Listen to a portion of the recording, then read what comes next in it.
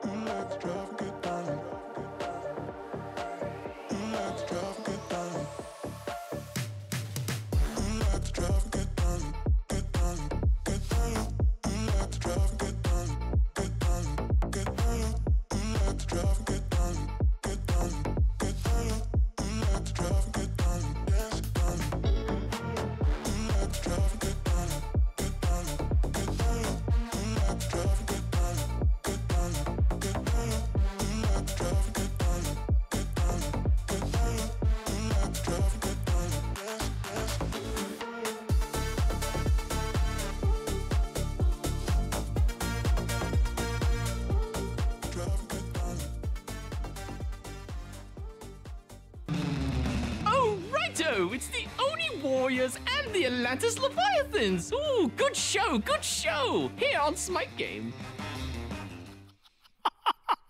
I had a whole rhythm in my head. You know, like before we get onto the desk, I mentally prepare what I'm about to say the way like you do like if you have social anxieties and you're like on a phone call, stuff like that. And it all went out, just poured out after hearing that. I have no idea what just happened. I was baffled. As soon as I started hearing that, I was just like, what is happening? I had to look around a little bit.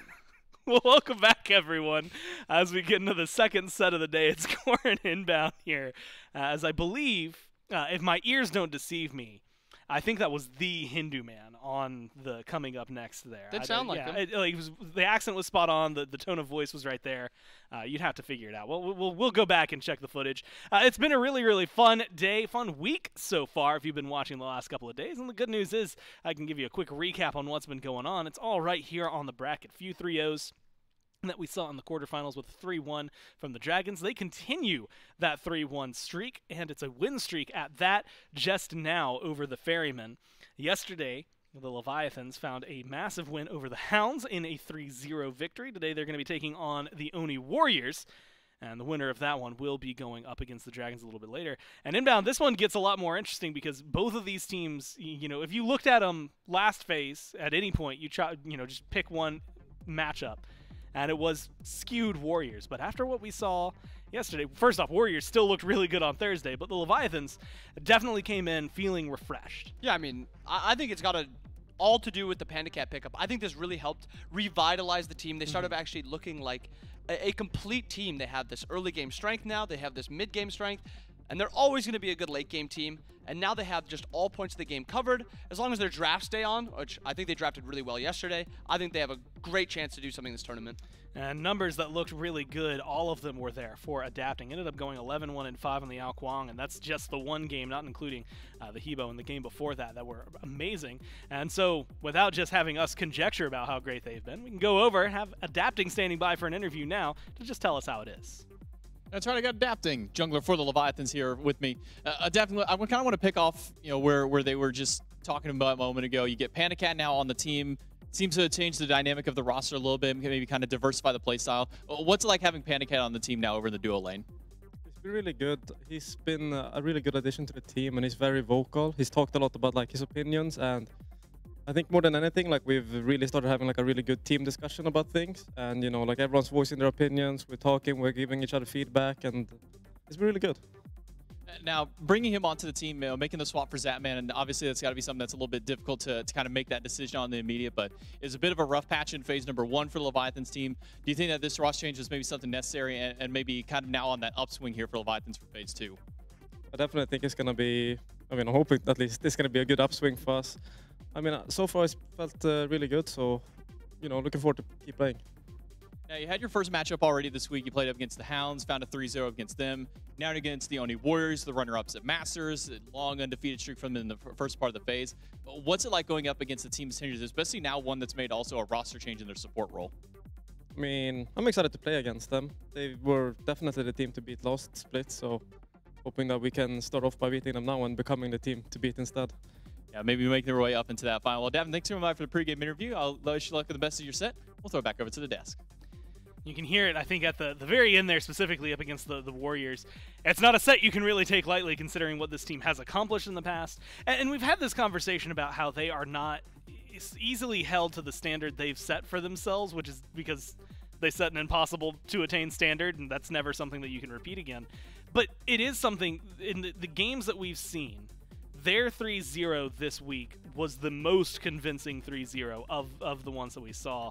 And so maybe a little bit of pressure again just to step up, but like you said, the refreshed feeling that having PandaCat come in for the Leviathans, it feels like it maybe didn't really infuse too much because, as we've seen, the carries most of the time are just hanging off on their own. They come in a little bit later.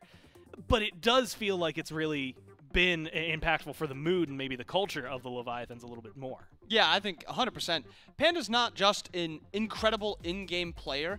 He's also a player that will let you know what he's thinking outside of Game 2, which Adapting actually touched on, where there's conversations they're having with their scrims. If something's not working, they want to try to find the solution. Yeah. And it's just, as soon as you make a change like this, there's just a shift in how your team plays, and it can be for good or for bad. Obviously, this one's been really good so far. We've only gotten one set out of it, but that set, they looked incredible. I think they looked, other than the Warriors, who took it a step farther and looked phenomenal for all 3 games, the Levi's looked incredible for their 3 against the Hounds too, who also made a change. And a lot of it goes to Panda, but I think Panda made Shinto look better. I think Panda made Adapting look better. As a whole, this entire Levi's team just looked really good in that first set. Yeah, and honestly, I think that's the big thing. And we've seen that a lot with team changes where, admittedly, there's going to be conversation for days and months, I think, at this point, on PandaCat versus Zapman. And, you're going to see it. I know I've seen Zap on Twitter as well talking about, like, where the Artemis is right now, because a lot of people, PandaCat included, have been going towards that. And, like, is it really as powerful as it seems? Because early game, it doesn't really do anything. Late game is where it's popping off. And you're going to get those comparisons no matter what. But what you're really seeing, and what happens with a lot of these teams and what we've seen in the past, is just that, oh, this is new. Let's get back in this, right? Kind of like it's literally a refresh button, as I'm sure you've experienced as well, right? Where you're just kind of like, okay, you know what? We've got something new to work with. Let's see how we can make this work. And the 3-0, specifically against the Hounds of all people, who also admittedly had a pretty massive change with Neil coming in. I think it's a good win to get under your belts to start things off. I believe, if memory's serving correctly, it was 2-7 for them in the first phase. Which, again, I went back to the interview that I had. It was Slaney, Fine OK, and PandaCat. And PandaCat, so he looked at the team and said, "You guys are not a 6th-place player. We got to figure this out." And Slaney had been very vocal about it, how it was like, yeah, there was many changes that they had explored the options of, but they chose, Zap out for PandaCat. But that it was really coming in for the team to help essentially get the burner back under everybody, convince them that they needed to put in double the effort than they had been. Yeah, and you can never really place the exact problem. There's always the chance that any change they could have made would have been the one that answered it for them, but this is the change they went with. They took Panda, they dropped Zap, and it's worked out so far. We're 1 game in, and this is the test that we have kind of been waiting for. The Hounds, like you said, they made a big change. They lost Quig. Quig was he was very integral to this Hounds team, and they swapped him out for Neil, who hasn't played in a little bit. So you know there's going to be a little bit of growing pains there. Now they have a real test. They're playing against this Oni Warriors team. As you also highlighted, they were the team to beat last phase all the way up until literally the final set where they did lose. So this is the test, and now this is the set that we can kind of gauge both of these teams, see how they play against a team that's of their caliber. Because these are the teams that, I mean, other than the Dragons, they've been two of the best teams this tournament.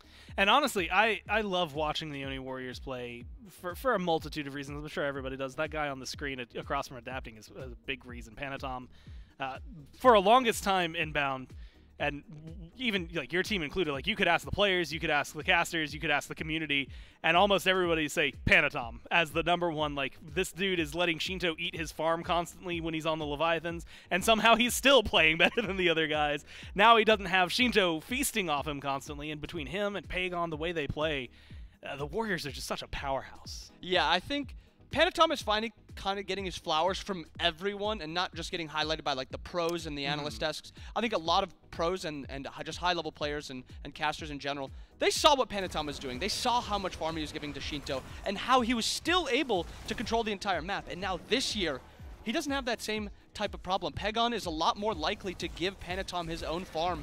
And Pagon's the one actually looking for ganks sometimes while Panatom farms mid. And it's this really cool, you know, style that they've developed where it's almost like they're playing double jungle, double mid lane at like sometimes just dependent on the comp that they're doing. And it's like Panatom will clear a couple mid waves while Pagon's ganking. And Panatom is starting to look to everyone like he is the absolute best player in the world right now. And I really think, you know, much of what we were saying at the beginning of the year was you've got one of the most mechanically talented teams, I think, in Smite right now. And the question originally we had was like, I don't think we've heard any of these dudes being a shot caller in the past. What are they going to do? And they found their direction, right? Obviously, you don't have a insane, what was it, 15 win streak before you end up losing unless you've got some really good direction. But I think they've won up to that. And I was even mentioning it to, you know, talking to Genetics kind of like beside it, which is that he has been known for his shot call plays, and we even saw it in the first set where it's like, that's a Genetics play right there. That's a Genetics call. You can see it. And you get these guys that are mechanical now listening, maybe not necessarily to one point of conversation, but someone who is going to add a lot of direction for them. And the joke that I had with him was like, we were saying that he'd pull him back, and he's like, yeah, no, that's never going to happen. He's like, these guys just want a whole W. And it's interesting to see, I guess, his perspective going from a team like the Kings that were very, not even complacent, but slow, methodical in their gameplay. They were going to win by gold leads. They were going to crush you by playing the map better, to the Warriors who are just going to try to crush you, period. I think exactly that. The Kings are just so methodical. When Genetics was on that team, it was wait for the one call, and then that's the call they're going to follow, and they're going to do that. This Warrior team, they'll make 3 calls all at the same time, and somehow every single call is going to be just perfect. And executed well. And executed well, and they all work out well, or if they don't work out well, they're at least getting a win somewhere else if one of the calls doesn't go too perfect. And then they also have those mechanics where if they do fall behind, maybe they make a couple misplays where they'll get to that 5v5, and they can actually just win fights even if they're behind because they don't really miss abilities. These guys are all just insane players. What I'm really, at this point, excited to see is what level of Warriors, because it feels like they got away with quite a bit during their last set, and we're talking like dives onto speed buffs from Pagon, who he uses his dash to get in, and he did end up dying for it, but they've got 2 kills and the speed buff in response. We'll see if they can continue stuff like that, or what the Leviathans will do to stop them as we get into picks and bans here for game number 1. The Warriors will be the first pick squad. Leviathans on the other side. You know, this week, Chernobog's really stood out. I think Charon's been high up on the list, but, like, is there anybody that you just have to absolutely see banned out in this first phase? I think Chernobog is the only one that I see as this god needs to be permabanned. I think there's a couple other high-level gods. I think Raijin, which the Levi's just banned, is a very high-level god. I think Sun Wukong is another one, even though Wukong hasn't won very much. Yeah. I think J-Max said he was 1-6, and now I think he's 2-7 or something like that. So there's a couple gods that are very strong.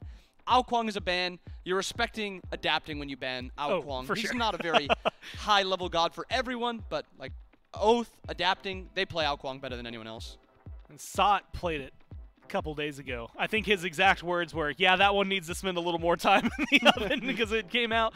And it was mainly just because the first 2 games looked so good that the second or the third game Switching over to the Ao Kuang didn't quite hit. You had mentioned the Raijin getting banned, which, you know, Dardes had said maybe is a little overvalued. The Dragons had valued it pretty highly in some of their drafts, but were willing to let it go.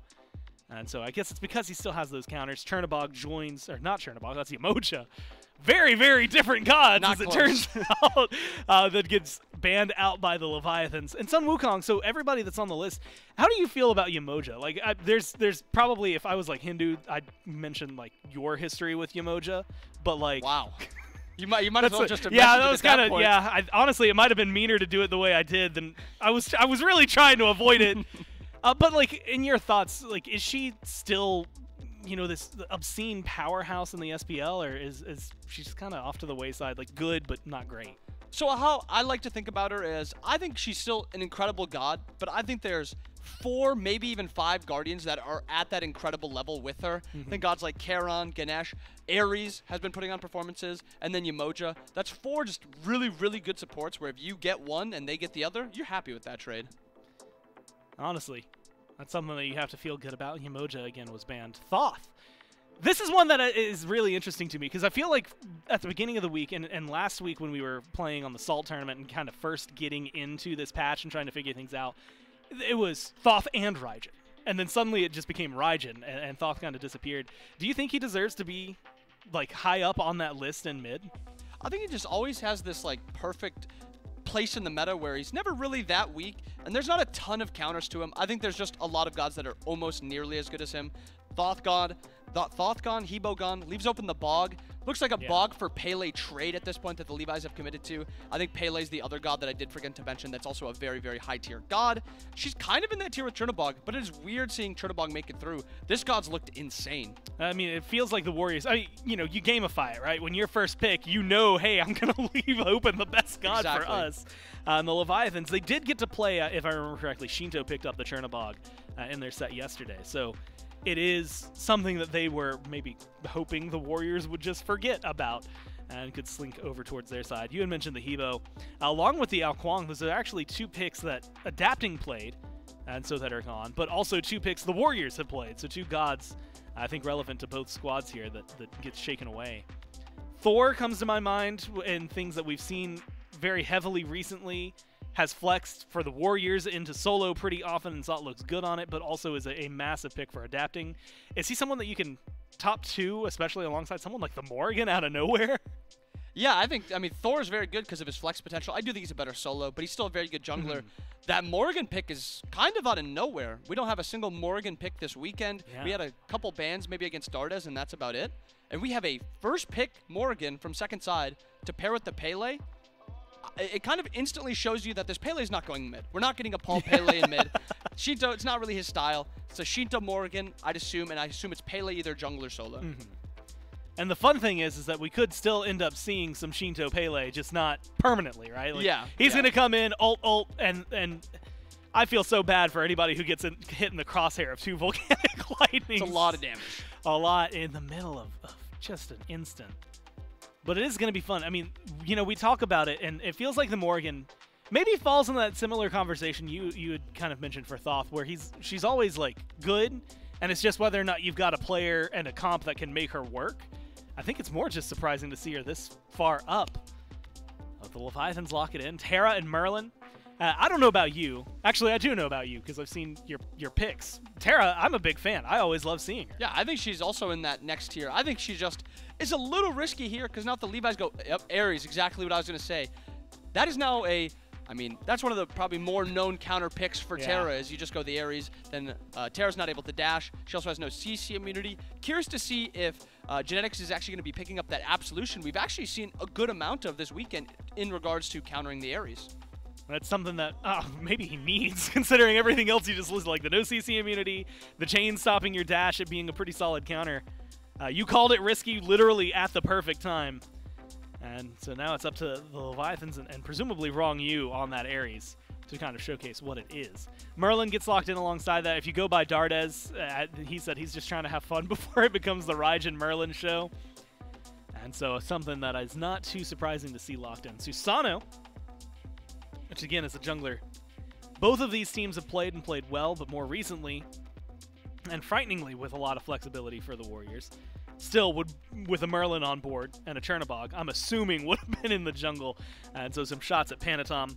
Camazotz is going to be pretty much in the exact same vein of conversation. Athena on the other side, alongside the Yorm. So feeling that with the Ares, I know Yorm, but has Athena, we saw her by the Dragons in mid.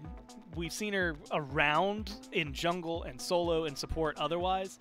But does she have a lot of power right now? Like, are those changes enough to really bring her back into the meta? I think it's a flex potential thing where if you pick her early, she can go almost anywhere. Yeah. And that's the strength of Pele too. If you don't show the Morgan there and you just have a Pele, that god can also go anywhere. Panda, probably one of his favorite ADCs. Yeah, it's like his god. Yeah, I think of Danzaburo, I think of Panda Cat. It's like one of the ones he pairs well with. And this is the Thor you were talking about also. Yeah. I mean, Thor is just such an incredible solo laner. We've talked about it a lot. He's seen a lot of solo play over jungle play, and it comes down to just his flexibility to do anything. Dive, peel, go into the ultimate, just use your wall for some CC. What he does is just incredible. And it's going to be fun to watch, of course, for those, like a lot of you. If you're not familiar, first off, with Inbound's stream and consequently YouTube videos and stuff like that, there are a couple of content creators that are in here that are always fun to watch in solo lane, and that's Sot and FineOK. And I can guarantee you go to FineOK's channel, he's going to have at least 10 Thor videos. Yes, and some of them are probably going to be this year and telling you exactly how it's going to work. Most of the time, there was even a point where you could go to his channel and find the build he was going to play in the SPL from some stream 3 days ago. And so it is something that, is well-versed for him. Definitely an interesting matchup. And I will admit, surprised, because Lancelot and Amma locked in. Lance is surprising. I'm not too high on Lance right now, but I'm not going to tell Panatom how to do his job. Yeah, he knows what he's doing. This Lance is going to be amazing in Panatom's hands. And I actually have been loving Amma. I think Amma is the best solo in the game, except for Wukong. I think what Wukong does is just a lot easier and almost better. But Amma is so incredible, and getting her this far down is so much value. And then we have the last pick, Rama, which we didn't really see the first couple days, but just last set we saw Vote played a couple times, and I think it was actually even picked by the other ADC, who's escaping me right now. Also escaping you, but he was played a couple times also. He's been played. So he's kind of coming back just today. Is it bad? My brain, the name it wanted to supply of all things was Ataraxia. Well, that's and it's like, that's way way too long ago. The thing, mainly because I was focused on this question, which is, we got Terra super high up. Ares has been up in that conversation. Yemoja's down there. Athena's down there. Where's Ganesh? It feels like he was super highly valued coming into this week, and there's a couple of teams that just don't care about him. Yeah, I think it's exactly that. It's a player-specific value. I think Quig, I think of Ganesh a lot, and Quig actually unfortunately lost in the first day. Same with Aurora, who actually didn't play it, but he did lose last set. There's a couple players that prefer Ganesh. I know there's also players that do not like playing Ganesh, and they actually think he's a little overrated right now. So it's kind of like that. Some players value some gods, some players don't value some gods. So I think Ganesh obviously still very good. He won last tournament with Aurora, so he's got to be at least a good character. But some players just value stuff differently. Yeah, and I think that's where we're at. It has to be, right, for genetics at least. I was mainly curious because it feels like the Warriors, that was like the kryptonite that they ran into. It feels like they were doing so well in Phase 1, literally until the Ganesh picks, and the Ferryman just started to roll through. But now we're going to look at this, and I want to say, look, team fight by team fight. This is a very, admittedly, standard composition from the Warriors in comparison to maybe some of what we expect. Nothing too flexible. The Lancelot, like you said, is a little surprising. Terra has a counter here. So in their team fight, especially knowing that you're dealing with at least one Ares and the potential to have two Ares on the other's team, is there anything they need to do, whether it's early on, mid-game, or even in the late game, that can give them an advantage against a comp that seems to play well against them? I just don't think they want to get forced into too many fights early. You look at Chernobog, Merlin, characters that want to farm. They want to get to that level 20. They want to finish their starters. And then even Amma, Lancelot, they also want to finish their starters. Lance maybe a little bit less, but this Oni's comp wants to farm. We don't really expect an Oni's team comp wanting to farm, so I expect some fights early anyway. But maybe, hey, Sam was wrong, and he actually is able to kind of pull them in a little bit, say, guys, let's not force too much stuff. Let's try to farm for the late game. Let's get our starter items. Because, I mean, you look at the late game fight from this Oni Warriors team, Chernobog, Terra, Merlin, Lance, Amma. Such incredible team fight, incredible 5v5. And you also even have that potential where if you fall a little bit far behind, Chernobog can play either side lanes, or he can group up. And the global is going to be massive here, right? That presence, essentially taking these fights and turning it into a multi-number. We'll see how well it works out here in game number 1 as we jump over to J-Mac and Trelly to take us through. Thank you so much, Gore and Bobby over on the desk. That's right, it's J-Mac, it's Trelly, and Doug here for game number 1 between the Oni Warriors and the Atlantis Leviathans.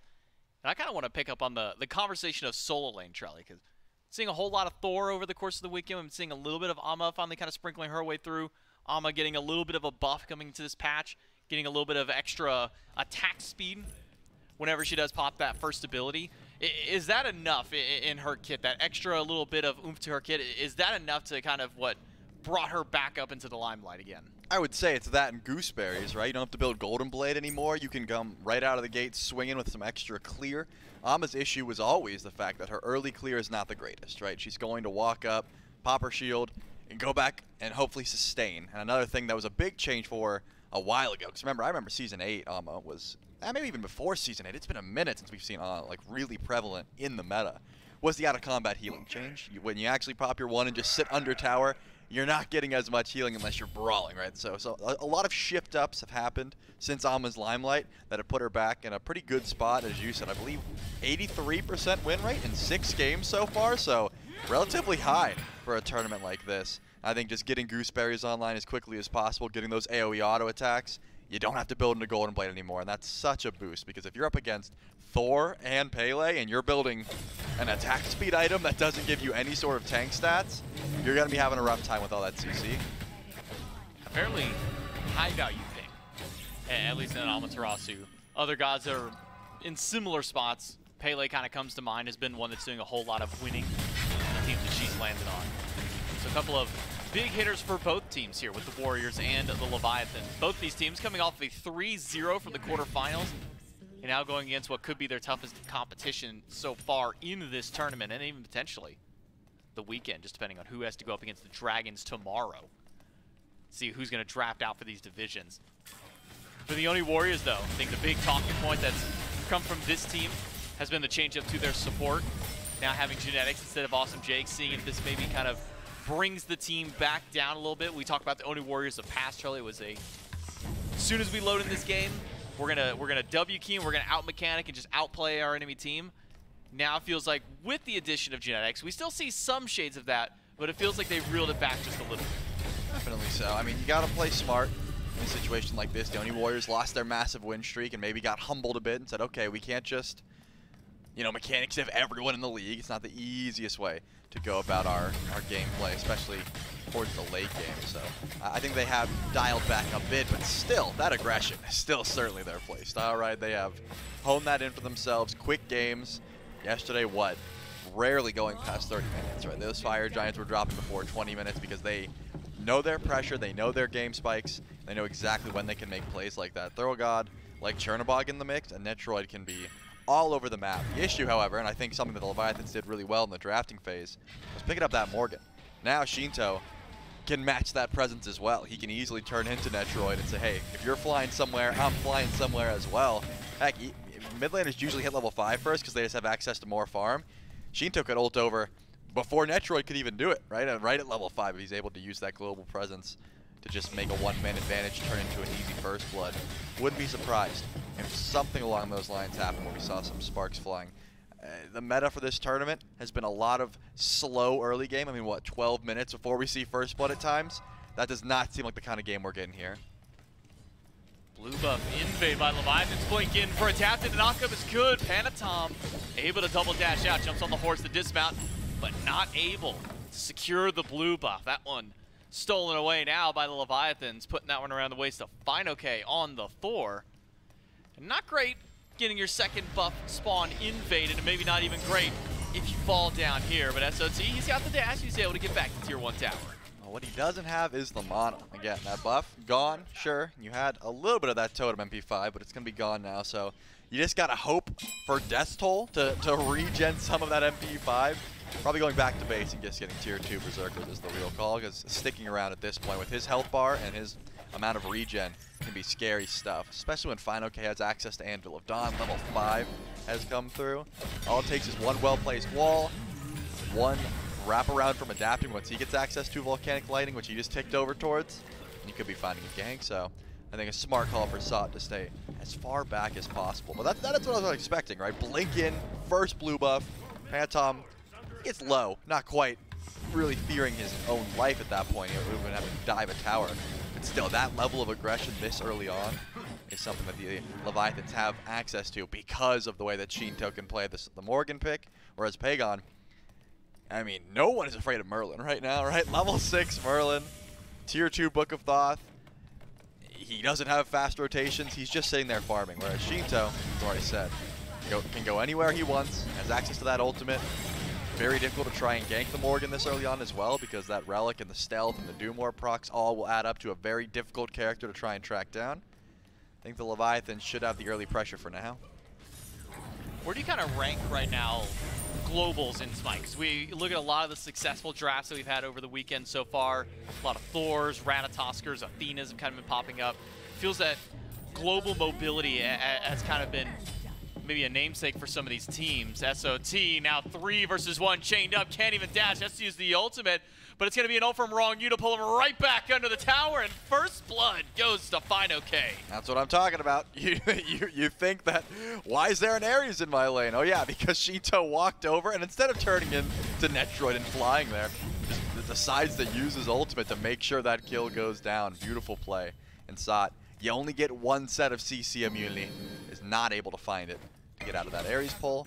The first blood goes the way of Fine. Okay, now you got a fed Thor that you have to worry about. Hits level 7 first. Global presence. Topic of conversation.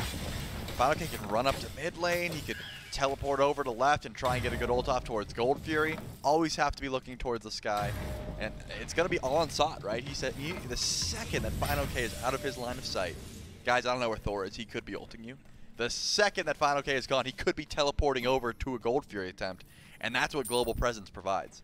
It's the reason that Chernobog is so highly contested. Not only the fact that he just got some big buffs to his kit, but the fact that late game, if you're behind, Netroid can just say, hey, I'm going to delegate myself to left.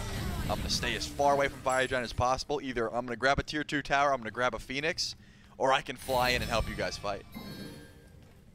Dual lane cleared. Netroid will be fine over on the left-hand side. Not too much he has to worry about Panda Cat, which is weird to see Panda Cat on something maybe less aggressive than we're more accustomed to. I think of Panda Cat, I'm thinking today Uller, Dansaburo, Ho Yi, the jump in and get the job done, and a couple of attacks, you know, a few abilities thrown in here. Basically, I'm going to get in, I'm either going to knock you out, or you're going to go back to base, and I'm just going to win at least that war of attrition. So seeing him on the ROM, not necessarily the early game god you'd expect from someone like Panda Cat, but based on what we've seen from votes so far this weekend on this kind of a pick, one that can definitely spike up well in the late game. Yeah, definitely my favorite ABC at the moment, not in a pro setting, but just to play myself. I think Rama provides everything you could want. Good early clear, good early buff clear. He's safe. He's got the range snipes to try and put pressure towards Gold Tree if it's being stolen away. His 1v1 is pretty solid if you're just not fighting into things like the early game, just bruisers like Uller, like on her, for example. And he can match the pressure that Netroid can. Not necessarily the rotation speed, but what Hunter can match that of a Chernobog. He can match the late game shred if he's going towards a build with crit or the kin size, which I think a lot of people have been looking towards. Because if you pay attention to solo lane builds, there's a lot of HP in the meta currently. Glad Shield, Manticore spikes, things like that. The Gauntlet of Thebes builds as well. You're gonna want kins, you're gonna want to shred through some high HP targets. And almost no one does it better than Rama. Now between the two hunters, we see a Dev Gauntlets on Panda and then Aussie for Netroid. Is this kind of just a preference thing going towards the Aussie, or do you think there's some bonus value from Netroid going Aussie compared to the more standardized Dev Gauntlets? It's a build diff as far as I'm concerned, because Panda Cat went with Cow, whereas Netroid went with the Death's Toll. You're not going to get that extra attack speed until you decide to upgrade your starter for Netroid. So maybe he just wants a little bit extra early on. He knows Fail Not isn't going to give him attack speed as well, and that's pretty much the item of choice for all Chernobog players at the moment. Third item, you're probably grabbing a Fail Not. You want that extra crit chance and pen and cooldown. So if you're going to go into items like that, Dev Gauntlets, Fail Not, and then what? That's the only attack speed you get. Sot ganked once more. Now this time it's adapting, Oh showing my up goodness. to the party, and What? just might as well throw Shinto in there too. Wrong You's gonna pull him right back in for a kill. But Netroid and Genetics have joined the fray. Wall from Final K to try and block off Netroid. Damage going into wrong U, but not enough. It's Panatom on the scene. Misses the slow, but finds the dash after 1-for-1 trade. And a Final K in the sky heading away. Thought he would dunk on top of Genetics, but instead, it's Genetics still playing up and aggressive, trying to take this blue buff away. That is crazy. I did not expect a 4-man rotation just to try and put Sot down. Luckily, the Oni Warriors were able to find at least 1 kill during all of that. But that's annoying. I'm spamming mid-diff right now in my chat because Pagon, again, he can't match that rotation. He's just not fast enough. He doesn't have the global presence. But he's not going to make the rotation. He's going to steal farm. He's going to do what he can. Netroid shouldn't be in too much trouble here, but a good wall from Final K might be enough.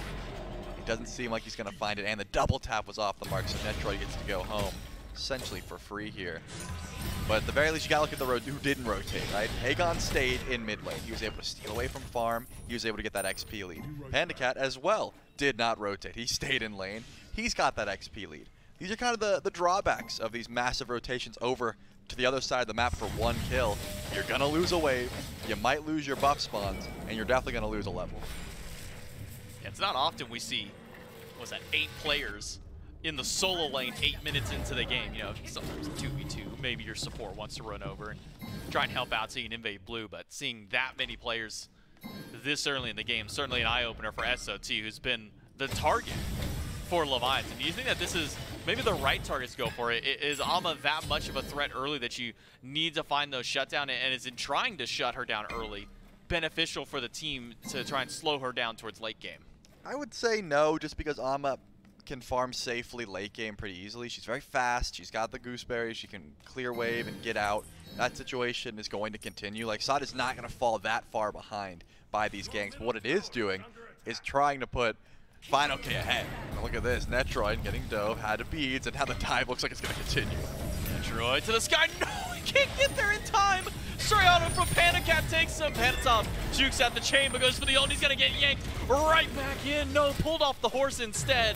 The shield just enough to save him, and the snipe's not there from PandaCat. Panatom lives with a sliver of health, adapting.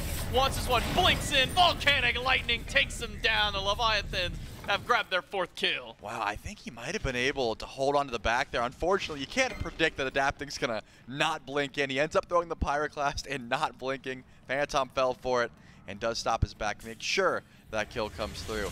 All the while, you still get the kill onto Netroid, lose his beads. The Warriors not in a great spot currently, down a fair bit of gold, right about where the beacon is going to spawn in. Leviathans are in a position where they should be able to back retreat, get back with full HP, and fight towards this beacon spawn, look towards a Gold Fury as well, all of which I don't think Netroid can step up for. This is a level 10 Chernobog with 2 items. PandaCat's already got a 2nd relic. I mean, this is very early on to have a big level lead like that in duo. 2nd relic and an extra tier 2 item for PandaCat now. Bringing that charged Morningstar. Sot's coming over for it though. SOT rotating for gold. They always say that your soul laner is your biggest indicator for what you want to do. With SOT here, will force Final K back to base. While before his teleport comes online, Final K, if he wants to match this rotation, has to go over now, but Gold Fury's already down to a 1/4 HP. The Oni Warriors will manage to get the Gold Fury. Final K does end up rotating over towards mid lane, but there's no fight to go beyond here. It's just an objective for the Warriors. I love that call. You can see we had the bird's eye view, so we knew how telegraphed that play was. But the Oni Warriors, the second the beacon spawns in, Pagon sits on it as if, hey, we're just capping the beacon, guys. We don't really care about gold. There's nothing else we're looking for. And then once it's revealed wrong, he says, guys, there's an Ama here. I'm pretty sure they're not going for beacon. They actually want this Gold Fury. Final K said, I'm on the way. Too little, too late. Did not have the teleport. So that makes an impactful rotation, uses that Amaterasu passive, and the Gold Fury gets absolutely shredded, while the beacon still goes the way of the Oni Warriors. Now they get to retreat, sure. Not looking great fight-wise, but you grab 2 free objectives and you're able to get out. It's a good way to get back into this game, farm and XP-wise. Genetics chained up by Wrong U, all 3 connect, adapting, finds the damage, and then finds the kill right after. 5 now for the Atlantis Leviathans. They'll say, Fury be damned, 5 kills up, 2,000 gold and climbing now for Leviathans. Even with that Gold Fury, it wasn't enough to slow down the momentum of the Leviathans. No, it was a bit higher. And look at this. Pandacat at the tier 2 tower. Not fearful of a gank at all. Spam taunting Netroid, making sure he knows you are stuck here. And if we want to kill you, we're going to dive this tower. Not easy for Netroid to die with his ultimate, with his being able to just hide in the walls, and the fact that, of course, there is a tier 2 tower defending him. So he should be safe for the time being. But with genetics going down, there's not much that can happen. The Oni Warriors got their objectives, as you said, and now they just have to stick around and try and find free farm. If I'm the Leviathans, I am pulling Pyromancer in the next 2 minutes guaranteed. Like, you need to be putting pressure towards these other objectives. Because sitting around doing nothing while Netroid is just starving the wave at tier 2 is not beneficial. In fact, I'm sending Pandacat away from that lane pretty much immediately and starting to look for that Pyro. Seems to be the call, too. Pandacat goes back to base, picks up his dominance, and immediately starts beelining towards the middle of the map. Netroid can match the rotation fairly easily for himself, but in doing so, puts himself right into enemy lines. He does have to jump into the shadow of an enemy in order to get there. You can see Adapting is on that side. Final K in danger. Up to the sky. No further threat from Sot or Panatom that way, but maybe a reinitiation because to dive in, Panatom jumps over it, but Pandacat's already started barreling auto attacks into Panatom. Wall is up to stop Sot, and Chain connects as well. Wrong you going for the pull to try and bring Sot back, but it's an ult in response to keep him alive as Genetics stands to the front line, trying to zone away the Levi's, and gives the Warriors a way to break out of the fight. I'm really glad that there was no ultimate in there from Netroid. He's just too far behind. Even with these low health bars, do not get baited. Like, just do not join the fight. Use it, but don't leave. You need that tower. It's the only impactful thing that Netroid could do. If he flies in, as you said, in the fight, he's not going to get any sort of XP, and it's better to not rotate than to rotate late. Grab yourself a tier 1 tower. The Leviathans, they're getting that Pyromancer guaranteed. There's no way we step up to that. Just play the farm game. All the while, Primal Fury should be coming back up soon, and use that Runic Bomb you just got, destroy the tier 1 tower and match that presence. Leviathans are playing this one smart. They're grouped, they're playing as a unit. Any objective that spawns in, they want to go for it immediately. But the Oni Warriors are still finding their farm where they can. Pagon actually most farmed on the map currently because he went over the right to split push. This Merlin is an ever-growing threat. 2 tier 2 towers, no deaths. And the trade out for that for the Warriors is giving up Pyromancer to Leviathan. So Pyro tier 1 versus 2 tier 1s. The Warriors probably happy with that trade for the time being. Gets their side lane at least a little bit of extra farm for it because Netroid was in danger of falling very far behind. It was 2 levels at one point. Now close to that 1.5 level that Pandacat's got up over on Bud. Starting to see at least more aggressive grouping by Leviathans. We're already seeing it in the solo lane. That seems to be the MO of where this Leviathans team is wanting to play through. Get Final K a little bit further ahead, keep SOT down, really force these right side fights. Pandacat's just been doing the job over on the left side this whole game. I mean, we saw right there, the Oni Warriors, they grouped up for fire. I mean, Netroid came over, hid in the blue buff, said, hey, is there any ward coverage? Does anyone show up? Immediately, yes. Wrong you says, what you guys doing over here? Why is there so many people near fire? And they said, we weren't doing anything, man. We're just going to go back to base. Don't worry about it. You didn't even see us. Leviathans do start up the Primal Fury, and they should be able to shred through that relatively quickly, but there are 4 Oni Warriors nearby. If they catch wind of this, they can step forward. It's only Genetics for now. It's Netroid now here. Primal reset by the Leviathans. Panatom Pagon now here to try and pick this one back up. Wrong you, not able to take that one away. It's another Fury for the Warriors. Trying to keep this game even. Now only 1,000 gold between the two teams. The Oni Warriors, even despite only having 1 kill to the 5, their objective-mindedness has been able to keep them together. Has been able to keep this lead as minimal as possible. But now, full grouping the Leviathans here around the beacon. 3 on point, 1 on the way. The Oni Warriors might not have the manpower to stand up to Leviathans at beacon. Yeah, it seemed to be like the call was, Blinken is wrong you. Can't really find a target. Genetics wants to get chained out, but no ultimate there, so wrong you unfortunately wastes the blink. But it seemed like the call was, Leviathans go in for the Gold Fury, they see that the Oni Warriors stood up, they have to back up because Final K wasn't there. This Thor, unfortunately, did not show face. Without the Anvil of Dawn, they didn't feel confident. The Oni Warriors say, we're down to 50-50, let's just pick up the 20% Gold Fury, why not? They get it for free, and they get out. Leviathans were able to grab the beacon, but that gold lead you've been talking about, the Oni Warriors have decided, hey, we're not going to fight, but we are going to slowly clear it up with our objective mindedness. They've got damage to burn through these objectives. Pagon, this Merlin is still plenty of damage online with the Ob Shard, going into a Soul Reaver here shortly.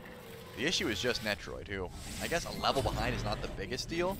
It's just he has not really been able to get active in any of these team fights. He popped his ult once, decided not to fly in, just started to split push. Just Chernobog would love to get a little bit more damage online before a true 5v5 breaks out, especially if it's a fight over at Fire Giant.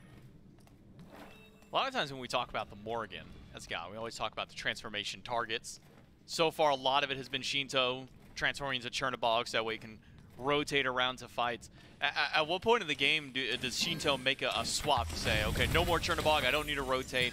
I start either turning into this Thor, maybe this Pele. What's kind of that point of the game where that kind of becomes the conversation? I would argue if you're playing the Morgan correctly, you always have a defensive option hotkey, right? So I'm sitting on Thor or Pele or Chernobog at any given moment, and then you switch to exactly what you need in that moment. So a lot of times it is Chernobog. Hey, there's someone over split pushing left. I need to fly there immediately. But if not, if you already know it's a 5v5 and everyone is grouped up, you're probably turning into Lancelot or Pele in this case, because Adapting just has more items online. He should go back and finish up what appears to be a Titan's Bane. And then he can just turn into that Pele immediately. It's got some great AoE. Double Pele can delete pretty much any backline in Smite in this meta, right? You have just so much DPS. So, at the moment, I would assume he's hotkeyed onto the Cherno, but the second he looks for a fight right here, right into Pele. Well, Netroid in danger. Shinto blasting through his health bar, even with Panatom showing up. Shinto's not too afraid of what can be done. Does D-transform, goes right back into stealth. Netroid knows he's nearby, so we'll throw out that curse. I'm glad it was actually Pele. If I said right into Pele and he transformed into Lancelot, I'd look like the biggest nerd. Like, nice one, bro. That Pele is looking crazy. But thankfully, he did turn into the Pele, just like you called. He got the Aegis down, too. So I mean, did get Aegis. Force two people to the left side, and that opens up now. Pyromancer, wrong you. Gonna try and pull Genetics back. Next to a wall, but there's a wall waiting for him from Vine. Okay, Genetics health bar melting away. It's Panda Cat who takes him down. But now Pagon and Panatom have shown up. Big joust into the backline to get Adapting out of the fight. And wrong you, he's hanging on by a thread. Sot's trying to get the kill and finally does so. But Panda Cat's already picked up the double kill. Snipes there. Aegis by Pagon. He Snipe hits is those! good. Panda Cat picks up 3. And SOT walled away. Panda Cat wants to roll right in for another, but he'll give this one over to Fine. Okay, no, he won't. Sot's a little too healthy. Adapting doesn't have the gap closed to get back in. Triple for Panda Cat, and it only cost them wrong you. It's like riding a bike, J-Mac. He does not get old, and now the Fire Giant is starting up. Netroid wants to walk up. I was going to say, how much steal potential do you have? SOT is going in to just try and zone for this Fire Giant. He's movement. He's got plenty of tank stats. He was able to get the FG gone. A triple kill from Panda Cat is not enough. The Fire Giant will survive for the time being. Charlie, the ward was in the Fire Giant pit. He teleported into the middle of 4 people. How did no one think or hear to turn to the right slightly and throw a couple auto attacks? Well, my guess is they said, hey, Sot's teleporting in, free kill. And then Sot said, you fools, I am tanky, and was able to juke out. If they had wrong you there and they could just chain him instantly and find that kill, yeah, I love that call. But unfortunately, he was too slippery, had enough movement to me to juke out, and Fire Giant does not end up going down. Pagon unfortunately wasted the Aegis there. He could have saved it for the last shot, but he panicked. Panda Cat held it so well. That's a beautiful kill. 4-0-2, and this is why Rama is just one of the top line ADCs you can have for these team fights. You can use it to shred through tanks. Yes, he's got kin size. These tanks do not stand very long around him, but he can also go up to the sky and half health your carry before the fight even begins. Killing Pagon after it's Panda Cat now with a triple kill and a 4-0-2 slash line. Feels like Panda Cat's slotting himself right back in nicely with the rest of the SPL crew and on this Leviathans roster. Gold lead still has not spiraled too far out of control. I think the largest lead we've seen so far this game is about 3,000 gold. It just keeps sitting around this 2K mark more than anything. Panda Cat spots out Panatom on the horse. Will call out to the rest of his team. Sot walking forward. Dangerous territory even just near Final Can Panda Cat, because as you mentioned, now with that full percent pen online for Panda Cat and those kin size, gonna start melting through the health bars. Netroid capping the beacon. Final K spots him out. Wall double tap is good. Netroid pops the Aegis and he can't even get into the wall because it's already dashed away. Adapting on a killing spree for Leviathans. A quick pick for the team. My man had beads. I guess he didn't think the wall would hit him, but he could have definitely beads the end of that wall and ran, tried to go up to the sky. Of course, adapting would have chased him down, but there was more options. Choosing the Aegis there, a bit questionable. Now the Oni Warriors, they've got no choice. They have to go into the Oni Fury, just give up that Fire Giant. Sot's not going to be able to teleport into this one. The Leviathans pick it up before the Titans leave their shackles. Are able to grab it and go in for the mid lane push. They've got plenty of tier 2 towers, plenty of real estate to try and take out for some extra gold in their pockets. Are they going to try and chase down Genetics though? There was a minion following him. They've got wind. And yeah, why not? Turn into Shinto, try and chase these guys down. Someone's getting caught out and it looks like it's Terra. Final case here, wall hits Genetics, but it's Adapting who crashes through the back line. Another kill for the King, and Final K up to the sky. His target is SOT, but he misses out on the stun, misses out on the second with the wall, and Sot should be just fine. Final K here, just to continue bullying while the rest of the team starts to barrel down duo. Yep, all the while, Hagon pushing up mid, recognizes, hey, that left lane, done. I'm going to try and deal with the Titan, play as safe as possible. Final K's ultimate's down, so you don't have to look towards the sky. But the Leviathans, they know they've got pressure, they've got the wave coming in, and they have the one-man advantage for the time being, a 4v3. Unfortunately, Pagon gets back to base, so now they know. Maybe we should back up. Got our Titan pushing, grab that mid-tier 2. Pyromancer is spawned in, there is plenty of gold on the map for the Leviathans to try and claim, as well as these power spikes. Upgraded starter items for Final K off that back, but Adapting would still love to finish his build up. Didn't even have the Titan's Bane until just then. Grab a Protector of the Jungle as well. Big power spikes coming for the 10 and 2 Leviathans. They are sitting just fine. Only Wrong You has fallen so far this game. I knew it was close. Like I knew it was a low kill death game, but no one but this Ares has fallen this game. That's wild. Leviathans up 10-2 with that. A Pyromancer once more added to their pockets. 2 now for Leviathans. All the Furies have gone the way of the Warriors. On the right-hand side, Pyro's Fire Giants for the Leviathans. We'll take a break from their push. They knocked down the Titan on both sides. Now both have returned to their bases. This Leviathan's starting to group up again towards left mid. See Final K going down mid lane. The rest of the team trekking through the jungle, and Wrong You just now making his way back to base to upgrade his Brit. Massive shield now available to Wrong You once he goes in for those Blink ultimates. Gives him a little bit of extra survivability. Pushing forward, as you said, only a minute 30 left on Fire Giant, so if the Leviathans want to go in for the rest of these tier 2s or a possible Phoenix, time is of the essence, right? They need to step up pretty much immediately.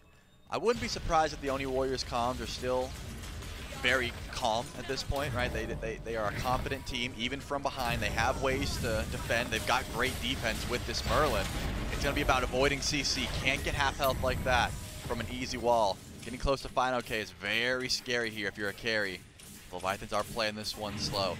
The Oni Warriors, you'd think they wouldn't want to die for a tier 2, but they're defending this with everything. They're not retreating back to the Phoenix. They feel as if they can defend this. Still got some time to try and delay this Fire Giant buff. The Oni Warriors keeping everyone nearby. Pantom clears out the jungle. Wrong You goes with the Blink ult. He finds 3 with the chains, but only pulls back SOT. Genetics inside the jungle is getting shredded to damage by Panda Cat, and Final K dives into the backline. He finds 1 with the ult, but the damage from Pagon is a bit much in return. Snipes are good, nearly takes down SOT, but not quite. It's a tier 2 tower that crumbles instead. Yeah, that fight could have went a lot worse. Pagon losing his beads immediately. I thought there was a chance that Final K would have been able to grab the ult on him, but ran underneath Phoenix. Definitely decided, hey, let's get the tier 2 and just back up. So many low health bars, though. The Oni Warriors, 1 or 2 deaths there, and you're definitely losing a Phoenix. Decide to back up, though. Live to fight another day. Live to defend this next Fire Giant. Look at this. Panda Cat dashes forward onto SOT. The Leviathans aren't done. Genetics used the ultimate. Panda Cat's got no roll. He's got no ult, and his relics are gone too. And that means his curtain call for the carry of the Leviathans and for the support. The duo lane of the Leviathans falls to the might of the Oni Warriors. Still 5 strong for the team. I wonder if Panatom thought that there was anyone else there. The second you see Panda Cat dash in, there was no fear, right? They're like, wait a second, this is just a Rama. Let's just kill this guy. There was no Leviathans to follow up. Now, A 5v3 push up for the tier 2 tower. Do you go in for the Phoenix? Or are you going for the Fire Giant? It seems like they want a bird here. Versus 5. Sanjanic still healthy. Wall and double tap from Final K doesn't do as much as he may have hoped. The Warriors can knock down the first Phoenix of the game while Panatom fights against Shinto, dunked by Fino to Pagon, who doesn't have his beads, and Shinto doesn't have health. Panatom has erased the mid laner from the Leviathans. But with the health bars, or I should say the respawn timers of the Leviathans duo coming back up, the Warriors will take their bird and their pick. And this is what I'm talking about, J-Mac, the confidence, right? I really do believe that the Oni Warriors were not sweating, despite the lead, despite the fact that they had to defend underneath their tier 2 and they almost lost that fight. They were just waiting for the misplay, and Panda Cat serves it up for them. They sit around the corner, Wrong You and Panda, hey, one chain, we're going to shred through whoever walks up. It's SOT. The Amaterasu is not getting shredded through that easily. And once it happens, you get one pick, turns into 2. Wrong You and Panda go down. 5v3, yeah, you should be able to grab a tier 2 tower. Unfortunately, Shinto couldn't really help. Phoenix also drops down. Now you still have a one-man advantage. Shinto could turn into Netroid and just fly in, so he'll be here shortly. But let those minions push up mid lane. The Oni Warriors, they can play this patiently. Someone's going to have to clear. Looks like somebody will be Shinto. He's gone back to base. Has his Magi's online now. We'll start working on these fire minions in mid, while the Oni Warriors grab a Pyromancer. No spots for SOT to pick up the bomb just yet. Had to end up putting his Sentry Ward down before he could pick that one up, but now it's the Oni Warriors in the driver's seat. Dewarding everything around the pit and removing this vision for the Leviathans. It's been Leviathans for the last 27 minutes of play. But for the last 3 now, it has been all Oni Warriors.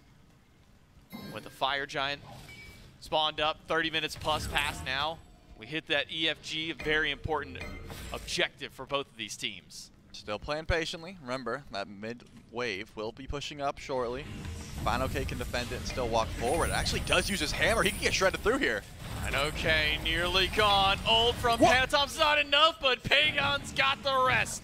The cleanup kill for the mid lane of the Oni Warriors. And one down for Leviathans. Teleports up for Final K, but it's 50 seconds for the Warriors to play with. Leviathans only have 4 to try and step up. Adapting does a lot of damage. Sot, he's taking a bit much, but Adapting's taking even more. Panatom grabs himself yet another one, and even with Shinto transforming to the Thor, that's just an imitation Thor to deal with. Wrong You pulls back a couple, but that's gonna be his life at the tail, and one more shot will do, but Wrong You still lives, and Pagon just misses with the blizzard. Shinto's gotta find him. There's no way. He misses the Dark Omen, but he gets him with the auto attack. Pagon does fall down. Sot able to pick up that one. All the while, the EFG has not went down, J-Mag. Good stall. I mean, that's massive there from Shinto. You called it out. Misses the ultimate, right? He goes up into the sky. He's trying to find Pagon. Looks like the Fire Giant is still a call here. Panda Cat shredding through, but how long can you stay alive? Panatom used all of his mobility to get in there, but Panda Cat has now ult. lost his. Final K teleports in. His ult target is immediately in the middle of all. He splits the uprights on all of his dunk targets, and instead will force them all away. Panatom still backing. Does manage to head back to base before Final K can stop that back. The Leviathans, who walked in that fire a man down, end up delaying the game just a little while longer. Wow, the back and forth of that fight is insane. All kicks off. Final K walks up thinking he's the tanky Thor that he's been all game. Throws one hammer and immediately recognizes, wait a second, Netroid's online, Pagon is online, I cannot do this. Burns down, it's a 5v4. A 5v4 with a mid bird down. You'd think that's an easy EFG for the Oni Warriors, but they look for the fight instead. They chase down Pagon, gets extremely low. The snipes don't finish him. A Thor ult misses. The Thor hammer doesn't finish him, but Shinto is able to go through, hit the crucial auto attack, finish that kill, and in doing so, stalls out the enhanced Fire Giant. The Leviathans were able to get their mid Phoenix up, and now they're pushing up aggressively in the jungle. They want the positioning, they want to pull someone's beads, and guess what? Pagon has none of them. If Wrong You gets close, he's blink ulting, and this Merlin should be going down. That's the reason you see Pagon underneath his tier 2 tower, and that's the reason this enhanced Fire Giant started up. Fire started by Leviathans. Almost half HP already on the objective. No crit, by the way, here for Leviathan's Hunter. That is just all shred coming from him. Down to nearly a quarter HP. Sot and Genetics are nearby, but neither have made the move to walk into the pit. The Leviathans might be willing to 50-50 this one. Adapting goes in, puts the burst damage and secures the Fire Giant for the Leviathans. But now, how will the fight go for them? The Warriors are crashing the back line. Pandacat's half before he gets to the sky. Snipes nearly take down Pagon, but it's not enough. Adapting falls to the might of the only Warriors, but Shinto takes down Pagon. Pandacat chased out by Panatom in the back, but it's 2 for Shinto, and he's still nearly full HP. Sot trying to run back away, but Genetics gets stunned out. One more hit, and it's fine okay to knock him down. Leviathans get fire and 3 picks. Yeah, they got 3 versus 2 at the moment, all up to SOT and Panatom and trying to defend the aggression from the Leviathans. Sot just being so annoying. With no ADC available and Shinto not having an ult, I don't think that there's any reason Sot should be dying, but that mid-bird is what they need to look for. Ignore the tanks. Do not get distracted by Panatom and SOT. Just try and get this bird down. Using the wall just to hold himself in place. There's 3 Leviathans pushing in. Dismounts from the horse, dashes away, but a lot of damage. Monocaine wrong. It's a transport from Shinto, and he just blows up Panatom. Not enough defense in the kit for him to stay out there. It's a Phoenix and a massive kill for Shinto. It takes down Panatom, staggers the cooldowns once more. Yep, luckily that ultimate comes through. Beautiful kill. That just shows how much a late game Pele can do. Adapting is just full blaster. Does not have a Magi, does not have a tank item. He is going for one shots, and that's exactly what he gets. In this case, Shinto as adapting, and the mid Phoenix goes down. Enhanced Fire Giant is only on 3 though. It's not going to be easy to try and get the rest of the Phoenixes, because remember, Pagon didn't have relics during that fight. The Merlin had to stay so far back. Eventually did end up going down as Wrong U steps forward thanks to Final K as well. But now there's still 2 more Phoenixes and a tier 2 tower that the Leviathans need to try and go for. I'm thinking you split up with Final K, send him down mid, keep the waves pushed up, because he can always get active with Anvil of Dawn, but with Enhanced Fire Giant, he could also be a threat towards these structures. Like a little bit of extra damage can go a long way. I think Runic Bomb is also a good tool to try and get in your pockets. The Leviathans are going to head that one over to Wrong U. Actually, he's got no space for it, so it doesn't seem like either of them could even pick this up. Someone is going to have to drop a ward. It's going to be Wrong U. He placed the sentry just so he can get the Runic Bomb. I was going to say, there's no way that either of them can pick it up with their sentries. Now they've got a little bit of time, a minute 30, J-Mac, before they can really go in for a push on this left side Phoenix. It's not going to be easy, but they should have just enough to step forward. Now let the Leviathans fire on 3. Lacking it for Pandacat, would probably be the most important one to have it for these Phoenix sieges. Remove those backdoor protections, start melting through the bird's HP, but not going to have it this time through. So instead, Leviathans might have to pen. Knocking a few players away, scaring them away from the Phoenix to set up for a few shots from Panda to do so. Wait for these minion waves to start getting in. Leviathans have grouped up on left. Oni Warriors mount their defense. Full 5 strong. We're on the left. The mid-bird is gone. No need to worry about that for the time being. But keep your eyes on Final Kane adapting. They have that opportunity to get the wraparound in this fight. Yeah, Pagon has to be careful. He knows Wrong U wants to blink in and grab his beats. He has no other form of CC immunity. Genetics needs to try and beat him in combat, but it's not easy. It's not easy to push any sort of damage towards this areas when you don't want to step up. And Final K is doing exactly his job. Push up minions, just try to be a nuisance and look for poke. Get some good poke on Pagon, but now Genetics trying Double to get Thor. active. Up into the sky as the Thor and the snipes, but Wrong U's already dead. Final K dunks in, trying to take down Pagon, but the shields are there, but they're not enough to help him out. Sot dashes away, but it's right into the waiting arms of Final K and the rest of the Leviathans. The double tap misses this time, and the left side Phoenix now the next threat for the Leviathans. They'll knock that one away and can immediately back away and reset. Definitely a worthwhile trade. I mean, 1 for 1, but you get the left side Phoenix. Pagon was the target, right? Easiest target to kill, and also the guy who's going to clear these fire minions and not let them push forward. And there's just no way. When you see 2 Thors go up to the sky and you only have 1 set of relics, it's almost impossible to try and keep a Merlin alive there. Pagon did what he could. He juked some abilities, but luckily, enough of the Pridwin procs were able to pick down and make sure that that Merlin dropped. All the while, the fight and the back line just did not go well. Left side Phoenix drop now. 2 birds down for the time being. And the Leviathans are going to have to set up for another EFG or going to look for a fight in the jungle. They've got ward coverage. Final K's ultimate is up. Who's going to step forward, though? Netroid should not be the first one walking in the jungle ever. No, especially Oh, this is scary. missing relics. 80 seconds till beads, 100 till Aegis. But adapting, and Final K didn't spot him out right away. Mid lane Phoenix respawns, one more fire wave. The only Warriors to deal with in mid. That way their bird can continue to regenerate its HP. With enhanced fire giant back up on the map. Final K over on here on this left side just to see where everybody's at, see what the Warriors are up to.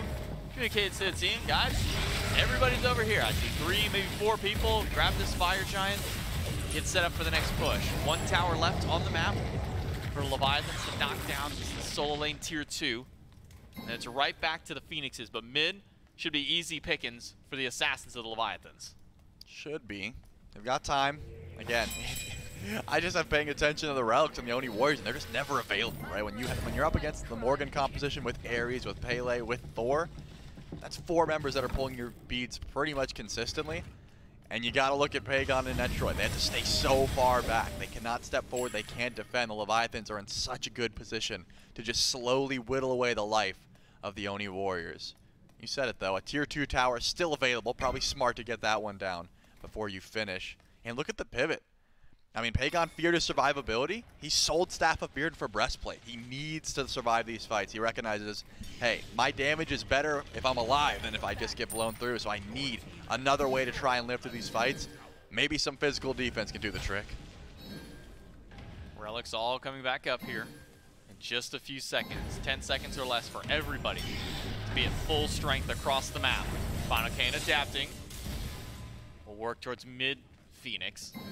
It's only about a 3rd HP though, not much it's gonna do on a full mounted defense. The Warriors are so willing to hold on to this mid bird. They even sacrifice half of Pagon's health bar to try and deal with it. Meanwhile, it's the right bird that's nearly taken down. Shinto walks up, one more in hand, takes that one off the table, and now it's only the weakened middle Phoenix, Leviathans. 5-man group up here in mid, trying to find their way through, even adapting now, rotating into the jungle. Could make his wrap around as well, waiting for his team to strike.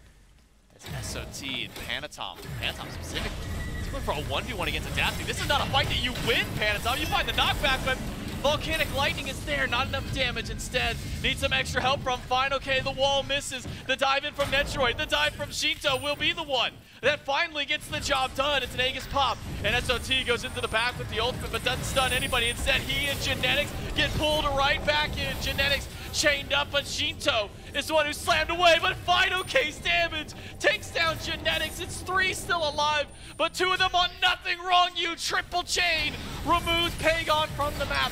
But look at the health bars of the Leviathans. They can't stick around for much longer. Netroid, he's got the damage, but can he survive against adapting? Titan is low, Leviathans are low, but the Leviathans win out game 1. Wow, that double Thor composition looked impossible to try and deal with. Panatom goes in for the 1v1.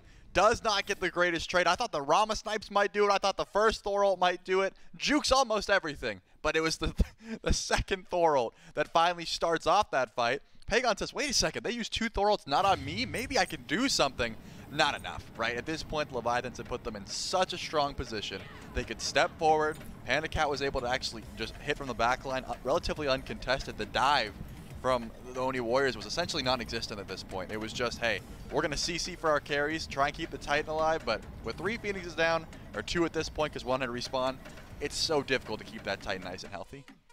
I want to call that a clean game for Leviathans, but I just keep flashing back to one crucial mistake, which was Panda Cat rolling into enemies at the Gold Fury. That's the moment that kind of kept things interesting for a little bit. Yep.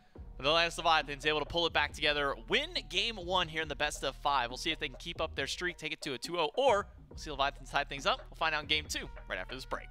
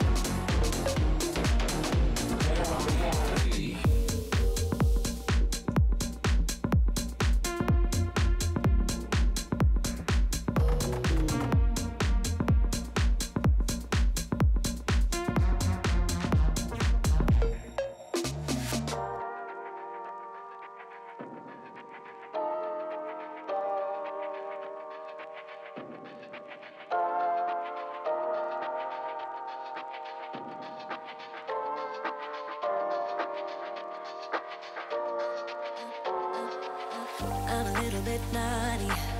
I'm a little bit too consumed, but every part of my body is telling me to run away from you. Come a little bit closer, yeah, yeah. Come a little bit closer, yeah. You're a little bit crazy. It's been days, but you never change. What's love got to do with it? He comes around, better knock that stuff down. Come a little bit closer, yeah, yeah. Come a little bit closer, yeah. To all my ladies who got a brother that doesn't treat them right, put your finger right in his face and tell that man bye-bye. I'm too fly, I'm too fly. Bye-bye, bye-bye, bye-bye. You're a little bit selfish. You get mad every time you lose. You can't take me with you. I'm scared you're gonna blow your fuse. Come a little bit closer, yeah. I can really start over, yeah. In the back of my mind, there's someone waiting on me. You're just wasting my time because you're scared and lonely. Finally got some closure, yeah. I can finally start over, yeah. To all my ladies who got a brother that doesn't treat them right, put your finger right in his face and tell that man bye-bye. I'm too fly, I'm too fly. Bye-bye, bye-bye, bye-bye. Here's to the memories. Cheers to who used to be.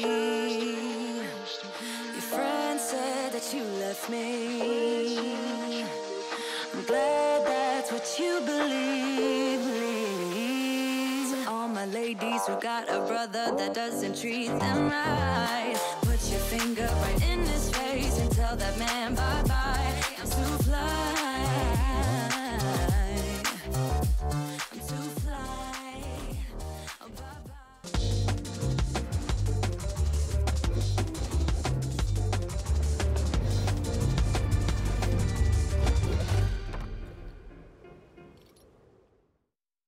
Welcome back, everyone. It's the Leviathans. A couple bumps in the road, but they still find themselves up 1-0 after this first game. But it's a long best of 5, so they've still got a lot of opportunities here on the Warriors. And speaking of opportunities, you've got an opportunity right now to get some really cool skins in-game. That's what you can do if you go enroll the Avatar The Last Airbender chest. Of course, now with Yu Huang, Avatar Roku, as well as Toph Scylla.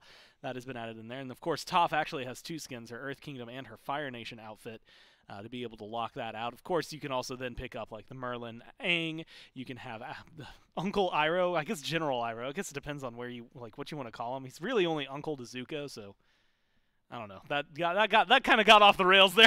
The point is that there's new skins that you can go and get some Avatar The Last Airbender crossovers, and the chest is only 600 gems, so get them while it's available and while it's good, and they're all fantastic. Of course, speaking of fantastic, I got Inbound over here. You look like, do you have something to say about Avatar? I was just going to say, I'm glad you knew him. When Miff did it, I was just disappointed because he's like, yeah, this one and this other one, and then there's this one. And he didn't name any of them, and then he said Avatar Roku. Like, how is that the one he knows? Of all things, right? Yeah. Like, that one's like the more lore-driven Exactly. of all of them, where it's like, yeah, okay, like, that dude's a plot point. I don't know how you, like, when one of those guys is introduced in the first 10 minutes.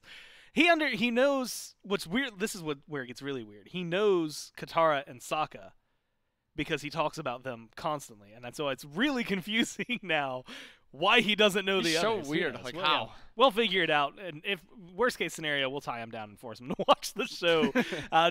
What you weren't forced to watch and maybe enjoyed watching was the Leviathans up 1-0, and in Inbound, there are a couple bumps, right? There was one specific play that Panda Cat, he's in a massive lead. The entire team's in a massive lead, but a couple of picks then go to the Warriors because of it. And suddenly the Warriors have more of a gap to jump into the game than they had before. But other than that, the Leviathans, everything they did just looked clean.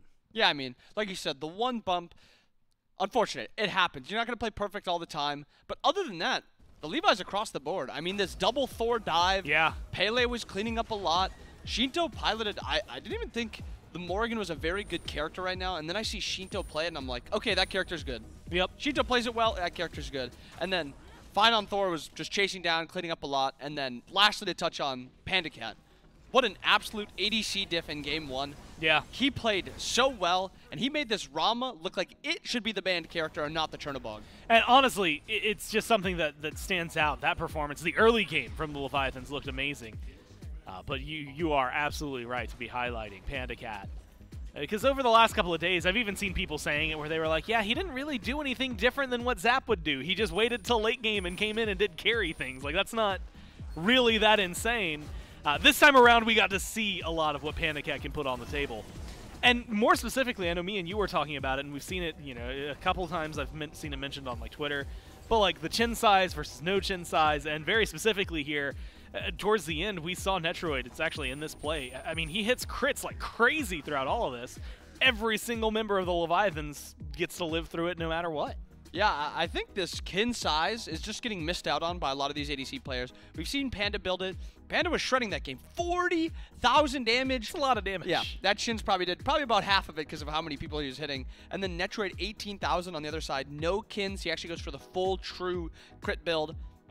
I don't know entirely how you'd fit kins into a crit build like that, like you would on Netroid. I mean on Chernobog, because you want that fail knot. There's a lot of things you want. But I think this kin size is getting missed out on. I think a lot of that damage, that potential of killing those frontliners is really getting missed out on. And that's, I think, the big deal, right? It felt like there was no answer. You had one really tanky Thor, and of course Ares. And sometimes you had two really tanky Thors, and the minute they were able to jump in like that, it just felt like it crumbled underneath them. But as you had mentioned, like, Chernobog has been such a high priority.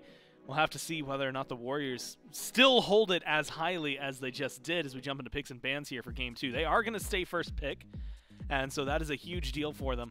And I had actually said to you that based on just that performance, right, not grand scheme, I'd have to look it up to see exactly what Netroid looks like overall on the Chernobog. But if I'm looking at just that game, I might be willing to ban the Cherno if you're the Warriors and go for the Pele over it.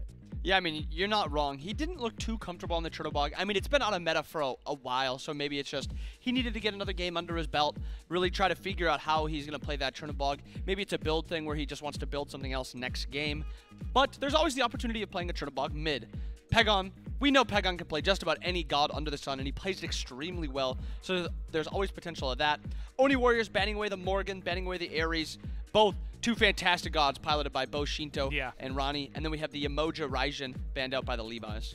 Definitely going to have something different, though, right? Because of all the bans that are now making it through that are on the table. Remember, like, Hebo was banned out last time. Thor now banned out, so 3 for 3. The Warriors are going to let some new things out there. And that's going to include, I mean, a whole slew of things. Raijin, Wukong still on the board. I'm sorry, well, Raijin got banned out there. Pele, Ganesh, who I'm going to keep going back to because I really like him, but again, you had said it, it's kind of player preference. Thoth gets banned out alongside the Emoji of the Raijin, so there's actually a whole lot available right now for both of these squads to grab. I mean, the Wukong is one to highlight because that's another one that has nearly 100% pick ban along with the Pele. So we got to see what the Oni Warriors are going to prioritize here. We've seen a lot of Pele prio. But Pele wasn't proud by the Warriors last game. They preferred that Chernobog, which is still open. So now this is the decision they have to make. Do they want to go with that Bog again? Do they want to pick it, maybe flex it to mid lane? Maybe give it to Netroid again, give him another chance with it. He does have a 63% win rate on that god across his career. And so there's definitely been moments, I don't know why I was going to preface it with saying, like, Chernobog, where he's been meta. That's what we're in. We're in a meta. Like, guess what? He's meta. I guess it just depends on the build. So they are going to go back to it. Not his most played god by a mile, but one that he's been good at every time he's played it. And keeps things interesting, because like you said, he's been 100% pick ban. He's not been picked a whole ton, because he's been focused out. That does leave open the Pele, the Wukong, which we had highlighted maybe at the top, but as well as some of these other Guardians that have been very strong. We also have that Ao Kwang that we know Adapting really likes. I would expect it top 3 or top 2 at the bare minimum. These top 2 gods should be a god that is very high prioed or has some sort of flex potential. That Pele is the one that's really sticking out to me. Wukong obviously is another one. But Amma, I think, is a god that also kind of goes into that spot, and she's a very valuable character. So maybe something like a Pele, and then they can opt for one of those powerful Guardians left. There's only 2 left now, in my opinion. There's the Charon, there's the Ganesh, because we have the Yemoja, and we have the Ares bands. So maybe the Levi's opt for an earlier Guardian pick. And Charon, I mean, he's been in an interesting spot. Got his first win today, of all things. I'm excited to see him win, but I'm a little nervous when I see the fact that it's 1-6 overall. So Wukong, Hebo, who admittedly... We forgot Hebo. We should have mentioned Hebo. Yeah, he's not a support, right? We were True. really focused on the front line. That's probably going over. Actually, again, with flexibility, could be Shinto's god, could be Adapting's god. Pele, though, because of that, gets let through. Do you like the option to go for the Hebo and the Wukong over a Pele? I think it's just mostly just what's their comfort picks. I think Adapting really does like this Hebo currently. He does love him. I don't think this Levi's team, I don't think they really feel like they need to pick the Pele, like almost like they think it's not as valuable as other teams are thinking it is, and they're just kind of picking it because they know the other teams value it super high.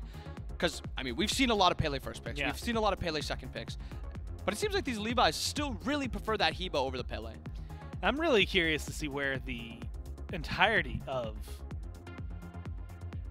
the Warriors go, because I think that this has been a draft that, like you said, kind of right now it feels like, well, Chernobog's good, so we're going to lock in Chernobog. Well, Pele's good, so we're going to lock in Pele. 2 gods that admittedly, each of them, if you look at Panatom and Netroid, have good histories on, but we'll see where they end up going. Tear Fear feels a little more, hey, I'm good at this, let me play it, for Sot of all people.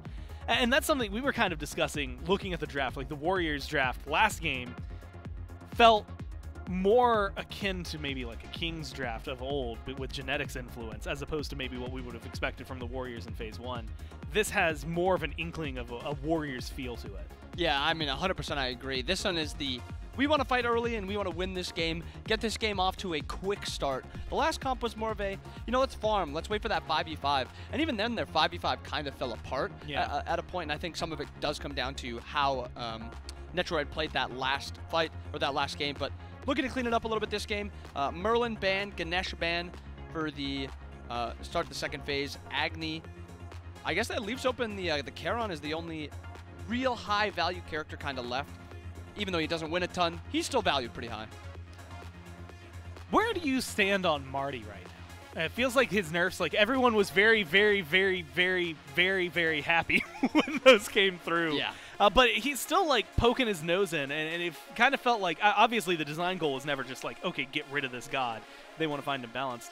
But I'm curious as to like, where did he end up on your list and in your mind? I think he's like a somewhat safe laning phase god who still needs to scale for that full bluestone, full 20 power spike.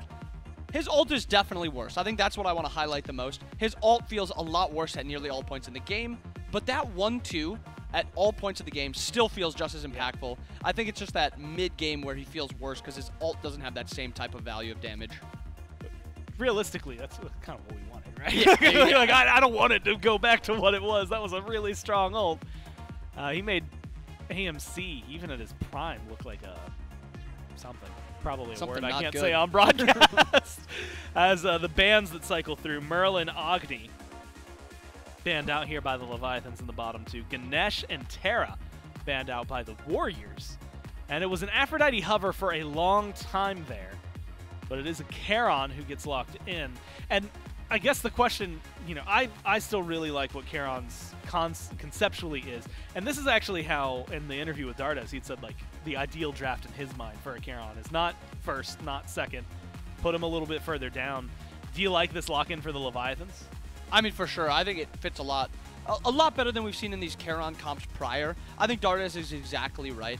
Charon's not a first pick. He's not first year Yemoja or anything like that. He's a god that you want to kind of counter pick a little bit with, and you want to fill out the rest of your comp and then pick the Charon towards the bottom. I think Charon Khepri is a pretty free matchup for the Charon if he can just avoid getting one shot by the Khepri pull, if he spaces correctly and he doesn't get pushed too far out of position. Khepri, Oleron. Oleron's been doing great, and now we get the more interesting question, which actually we had kind of discussed in the meantime. Chernobog and Oleron on the same squad. Now, we've seen Oleron in mid. We've seen him, I got to give Sign of the Shadow in jungle. That's what I thought you were going to go with. We saw the Pele Oleron last time, and it was Oleron jungle. Oh, you know what? I guess actually I should throw Pele into the loop. But if I'm going to assume, because I looked it up, and it's a 70% win rate for Panatom on Pele. So I'm going to give him the Pele if I had the option. So I guess the first question is, do you like Pele in the jungle more than Olorun? And if the answer to that is yes, Cherno versus Olorun, mid versus carry. I mean, yeah, I like Pele more in the jungle than I do like I Olo can't in the imagine jungle, why. surprisingly. But I do think Olo just feels a lot better in duo than he does in mid. And I think Chernobog is a god that also feels better in mid than he does in duo. I think he is able to farm up. He doesn't get forced into too many 2v2 fights. If there is a mid camp that's being contested, he can have his Guardian and his jungler roll up to peel for him. And then Olo is so incredibly strong in a 2v2 where there's not a ton of burst, so he just feels so much better in duo. I do think there is a chance this could be Olorun mid. I think easily Pegon could play it. But when I think of Olorun mid, it's really only Paul that comes to mind. Yeah. I think a lot of other Oloruns tend to go to just duo. And honestly, I think I'm very much in the same boat as you, because we were even talking about it, and you had mentioned, I think you said, what if you locked in the Chernobog again, but gave it to Pegon? And I said, I think that you could give him any god, and as long as you told me, hey, we gave this to Pegon, he might not win, but he'll probably look good on it. And so it makes sense for that to potentially be going over towards him. And you end up kind of nailing it as to where you, at least your preference, falls right in line with what we're getting, right? Pele is going to be in the jungle, which it should be. Yes, in it this should instant. Cherno will be mid, and Olorun will be ADC here for the Warriors. And so knowing that, and specifically Olorun and Khepri, how does that lane operate versus like a Charon Xbalanque? I mean, it's a really strong 2v2. You've got the shield from Khepri at all points, so any poke you take is going to be a little bit mitigated because of the shield. And then if you do take poke, you also have the sustain from Olorun. On top of that, you just have a ton of clear. This is such a safe 2v2 at nearly all points in the game, and it's a really strong 2v2 because of just how well Olorun clears. I really expect the Oni Warriors dual lane to just kind of stomp that 2v2, and I wouldn't be surprised if the Levi's need to bring over adapting to help out that 2v2. And what makes it, I think, even more entertaining, because we always talk about it, Olorun, if he has beads and or sanctified fields, he's good, and he's going to make it out. Now you add in, and well, if he has beads or sanctified fields, or Khepri just happens to be nearby with his ultimate, you're probably going to be fine. So pressure might be hard. Do you think that the Hebo, especially knowing what we know, right? Early on, Hebo can still hit pretty hard, but it's a lot of telegraphed play. Is there going to be a lot of opportunity for adapting to even get that ball rolling? I mean, it's not going to be in duo, in my opinion. I think he's going to have to look for either the 2v2 in mid, because, I mean, Chernobog is not a 2v2 god that wants to fight. He's one that prefers to farm. Pele, on the other hand, is a god that will happily fight at nearly all points in the game. So, I mean, that's kind of what differs. I think Hebo, it's tough. I think adapting is always fine farming to late game as Hebo, because all it takes in the late game is one knock-up ult, and you're just erasing somebody off the map. So it's kind of up to whatever adapting wants to do, and I'm curious to see how he does it. We're going to have to keep our eye on the jungle here, because it seems like that will be the crucial key in Game 2. Can the Leviathans keep it going, or will the Warriors pull this back? We'll find out with J-Mac and Trelly. That's right. It's Game 2 now with the Warriors and the Leviathans to see if the Leviathans can put themselves on match point, or if the Warriors are going to tie things up. J-Mac, Trelly, and Doug here for that game number 2. I want to kind of pick up where maybe the desk left off, talking about the jungle-specific style of matchup. We've been seeing a lot of very early game style of play whenever you pick up this Pele. Hebo, typically 2-3 items before he really wants to get active. Is that maybe kind of indicative of the style of play Leviathans want to take here in this game, maybe trying to push a little bit closer towards that 25-30 minute mark? I mean, any comp that's got a double hunter, I think, is leaning that way regardless, with Panda and Shinto both piloting those hunters. But yeah, you add a Hebo into the mix, and they are definitely slanting more towards that late game, whereas the Oni Warriors, they've got double ADC, yes, they've got the Olorun and they've got the Chernobog, but I think they can bridge that gap pretty nicely with the early aggression that Panatom can provide on the Pele, and of course Sot on this tier, who essentially just at level 2 has kill potential if you don't have beads, right? He can CC chain you for just such a long time. So I'm excited to see exactly how the Oni Warriors try and bounce back from this one, because they did not have much early action, as much as I would have expected in game number 1, right? It was a lot of just sitting back. The kill differential was massive as well. They really weren't able to find too much. It was a lot of defense, a lot of defensive plays, but not a lot of actually, forcing anything on the map. So this comp, in my mind, seems to do all those things just a little bit better, especially giving Panatom this Pele, which has just been such an impactful pick in our current meta. And I really do like the switch up, giving this Chernobog over to Pegon. Wasn't a fan of the build that Netroid decided to pilot. It just seemed like it was missing a little bit of attack speed, was missing some of that tank damage. I'd like to see exactly how Pagon decides to pilot it. And I think also maybe keeping watch on the build for Netroid on this Ola run as well. We've been seeing it never really felt like we've had a dedicated build for the Magic ADCs, especially Ola run feels like he's kind of flexed around a bit, whether you want to go into a lot of rings early or if you want to go for sustain. It's kind of been up in the air with gods like Ola run. So Netroid, at least for now, opting towards a little bit more in the lifesteal tree. So I think it's safe to say we'll keep eyes on where both of these hunters go for the Warriors. I'm thinking like Typhons, Telkines, that kind of build always goes nice. You don't want to start with your percent pen, so if Netroid has to build into something like the Pythags or the Bancrofts, he definitely could. But I think just mixing a little bit of hybrid damage for Oleron is usually the call, because you want that extra crit chance, but attack speed just so impactful on this character late game. You can absolutely shred through some of these tankier targets, especially once you drop Sanctified Fields. But I mean, inbound highlight, this lane is going to be a good time for the Oni Warriors, right? The 2v2 is solid. They've got sustain, they've got healing, and they're pressuring even with adapting here. I mean, the Oni Warriors know that their jungler is on the opposite side of the map, and they are stepping forward. Genetics and Netroid have no fear fighting into a Xbalanque and a Charon. Much more of a defensive lane. You can't just spam your abilities ridiculously as an X-Ball. You need some of that mana sustain. So playing underneath the tower seems to be the call for now. Yeah, I was just about to say, they were fine taking not just the 2v2, but that 2v3 on the side of the Warriors. So I think then the question comes more so towards Panatom as to where does he want to put his pressure, since you know how kind of passive of a lane the duo is going to be for Leviathans. If you're Panatom, do you try and focus down Shinto a little bit more, get some pressure to this Marty? Do you stick over to the right side and try and knock down this Sun Wukong from Final K? We might have to wait to see that answer. He's adapting standing by in the jungle, but not going to get too much. Blue buff spawning up. Seems that the junglers are just going to be fine with making sure they can get the farm up for their solo lane. Yeah, definitely smart to be patient there. You know your blue buff spawning in, which means that the enemy blue buff spawning in, so adapting's got to be close. Fearlessing forward into a Tiger Stun, into a knockup. Could have been scary, but it does also reveal that both junglers on the right side of the map, so Genetics doesn't have a fear of trying to go in for the invade. Eventually that buff will be pulled from him and should be able to go underneath the tower.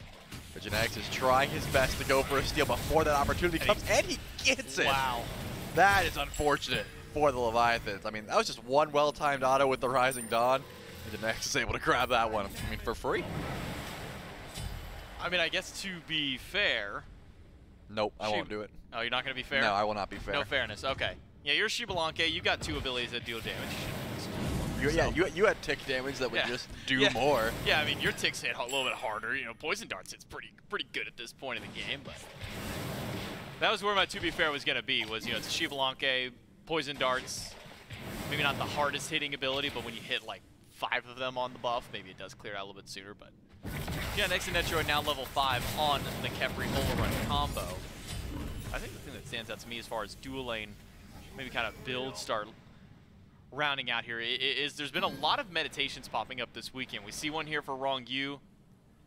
We've been seeing that kind of as the answer when like the executes come through, you know, your Alquangs, your Thanatoses, but we've been seeing it a little bit more frequently this weekend, Charlie. Yeah, I think it's the interaction between Bow, Horn Shard, and Upgraded Meditation. That is the reason. It's a bit cheese. You don't always get the value from it, and if you aren't, then you're just losing value in that relic and should probably look elsewhere.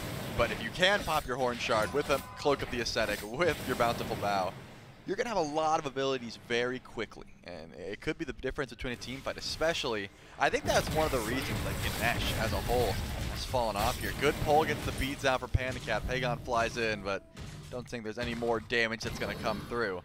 And the left lane will accept their win as getting Meditation and beads down. They got to back up. Losing a little bit of farm, but hey, I think Pagan was just a bit bored. Needed to click that 4 key. Wanted to get active on the left side of the map. We get a bit antsy in the mid lane.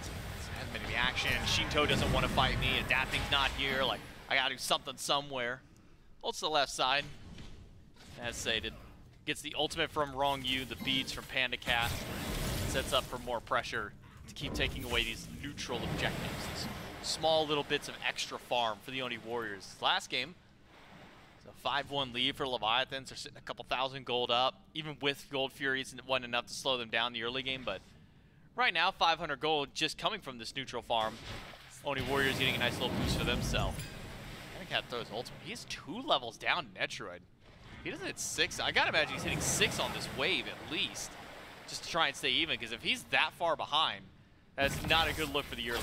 Yeah, I mean, genetic stealing his purple buff definitely hurt, but it's not enough to put you 2 levels behind. Luckily, it's about level and a half or so, or just a little over a level. Netroid actually does go for the first item Typhon. So yeah, Typhon's straight into Telekines. That's gotta be the call for the Oleron currently. It's going to give you that damage, that lifesteal that you're looking for, but also you get plenty of that extra penetration. It can help you out with these tankier targets, of which there will be many on the opposition. Final K on this Wukong, one of the top solo lane picks at the moment, is super annoying when you're sitting as an Oleron because you're so immobile. You don't do that much damage until later on.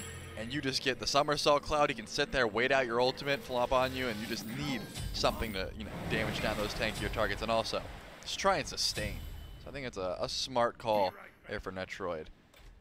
See if it pays off. There hasn't been much fighting, right? We saw pulling of the X-Ball beads. Since then, PandaCat has sat underneath tower, not really fearful of any ganks coming his way. And it was just one rotation from Pagon. Since then, not much. Well, when we kind of talk about the junglers, having a Pele and a Hebo, both very much kind of in that one-shot capability, since you kind of just who runs into who first, usually you end up winning that trade. Shito pops the ultimate, a little bit of threat under him under tier 1, but you kind of have an answer, at least the Hebo. If Genetics is nearby, bolt that target, crushing wave hits, all of a sudden they're brought back to life.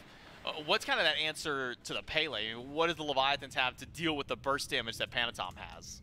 At the moment, their own ultimates, right? You're trying to avoid volcanic lightning. You can see Shinto goes up to the sky anytime someone gets close. It could be some scary stuff. Expel is popped, but for what? To try and get Rongyu out of trouble, it seems. Here comes the river to try and get him out of here, and that fear is enough.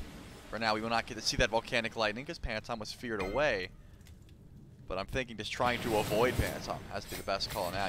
You blink in, adapting has to beads, carpet, run away, use crushing wave to retreat. He's not trying to trade.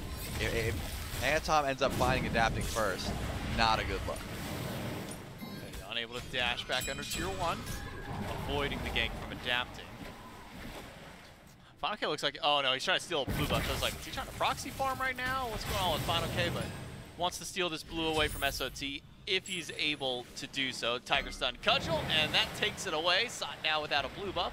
Final K without about half of his HP, but a win at the end of the day for the Soul Laners being able to steal their buff under their tower. He just wanted to get his Gauntlet of Thieves stacks, man. Sot was trying to not kill any minions. And Final K is like, I'm going to take this from you. Unfortunate for you, man. There's no MP5. You're going to have to worry about the XP being gone as well. And Final K totem diffs him. So Sot going to be very frugal with his abilities until that blue buff spawns in once again. That's going to be the biggest deal. You can tell when the action is low because we're talking about the impact of totems and MP5. Yeah, totem's crazy, man. No, I don't disagree. Like, I love me a totem, but, it's not the greatest gameplay mode. Like, oh my god, look at that. Final K use Cudgel. He confirmed the totem. That's huge. We could cast it that way. We could. In all honesty, like looking at the history of casting and specifically around the totem, it's kind of been like a parabolic curve where it's like we had a lot of talk whenever it first came out, and then it starts getting a little bit less, and it's like, okay, yeah, it's just a totem that exists. And now with the new totem, it's kind of rising back up. It's like, yeah, we got the totem back up. It looks cool. It's real intense. I think it's called the Totem of Skulls. Totem of Skulls. It's a full official name. Respawning here shortly. Sot was able to go back to base for it. He's got the mana. Final K. Is he stupid? Back? Is he stupid? What's he doing? He's backing right when the Totem of Skulls, and Sot doesn't even know it's up. Sot's ignoring it. Sot's going for a proxy farm. He thinks farm is more important than the totem. The rest of his team seem to think a Gold Fury is more important. No one's going to rotate over to help him. Instead, Oni Warriors are going to go for the Gold Fury, but the tidal wave is already in from Rongyu. But there's a second wave waiting in the wings from Adapting.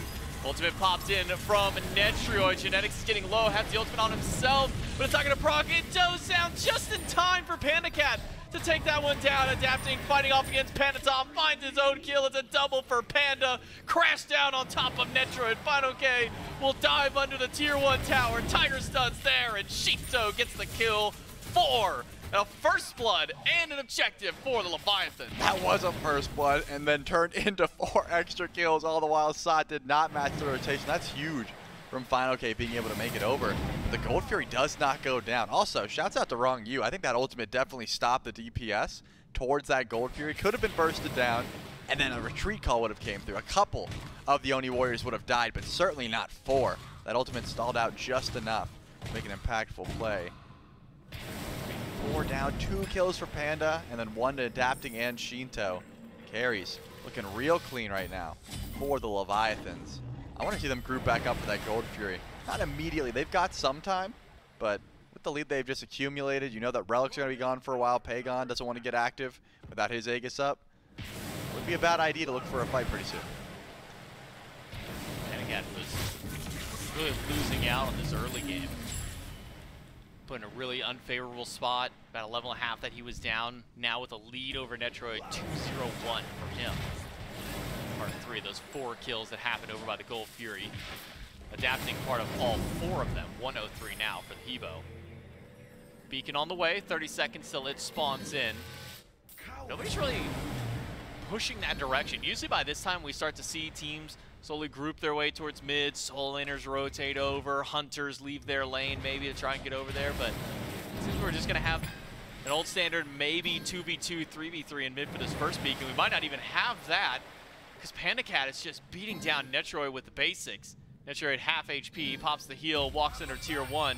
He's not going to be ready for that beacon anytime soon. And I like that call. Not, there wasn't much kill potential there, but PandaCat is using that ultimate just to get it off cooldown, just to create some scare, like just using that fear across the map, but also just to make sure that Netroid can't stay in lane. He's always poked down, doesn't really have that much sustain until the wave comes in.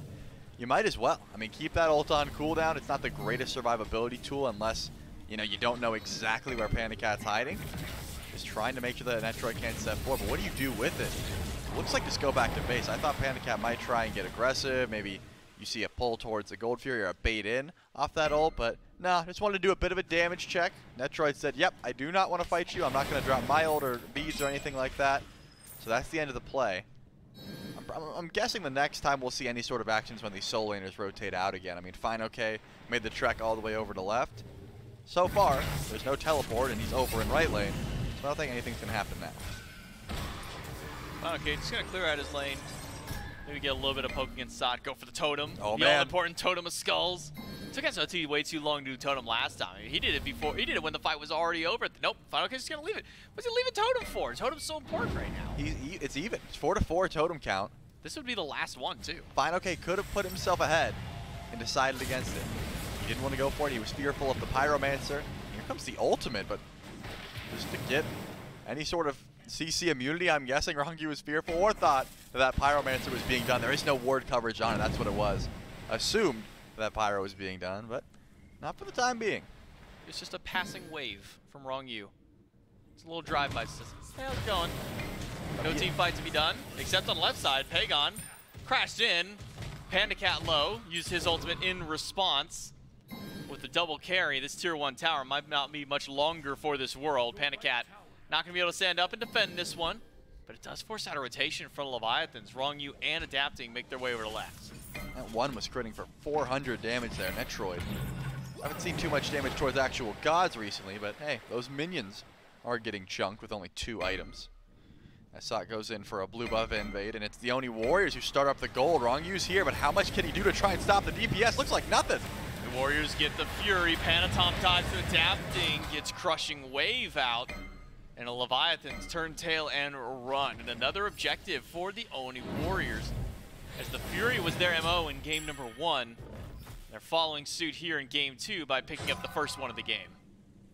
So for now, Pyromancer is still up though. Remember, that's what this kind of started over once we saw Wrong You send that ultimate out. Wasn't quite back up for the gold, and because of that, why not go in for a pull? Pagon's close by though. He's got no ward coverage, but he's got good ears. He knew that it was being pulled. Probably saw the acid rain from Shinto coming down and decides to face check it.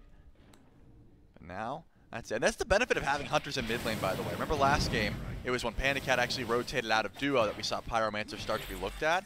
But now you've got 2 hunters that are just sitting there. At any moment, Pagon or Shinto could walk up, hit some fail not crits, get some good TPS, and that Pyro could be done even without the solo lane or the ADCs rotating in. That's right. That's where the fearfulness comes from. That's where the ward coverage needs to be, because of the dynamic of having hunters instead of big auto attack mid laners in the mage tab for now. Looks like the Pyromancer stands tall. Genetics has that ward chalice, so making use of it, right? Placing as much as possible towards these key objectives. Even drops a bracer just in case the Pyro fight breaks out. Leviathans are taking the bait. We see player damage just for a moment. Second to last. I was sitting here looking at SOT going, man, he still has not stacked up his bow yet. He's still sitting on tier 2 of the Bountiful Bow. Hasn't been able to get enough damage, I should say, to Final K, but Final also being a little bit less confrontational over in that solo lane. Not that it's anything major, just something you noticed looking over and seeing that there wasn't a finished recipe over there. Bro's not cooking. But now it's the Pyromancer, which is just getting melted. There's no cooking to be had here. Stuck the plastic on the stove a little too long. And now the Oni Warriors collapse into wrong you. They get the wave out, but it's Sod who crashes on in. And the Oni Warriors get their first kill of the game. Pyromancer and a tier 1 tower. A nice swing for the Warriors. Yeah, I don't know what wrong he was doing there. I think walked forward, recognized the Pyro goes down, turned as to just sort of look, and now a Fire Giant immediately started up here. All the while, yeah, 2 members of the Leviathans on the left side of the map, but they can get here, and this Fire Giant's not going down that fast. Final K and Shinto have a single job, try and stall, and it goes well. Fire Giant will be dropped, not committed to by the Oni Warriors. Sure, you get a free fight and a pick, but the Fire Giant at 17 minutes with a 1-4 differential doesn't seem like the easiest play to try and make. They're ahead gold-wise because their objective play has been pristine.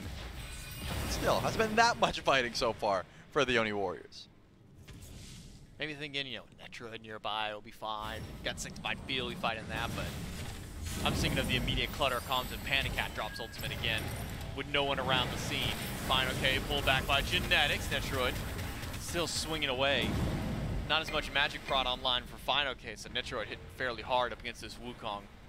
Typhons, Telkines, and Demonic Grip online now for the Yola run. Do a whole lot of towers just yet, but Final K, he blinks in, gets the Tiger Stun on his next. The dash gets caught by the knockup from adapting. Wrong U's gonna row his way right into the backline, but he doesn't have the ultimate to keep this one going, and instead it's Final K's decoy that's being taken so much of the damage instead. The Leviathans full grouped up as 5. The Oni Warriors still holding strong. Genetics has a low health bar. Full grouping, as you said. Both ADCs have left their left lane, come over towards just, I mean, a solo lane fight is what it was. There was no Fire Giant pull. This was more so a, can we grab tier 2 or tier 1 tower? And Final K says, no, we've got enough damage, we've got tank stats, and we're not letting this tower drop anytime soon. Both ADCs are here, though. Pagon and Netroid just want to do some damage, want to act as turrets, essentially, trying to keep everyone back. Ends up working out. Unfortunately, Genetics has a little minion following him, so everyone knows exactly where this Khepri is. He got burned by the fire. Yeah, you don't want to get too close to the fire, little guy. And he backs up, goes back over to group with the rest of his minion friends. But I mean, are we just fast tracking to the Fire Giant dance? There's still an Oni Fury up. There's still tier 1 towers to be had, but everyone is over on the right side of the map, so no one can go back over. Who needs Gold Fury? Who needs Oni Fury? None of that's great. Zod, he ults for red buff. Shinto doesn't end up securing that one. Stolen by SOT. Bluestone damage. Able to take that one out. So nice little bit of farm denial from Sot. And maybe just some scare tactics more than anything. Say, hey guys, there's a tier ulting me. I wonder what else might be coming my way. Because Panatom was just over on that left side. He'll group up with Pagon instead. You're asking about the Oni Fury. Well, it's right here and right now. Panatom Pagon will knock that one down with no contest for the Leviathans. Oni Fury drop. Finally, we see someone heading over to left lane. I think Pagon probably should have been here from the start, right? If you're a Chernobog and you don't have full build, and you aren't fearful of the Leviathans just going in for the cheekiest Fire Giant pull of all time, yeah, head over to left lane, split push, join the fight if you need to, but just try and fast track to level 20.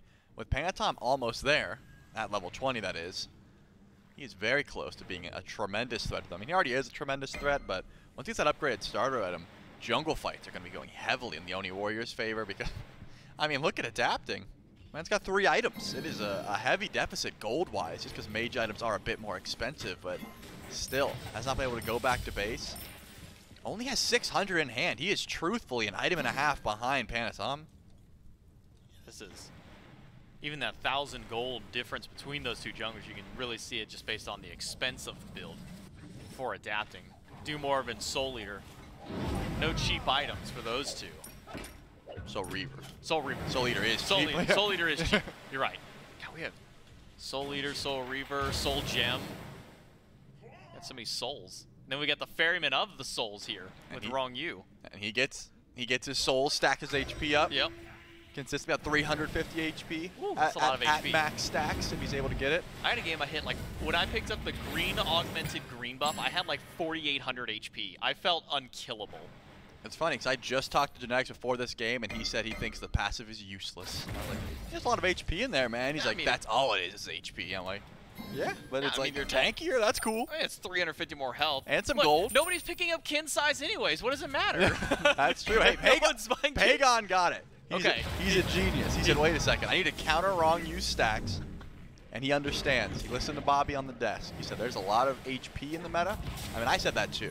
There but is. I didn't. But what I didn't say was pick up kids. I just implied there's a lot of HP, which there is. It's gonna nudge him in the right direction. Yeah. A lot of You HP. don't wanna- There might be an item or two that can help I with didn't that want- HP. I didn't want to teach him to fish, but Yeah. you know, I had to give him something, right? Look, you led the horse to water.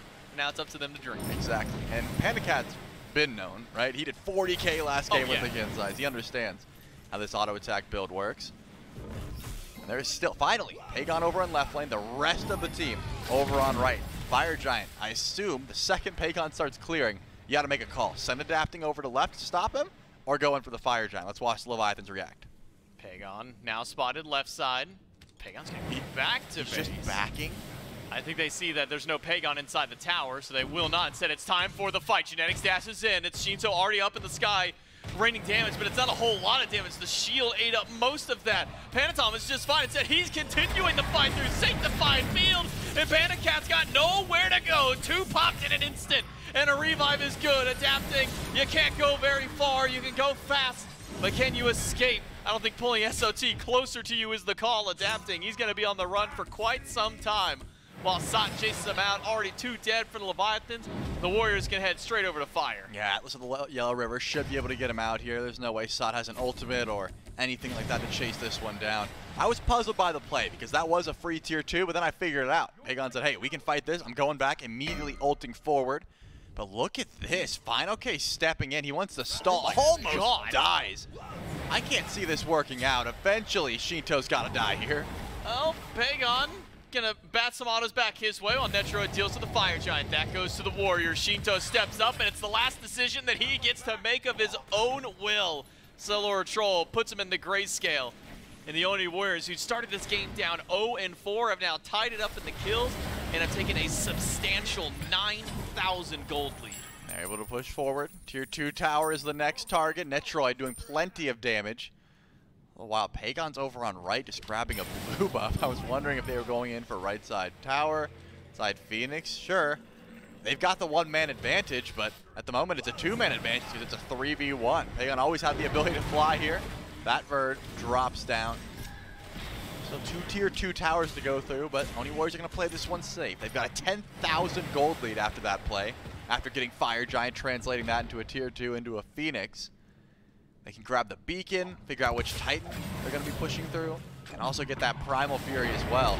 Should be spawning over on the left. And that'll give them plenty of time to push forward and go in for a Phoenix as well. Crits from both of these. Carries on the Oni Warriors really starting to ring through with that Fury. I mean, it melted. With Pagon and Netro nearby. Panatom just kind of showed up to say, hey, you guys need help? No, not really? All right, cool. I'm going to go back, head to base. Start farming up a little bit more. Upgraded starter already online for Panatom. Opposite side for Adapting. He hasn't even been able to get that 4th item online. Meanwhile, Panatom's coasting with 5 full items and 2,500 gold in hand. Panatom could just go back to base and buy up just about any item he wants. Oh, Panda no Cat, no, he way. got caught lazy backing. Got shopping in the store. And now it's a kill that way. Pagon dives in with ultimate. Oni Warriors steal away the Pyromancer. It's all gone to hell for the Atlantis Leviathans. Pagon's dashing forward, but Adapting's got a lot of return damage back. 1 down, objective stolen, Leviathans on the run. Panatom does have a cutoff. Does he want to go forward? He's got Blink available. Doesn't seem like he wants to use it though. Diving underneath that Phoenix when there's no Titan to even kill. Probably not the best call. Group up over on right. Take out the actual Titan. And then go in for the tier 2 tower is the play here for the Oni Warriors. And why not? I mean, everything has been going their way. I haven't seen the Leviathan step forward for an aggressive call yet. Since the tides have turned in the Oni Warriors' favor. That Titan gets absolutely melted tier 2. Not long for this world. Sot just blinks forward. He gets 3 with the ult, but no further pushback. Instead, it's 2 sets of beads. One from Fino, one from Adapting. And maybe thankful are the Leviathans that that's all that Sot was able to get with that ultimate. Adapting goes back to the fountain to regenerate his health. Shinto about to down to 3rd for him. Janek dashed in, gets the root on 1. Fine, okay. Being bullied away by SOT, pushed back inside the sanctified field. It's like a bounce castle, and this is one that Final K wants out of. And Netroid is the one who sends him there, while Panatom puts Adapting in the grave. The Leviathans, only 3 left alive. The Oni Warriors are just pelting right in through the Titan. There's not enough damage returned back by Leviathans to defend this. The Oni Warriors are just walking up and taking everything that they please, including Wrong You in game number 2.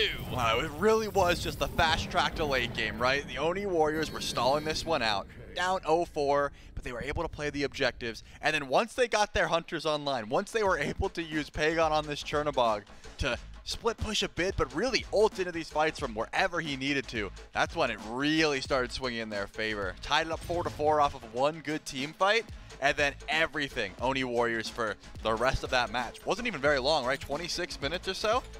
It really was just, hey, we've got double ADC, let's just chill for a big moment, and they find it.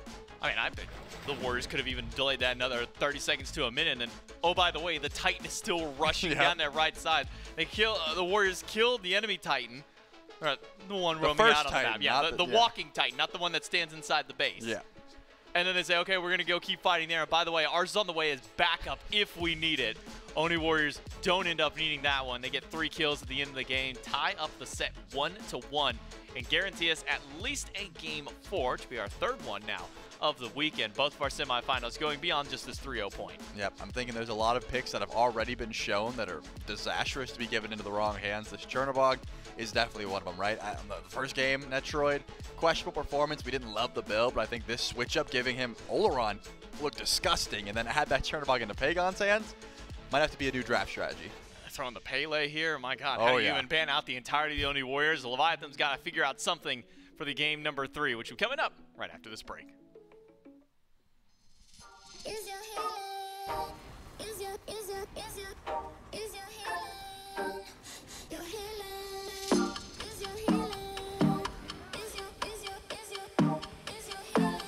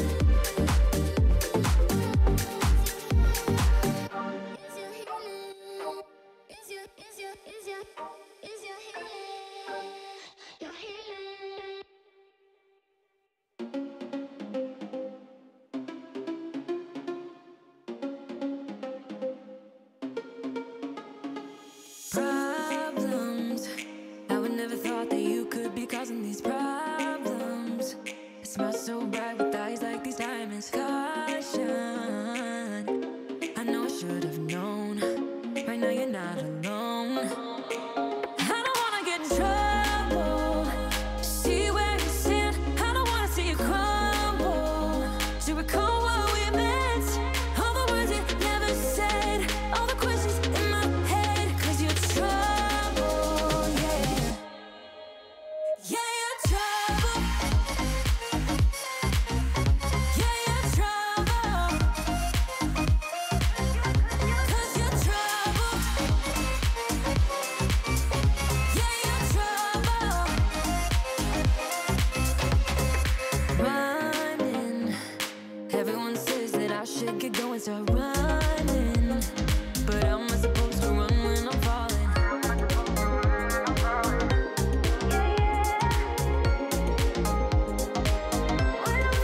I don't wanna get in trouble. See where you stand. I don't wanna see you crumble. To recall what we meant, all the words you never said, all the questions in my head. 'Cause you're trouble, yeah.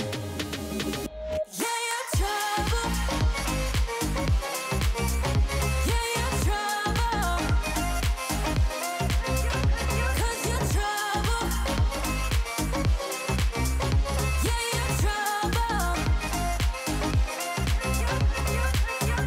Yeah, you're trouble, trouble, trouble. Yeah, you're trouble. 'Cause you're trouble, trouble, trouble.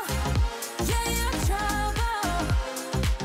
I don't wanna get in trouble. To see where you stand, I don't wanna see you crumble.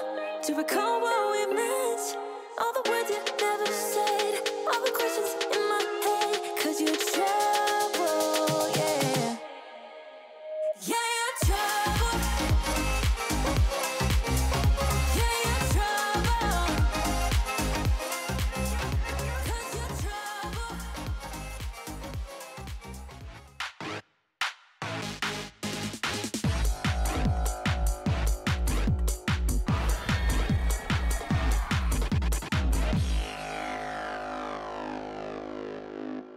Welcome back, everyone, as now we're tied 1-1. The Warriors with some explosive fights in that last game. And Inbound, what really creates some interesting dynamic, and you know, you can look at damage from Pagon, like the Chernobog looked really good in that game compared to what we got in game 1. But we and you talking on the way in here, there was a lot of discussion specifically about the solo lane look, which was definitely a big difference. Specifically, the Thieves has been coming up constantly here for Sot, and so far it's been working well when he's built it. Yeah, I mean, again, solo laners and just taking our support items and making them just so OP. They're going to ruin it. I know. Now we're going to get Thebes nerfed. Prophetic's going to be next. We're going to have nothing to build soon.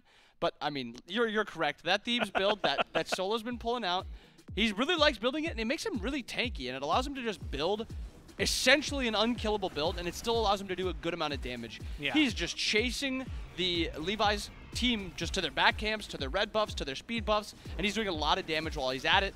And yeah, touching on the Chernobog again quick, kin size. He built kin size. Maybe that is the difference. Maybe you just need to see kin size in these ADC builds. So we're down to 2 items here. Warriors, no kin size, no Thebes, lose. With kin size and Thebes, specifically in solo, will win. Sometimes the math comes down pretty simply like that. Easy. 2 plus 2 is 4.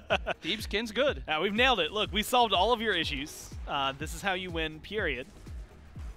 Maybe the Leviathans just need to do the same thing if they want to win. And then we get into like gameplay or And then mechanics. it matters how you hit abilities. Yeah, something else follows in there. I think that the totality of this, and I know I saw someone who was talking about the difference in damage, and we'll see in a second, between Netroid and Pagon in that game. But really, I think what you're getting is difference of gods as well, right? You know, you got a crit pickup for Netroid on the Chernobog in game 1, not a whole ton of damage. 4K difference between the two here, but Pagon going for the chin size feels like he wants to shred those tanks a little bit more, is hitting the health. Meanwhile, Netroid, first off, 16K is nothing to scoff at, but also, Ola run sometimes is, do you have Sanctified Fields? Cool, our team can fight. And Netroid did a great job of that and stacking damage along with him. The double hunter, the amount of push they had, I think really is what opened things up. It felt like Phoenix's towers were really easy for him to get.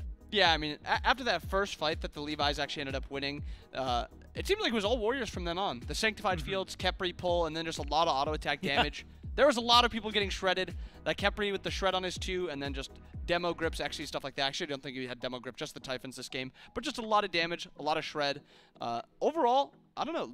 I think the Oni Warriors have a lot that they can take from this game compared to the first game. I think that double hunter comp actually fits them very, very well. So I hope that they stick something like that. And I mean, Chernobog, he's good. He's good. Yeah. So we're gonna have to probably see him ban, maybe a trade, something like that. That's, I think, the big difference at this point, right? Is maybe ban him away the way everybody else has up to this point.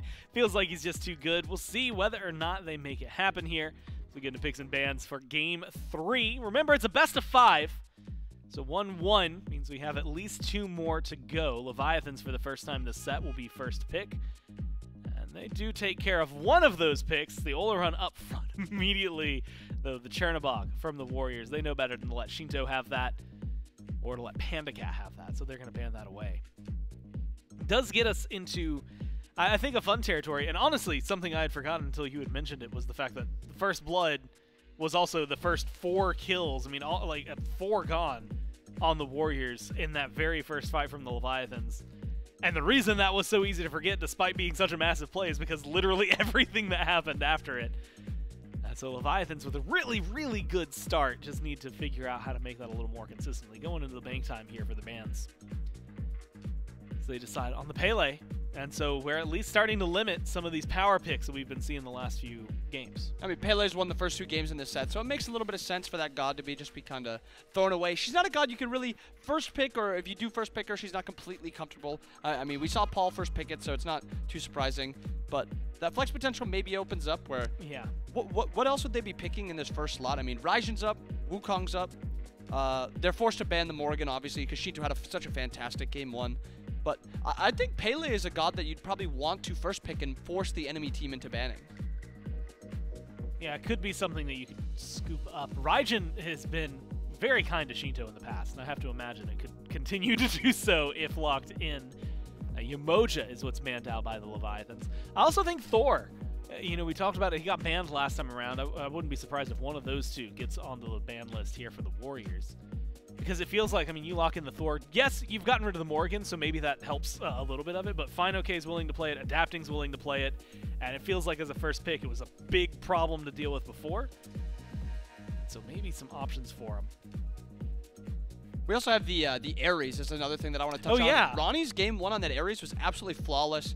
I actually saw a tweet from Zap, I think it was, where Ronnie shouldn't get this pick again. He was so good on it game 1, he should not get the pick again.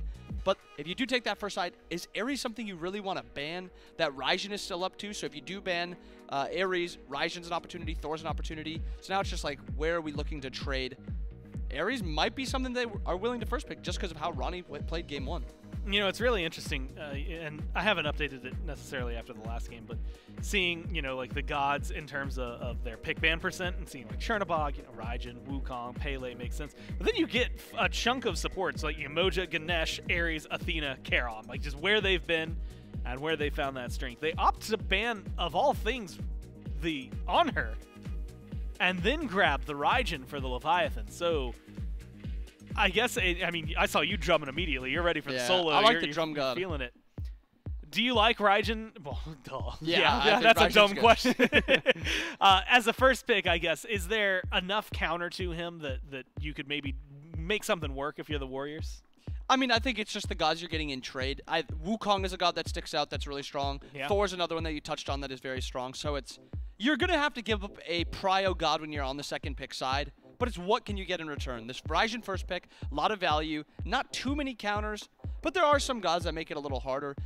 E-set is actually one of those original counters to Raijin, but you're not going to see an E-set. No. Agni's another one. Are you going to see an Agni at least this early? Probably not. Hachiman is what they default to, which is a little out of nowhere. We haven't seen a ton of Hachiman this weekend. Yeah.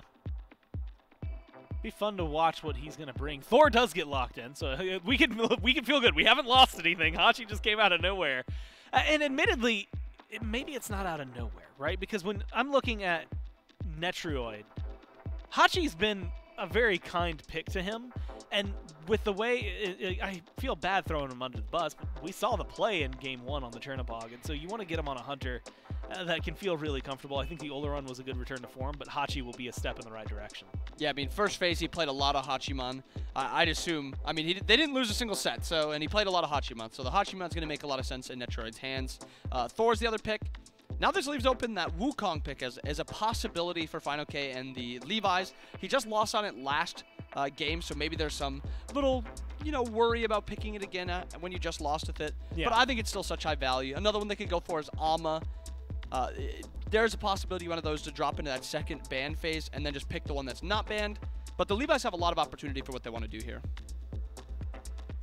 It's going to be fun. I mean, God-wise, there's so many available. I started looking up Hachiman numbers, and I don't know. Now I'm just like staring at random names from days of old. Ataraxia again? Yeah, actually, yes, he's on there. Right between Diesel and Streak Up. With 15 Oleron games. And he had a 53.3% win rate. So for those of you who are really, really wanting your Ataraxia stats, there's some numbers that get in there for you. It's going to be the Jormungandr, who I had kind of forgotten to mention, but he's been pretty big in solo, especially considering what we've seen lately. And the Ares, as you were talking about, gets locked in one more time. And Ares, man, it just feels like he has so many success stories when you get him in the right hands. And Wrong, you looked great on him earlier. Yeah, and there's nothing sticking out with this comp that's like, oh no, you can't play Ares into that. It's a good pick into Hachi. You can blink chain him and kind of force us all very early, allowing the rest of the team to kind of chase it down. And that's kind of the same thing with Ares into any god. If he just blinks onto this Hebo and forces out Hebo ult, that is now a god that Yorm can now chase down. Same with the next jungler that the Levi's end up opting into. The Oni Warriors actually lock in the Hebo, probably going either to Panatom or to Pegon. We've seen a lot of funky picks this weekend, so maybe Solo Troll's been practicing his Hebo or something, but I would expect either mid or jungle. The last time he took a mage over there, he played Merlin and I want to say the Morrigan, and the Merlin he won on, but it wasn't because of him. And the Morrigan they lost on. But it wasn't because of him? Well, I don't know if I'd go that far. It was definitely some interesting games from them. I also can't remember if that was a Warriors thing or if that might have been Divisional Stars. I can't even remember anymore. The bans come through in the second phase. Warriors get rid of the Artemis and the Susano. The other side for the Leviathans ban out Capri and the Athena. So a couple more of those Guardians going on the list. That leaves open Charon, who's been high up there. It's locked in yet again. With the Hebo, the Thor, the Hachi, it feels like when played properly, and when I say played properly right now, I immediately envision Aurora hit 4 people with a Charon ult. So when played like that, it feels like it's something that could be incredible for the teams. I mean, last game, Ronnie hit that 4-man ult at that Gold Fury, allowing them to actually get that early lead, and part of it probably comes from him a little bit. But they ended up losing that game. Looking at this game, the Warriors don't have a ton of CC to pair with that Charon, so it seems a little weird again. They're kind of going with the Hebo-Charon pairing, and then the Levi's go Raven, Hu Yi, and the Raven is most likely not going to solo lane. We're about to see a jungle Raven. Yeah, because if anything else is jungle on that team, we're having a way different discussion at this point, aren't we? Yeah, so jungle. How do you like Raven in the jungle? Like, does he still feel accomplished over there, considering how often? I feel like we actually started to see it blend a little bit more than what we used to. Yeah, I mean, he's gotten a few buffs, a few nerfs over the past month, 2 months. I think he feels fine in jungle. I think he feels fine in solo. I think he's good in both of them. He's kind of a flex pick. I think just overall, he's not a super strong character, so I think he's fine. And then we actually get the last pick, Daji. Yeah. And you think about Daji into a god like Raven. There's 2 immunity forms on Raven, and he's still going to Daji. I assume this genuinely means he's just not looking for that 1v1 fight too much. He's going to be looking for that Hu Yi. Hu Yi has no form of immunity, no form of CC immunity.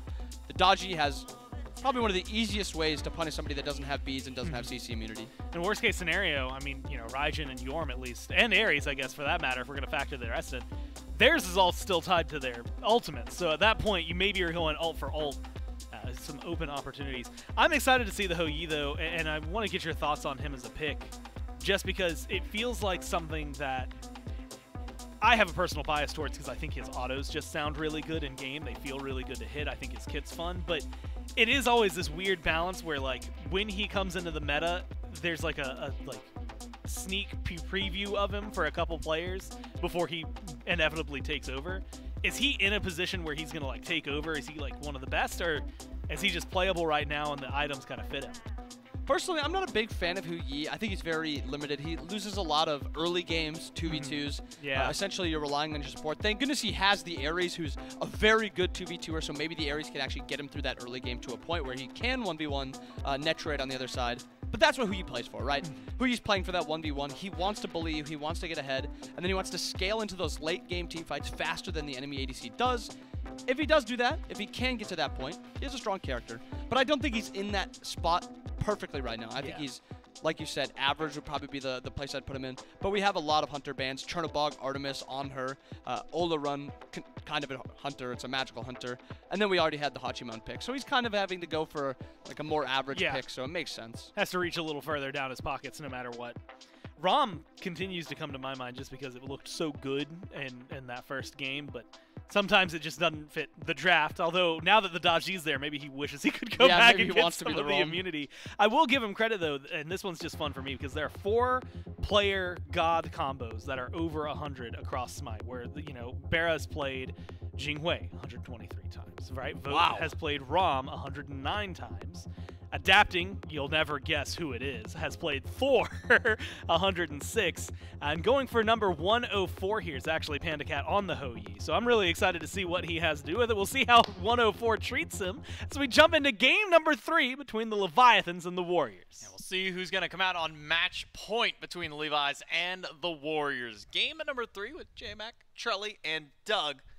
So we jump right in. For the first time in a while, Trelly, we are seeing Robin make his return to the jungle. It's felt like for such a long time, especially around kind of that Masters point, really felt like that Robin found his home over back in the solo lane for a time being. But it really feels like Adapting is that one outlier where he really loves to run this Robin jungle. Yep, he still does have incredible dive, good safety, a decent matchup into the Daji. I'd say a great matchup in the Daji and then a decent matchup into the Hebo in particular. You have that immunity to try and go for the dive call. So, quicker burst. Yeah, you're not as tanky, of course, but you have that one-shot potential if you're able to get online and actually get to a late-game jungle build. So, definitely has that flex potential between solo and jungle. But the Leviathans get to have Shinto on his Raijin, one of his most played picks, as the desk highlights. Used to absolutely destroy with this pick back in the day. Since then, has seen some changes. Very highly contested pick in the moment. I tend to agree with Dardes. I think it's a bit overrated, but if you have a tanky front line that can keep this Raijin safe, which in this case you've got Adapting, who of course is a pseudo-tank, and then you have Final K and Rangyu. If Shinto's able to free cast and avoid the knockup from Pagon, the stun, the ultimate from Sod, and of course the pull in from Panatom and Genetics, he can absolutely destroy, right? If you're just able to free cast with your drums, like, you will go crazy. It's all about avoiding CC on Raijin. That is your biggest concern, and the Oni Warriors have a fair bit of it. Now the Oni Warriors, after a big win in game number 2, tie the set. Oh, you have PandaCat doing it. Looks like they were maybe trying to go for a purple buff invade, but Genetics and Netroid able to secure that one for themselves. And I think bring up the topic of conversation with the Hu Yi, because Hu Yi been played once so far this weekend. He does have a win, but it feels like this is, well, maybe if Hu Yi himself is a meta, always feels like it has a place for PandaCat specifically. When I brought it up in game 1, but when I think of PandaCat, like, this is one of those few gods in hand that like immediately comes to mind with him. Well, one thing that brings Hu Yi just a little bit higher in the meta is that buff clear, right? Being able to triple bounce. Bobby highlighted that the 2v2, what we're witnessing right now, is the greatest in Adapting. Unfortunately, will be falling down here. Shinto wants to try and find a return kill to revenge his jungler, but cannot find it. Doesn't have enough damage. He's going to have to suffer for losing first blood and giving it over to Pagon on the Evo. Not the god you want to be giving first blood to. Worst case, it would have gone over to Panatom, your opposition, but still giving a Evo first blood, the extra gold bounty. At least decent favoritism now in lane up against the Raijin. Great start. Great turnaround there for the Oni Warriors in that 2v2. And now jungler showing up to the right side. Adapting had just gone down. Now let's try and help out on the other side of the map here. Fine, okay, already half HP, Panatom and Sot. Walking forward, but not going to have the damage combo to try and deal with the solo lane of the Leviathans. for now. They want to try and go for a kill onto Adapting, but how much damage do you really have with 1,000 cuts? Not at level 3. It's not enough damage. Even so, the trading. It's funny because both junglers did decide to go right lane, right? Usually someone heads over to left for the shield buff, and the other junglers goes, okay, I'll go in for right, and we both get our free buffs, and that's that. But both junglers felt they could fight, which means it's going to be a 50-50 from the duo lane. And the Oni Warriors will be able to grab that shield buff for themselves with no contention from these junglers.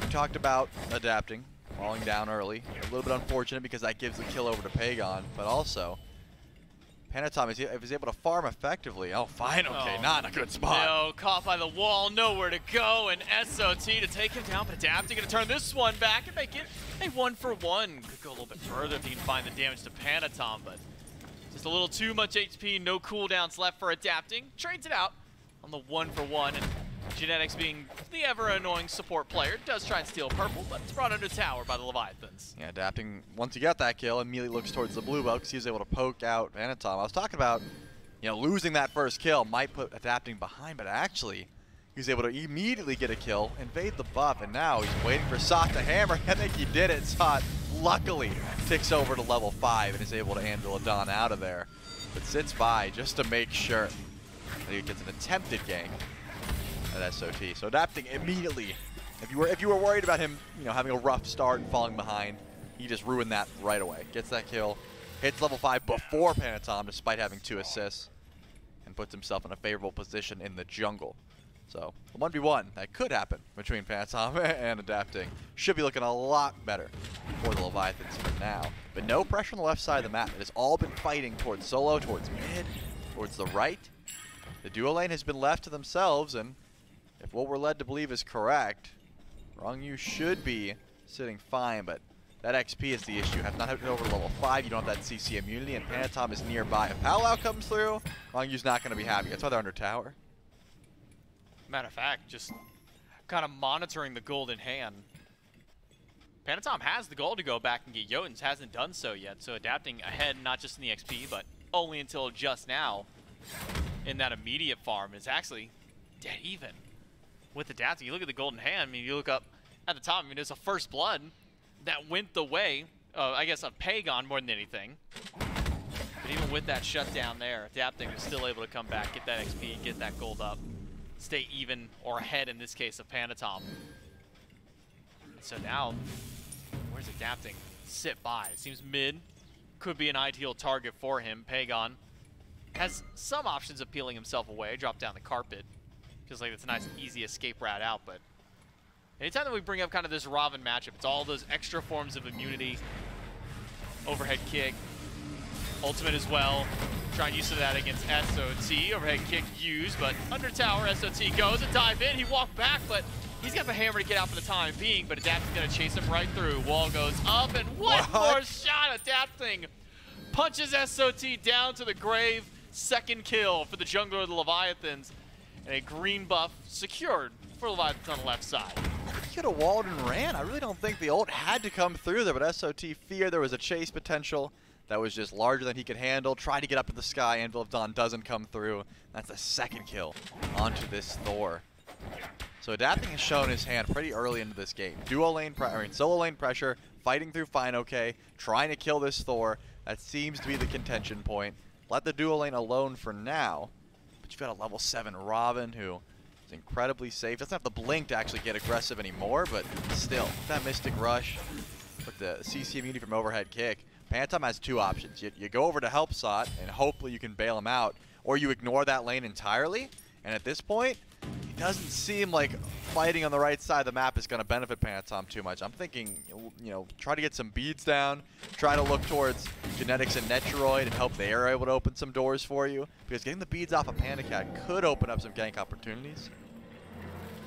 I really feel like Adapting's almost always kind of played the final game. When we look back at Phase 1 Leviathans, Adapting spends a lot of time on the right side of the map. Sometimes goes over towards mid, but usually let Shinto, then would let Rongyu and Satman kind of do their own thing. Falling similar now, making sure that Final Can the Yorm has a decent time up against SOT. And now maybe with this swap from Satman to Panacat, knowing that Panda likes to play as aggressive as he does, can be maybe more comfortable leaving those 2 alone over on the opposite end of the map. Shinto walks into Pagon. Crushing wave I thought was on the way, but Pagon doesn't pull the trigger on that one yet. Adapting. Use that overhead kick to get back to safety under tier 1. It didn't quite have that burst potential, even ticking over to level 9. Pagon's got the level 2 crushing wave, decides against it, doesn't want to go in for the crushing wave. Probably because Adapting was nearby. If you use that ultimate, a lot of your safety is gone, a lot of your escape potential is gone, and you're trading, or looking to possibly trade your life for Earth of the Rajin, and I'm thinking that's not going to be the worthwhile trade. Pagon decides it as well. So he ends up backing up. Cat, he knows that he's got to stay all sorts of safe underneath this tower. I told you, 1 pair of beads is all he gets, right? No CC immune ult for Cat on this Hou-Yi. And doesn't exactly know where Panatom is. Hasn't crossed over any wards or shown himself. So you got to watch out for how much damage or even where that Pal-Out is coming from at any given moment. Even with beads, sometimes if you're not quick on the beads, if it's an insta-pull, you can get yoinked back. You have to be very careful of that. Pagon playing aggressive. Well, the slowest moving wave. It's always a treat to watch that ult move across the map because you know it's just going to take forever to get to its destination if it's anywhere that's not like 100 units within you, like within your range. That one won't get anything. Fine, okay, going for the invade. Doesn't steal this one away. In fact, he might just lose his life because of it. Can't get the ultimate in time. Pull back onto Genetics. We'll grab him into the middle of 3, but a quick tide wave out. He'll be able to row out of that danger. Pagon chained up 1. Second one misses. A crushing wave gets him back to safety. Clutch there. I thought Wrong You had the chain. If he did, Genetics might have been falling down, but Genetics knew he was able to roll his way out of there, assuming those chains did not connect, and because they didn't, no kill required. Taiko Drums almost was able to find Pagon, but as you said, that crushing wave is going to be able to get you out of trouble 9 times out of 10 if you're near that tier 1 tower, which Pagon was. Didn't have to fear any more damage and didn't have to use that Aegis. He was worried about trying to survive there. 2 to 3. Oni Warriors still slightly ahead.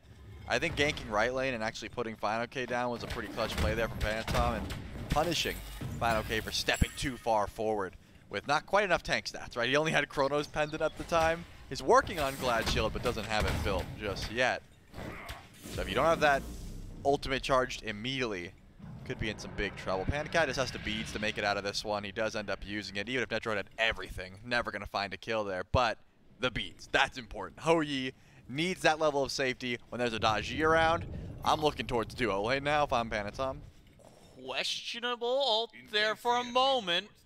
Ultimate from the Daji. Wrong, he's going to get pulled back in. Now Netroid has rejoined the fray. First chain goes through. And Panatom's out. And Shinto's crashed into the backline with Adapting, taking down Netroid for stepping too far forward. He'd used everything to get in.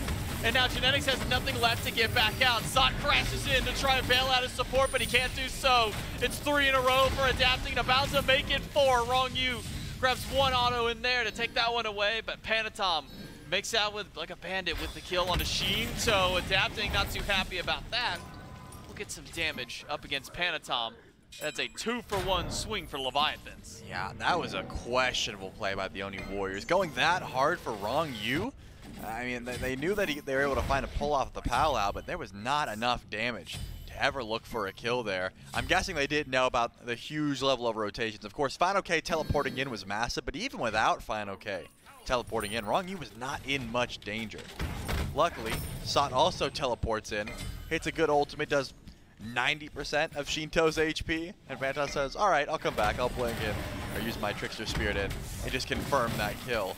Once again, Genetics way too far forward. 1 chain will confirm the kill, but I don't think you even need the chain at this point. He's going to get an Adapting. He got a green buff, though. That's massive. You know what? He did steal green. You know what I actually did learn while playing just the other day, Charlie? Play it on. That if you steal the enemy buff, you don't necessarily get their augment. That much I knew. But if you do steal their buff while you already have it, you actually lose your augment. So it could have been a negative. It could have been a negative. But it didn't matter. But he stole it away, so it's just a net positive in that case. Well, it was always a negative dying for a buff. Well, yes, it is a negative dying for a buff, but as positive is that he stole the buff away. My extra point of losing the augment had nothing to do with whether it was actually a positive or negative. It's just something I learned through my play. Is Pagon not cooking? No, he's not cooking. I forgot to mention that Pagon is not cooking. That's crazy. I didn't notice. He went to the gas station and picked up a couple of hot dogs off the roller. He got gas station sushi or something. He's not cooking. Unfortunate. Hebo can certainly benefit from that bow, but I guess doesn't care about it too much. You already have very short cooldowns. The beacon does spawn in. Here comes the teleport. Rongyu feels confident now that he's got the Yorm on his side. And this beacon will go the way of the Leviathans, essentially uncontested, because there are no more Oni warriors nearby. Sot might look for an ult after the beacon goes down, but during, yeah, that one is going to go the way of the Leviathans. Levi's get beacon at number 1 of 3. Netroid charges in with ult. Pandacat tries to jump away. Panatom is chasing him down, though. Ultimate from Pandacat trying to slow things down. He has beads, but the damage alone is enough to take him down, and if that wasn't enough, there was a wave on its way through. Oni Warriors find a pick on the duo of the Leviathans. Can Panatom get out? He's standing nearby. The back stopped just in time. Though I don't think Rongyu would have gotten the damage off instead. He'll blink in, finds chain onto just Netroid. And he wants the ultimate if he can find it, but maybe not enough value standing around. Gets the next chain to keep the chase on Netroid, but with Genetic standing by, the chase is up. Instead, it might be turn and burn back. I'd say that until Panatom made 2 abilities from adapting and thought twice about it. It's the end of the fight for now. There is still damage to be done. I don't think Gold Fury is an option with how unsafe Pandacat's probably feeling with only 2 items and the fact that his beads are such a precious resource. Without Pandacat, the Leviathans feel like they can start up the Gold Fury. Maybe looking for a bait, though. Pagon nearby, Crushing Wave is available. Scary stuff to go for a coin flip Gold Fury with Hebo available. And look at this, Pandacat goes to mid for some free farm and ends up getting chunked. Not the safest place to be. Probably go back over to duo, man. It's not a good time being around a Hebo and a Daji. No, it's certainly not a fun time over there. Hit by 1 water spout, and it's essentially half his HP at that point. He doesn't even have a oh, he still has his tier 1 tower standing. I thought for some reason my mind just said, yeah, that tier 1 tower is done, but no, Netroid walked away from that one. We'll let the minion wave in. And now Pandacat can try and get some of that safe farm. Seeing level 12 to 13, a little bit behind Netroid. Only one really in the lead for Leviathan. Shinto, no, not Shinto, Adapting, that's the name I was looking for. 1 level up. Rongyu, about a half level or so up over Genetics. So I wonder how this changes now. Maybe the momentum of this mid game, because the last couple of games we have, Charlie, very slow start. We're looking 8, 9 minutes before anything really starts to ramp up, but this game's had a lot more action here in the early. Certainly has. Doesn't mean the objectives have been popping up. I mean, there's been attempts at the Gold Fury, but no one's actually committed. These solo laners have been dictating a lot of the pace of this game so far. I mean, Final K and SOT teleporting in for the majority of the scraps. Final K being in part of 4 of 6, and Sot part of 3 of 5. So as long as the solo laners are in lane, you know nothing big is happening, but I know there's a Thor nearby, and here comes Final K. So both of these teams grouping up towards the Gold Fury. It seems like the Leviathans will go for the aggressive pull. How much zone potential do they really have, though? It's going to be all about Final K. Where's Pagon? How much burst does the Oni Warriors really have? Final K pulls away from Fury, same with the rest of the Leviathans. Not even fully pick it back up just yet. Final K just throwing some of the spit piles around. Trying to get some of that free extra damage through. Get those Glad Shield procs in if he can. Rongyu goes in. Blink chain onto SOT. Doesn't have a second chain to go. Instead, it's just the fire. Let's see if he can find anybody with the ultimate. 2 chained up, but beads from Sot. Ultimate from Pagon to counteract what Rongyu wants to do. That may just be the end of the fight for Leviathans for now. Crushing Wave gone. The biggest burst damage that the Oni Warriors have is also gone, but that's not enough for the Leviathans to go in for a Gold Fury pull. They're happy with pulling some relics, pulling some ultimates, but not happy enough to go in for a 50-50. They're gonna lead for now. Sure, with this rotation out, I mean, the Leviathans just spotted like 2 Oni Warriors go right lane. This is gonna be a trade at best, and Genetics might go in for a steal with the ultimate just because he can. The Oni Warriors are accepting that they can get the Pyromancer in tow, and they're just gonna trade both objectives there. So no bloodshed. Just a peace treaty, if you will. We'll go for one, you go for the other. Leviathans happy with their trade, assuming that the Oni Warriors can't immediately use that Runic Bomb to grab a tier 1, which Sot is trying to do currently.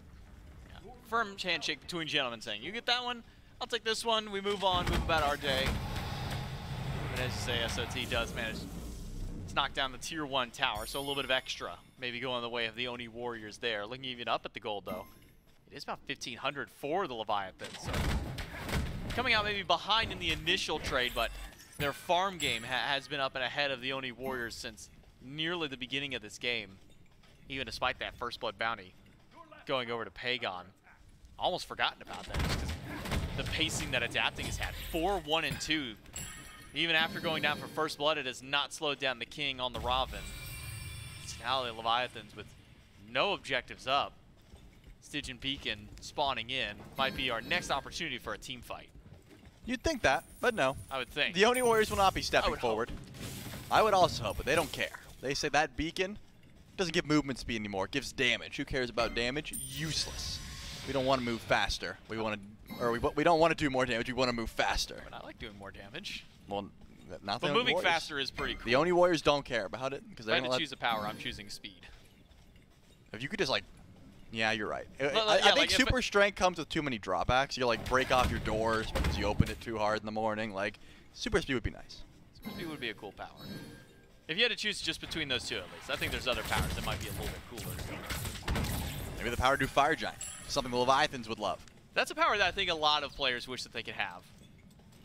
It's a power I wish I could just like give to my teammates in games as well. It's like, hey guys, we're doing Fire Giant. Like, nah, I don't know, man. You know, dual lane tier 1 tower sounds really cool. It's like, guys, it's 25 minutes in. We could do Fire Giants. I mean, look at Netroid. He's not going to be leaving anytime soon. He's at that tier 2 tower. There's no way he's heading over towards Fire Giant. The Leviathans grouped up tier 1. Could be something they can try and start up here. But with Pagon doing so much damage, the level 18 Hebo, top XP in the game. Still not easy to try and push in. He did end up cooking. He actually picked up the late game bow. That's the tech. He went for a midnight snack. The midnight snack. He goes for the late game bow. Hopefully he gets to cook soon. Actually get that benefit. I love the fact that he backed like 3 or 4 different times before realizing it. What's crazy is like, you know, you look at the early game, like doing 2,000 damage to enemy god. It feels like, depending on who you're playing, that could take a bit. With Pagon, he can literally just do that with like 2 abilities now. He could, with how passive this game's been. Yeah, doesn't maybe seem not. like he's going to be stacking that one up anytime soon. You have to do, what's he at, 5 stacks, so he needs 1,500 more damage. Do a third of what he's already done this game as extra. Again, he's just got to hit a couple of people with an ability. Like, that's a good start right there. Look, that's 4 stacks for hitting Fine, okay? Just keep that going there. World Serpent from Fine, okay? Gets him out for the time being. Not a whole lot of threat with how much HP he still has in reserves. That's fine. To slow down their momentum. Stygian Beacon was taken with that objective on the map. It feels like both teams just kind of lost at what to do. Just like lost puppies, running around trying to find anything to farm. I guarantee you Genetics doesn't stack that cloak. Depending on, like, even if this game goes incredibly long, it's going to be so difficult because he has to hit physical gods. There's no way. He's lacking on the magical stacks. He's just been following Wrong You around getting his free stacks, but he's going to have to hit Adapting and Panda Cat, and that's not easy to do. I mean, sure, if Adapting's diving your team, but doesn't seem like it's going to come through. Fine, okay, gets the late game cloak. He has a much easier time, right? His targets are more plentiful. All he has to do is look for Pagon. That's probably his easiest target to stack up that cloak. Just goes to show, late game is the target for both of these teams. Pyromancer once again goes the way of the Oni Warriors. They'll be able to hold on to this Runic Bomb at least for a bit. There's no easy tier 1 towers to grab, but Leviathans, they were able to grab the Fury for free last time. This time, I'm hoping the Oni Warriors step up. I think they've got the ability to try and defend. Soul Reaver picked up for Pagon, completely mirroring the build of Shinto. So these mages are in a great position to fight. Shinto throws 2 abilities at the Fury, not least, so doesn't do anything this time. Genetics rows away to rejoin the team. Wrong You blinks to the back line, gets a chain on 2 different targets, but he lost half his HP and an ultimate from Panda Cat to do so. Not a great startup now for Leviathans. They've lost one of their big initiations with an Ares ult. Now have to sit back and maybe play more passively around this Primal Fury, because the Oni Warriors are the ones who have the advantage, but even the Oni Warriors not confident in this pull. Well, they've lost the Blink Ares ult. They still have the walk up slowly in Ares ult, and that could be exactly the initiation the Leviathans are looking for. The worst feeling. Yeah. It's that slow creep up walk as an Ares, like, I'm gonna ult you guys, and they're just staring at you like, no, you're not. Yep. Just keep backpedaling away. They backpedal just as fast as you, and you can't go in. for anything impactful. Yeah, stalling for 70 seconds, probably better for the Leviathans if they can choose. I'm looking at the positioning. I thought, because the only Warriors are a team that go in for sneaky Fire Giants. This is not news. Like, they go for this a lot.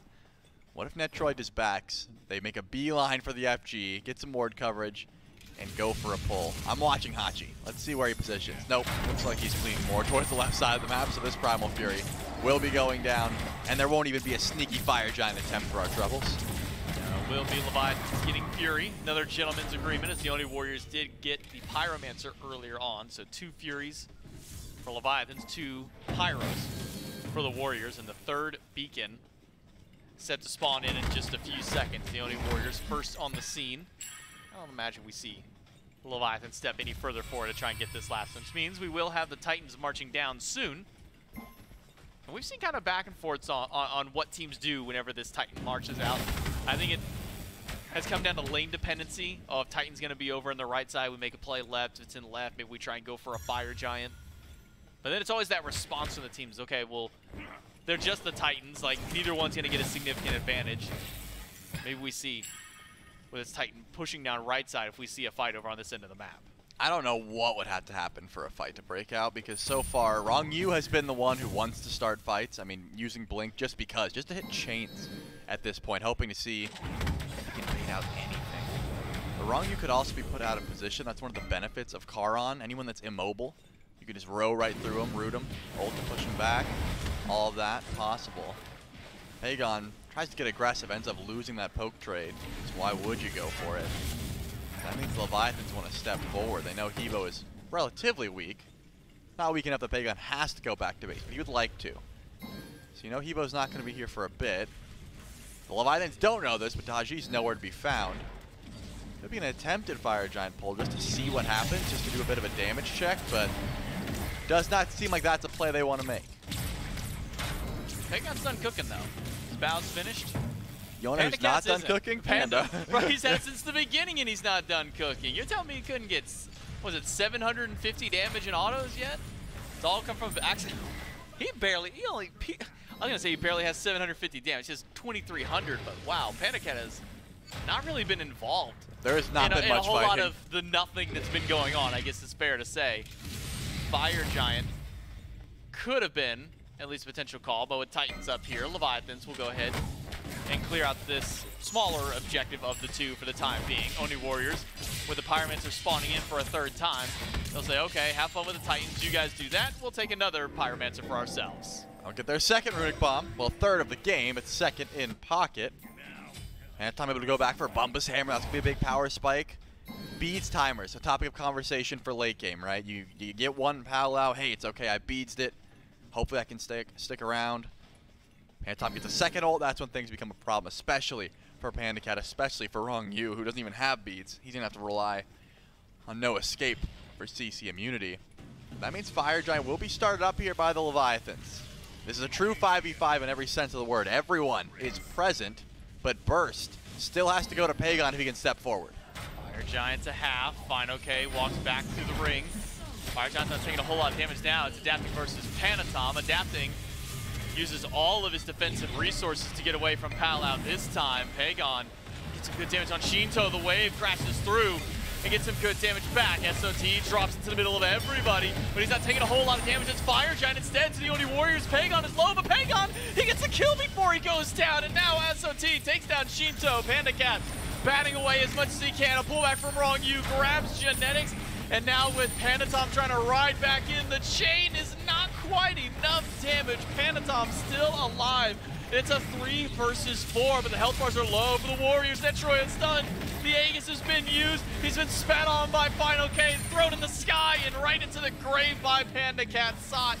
He's got enough mobility. He should be out of this fight. It's fire for Warriors, but kills for Leviathans. You get Fire Giant on 3, you lose that buff on 2. I don't think that fight is really telling of what's going to happen next, though. It's more so how much you get with your Fire Giant buff now that you got it safely on your tanks and your jungler. Not the best call, but it's what happened, right? The Leviathans were okay with the commitment. Anatom does make a clutch play. Do you have the burn to kill him in the ult? No, you do not. Fine, okay. We'll be able to World Serpent on out of there. Not enough damage to find that kill, and CDR definitely comes in clutch. If World Serpent's not available, Final Case surely falls down. There's still tier 1 towers to grab. I mean, this has been a very tame game as far as things are considered. The Primal Fury still owned by the Leviathans. They've been grabbing that pretty consistently. But the Oni Warriors kind of grouped over on right. They've got 2 members of their squad, the double assassins, that are looking for some extra towers. Genetics, though, why is he so far up? Luckily, the Rose able to get him out of trouble, but the rest of his team is not here. Okay, defending right side. Rest of the Leviathans pushed in towards mid, stopping the push from the Warriors. Again, Fire Giant not on Netroid, means it's going to be a little harder to siege these towers. Pagon losing it as well means his sustainability and some of his burst damage removed. And it's kind of funny, that one fight is actually where PandaCat finishes off his recipe, gets it stacked up in that fight, and then he immediately sells and says, all right, cool, I'm done. I've gotten my value. It's time to trade it away. In fact, if you look at his damage, he was at 2,300 going in that fight. Nearly tripled his damage in one, over 4,000 damage he dealt during that last team fight around Fire. That's the value you can get from the Ho Yi if you actually can get a fight going around him.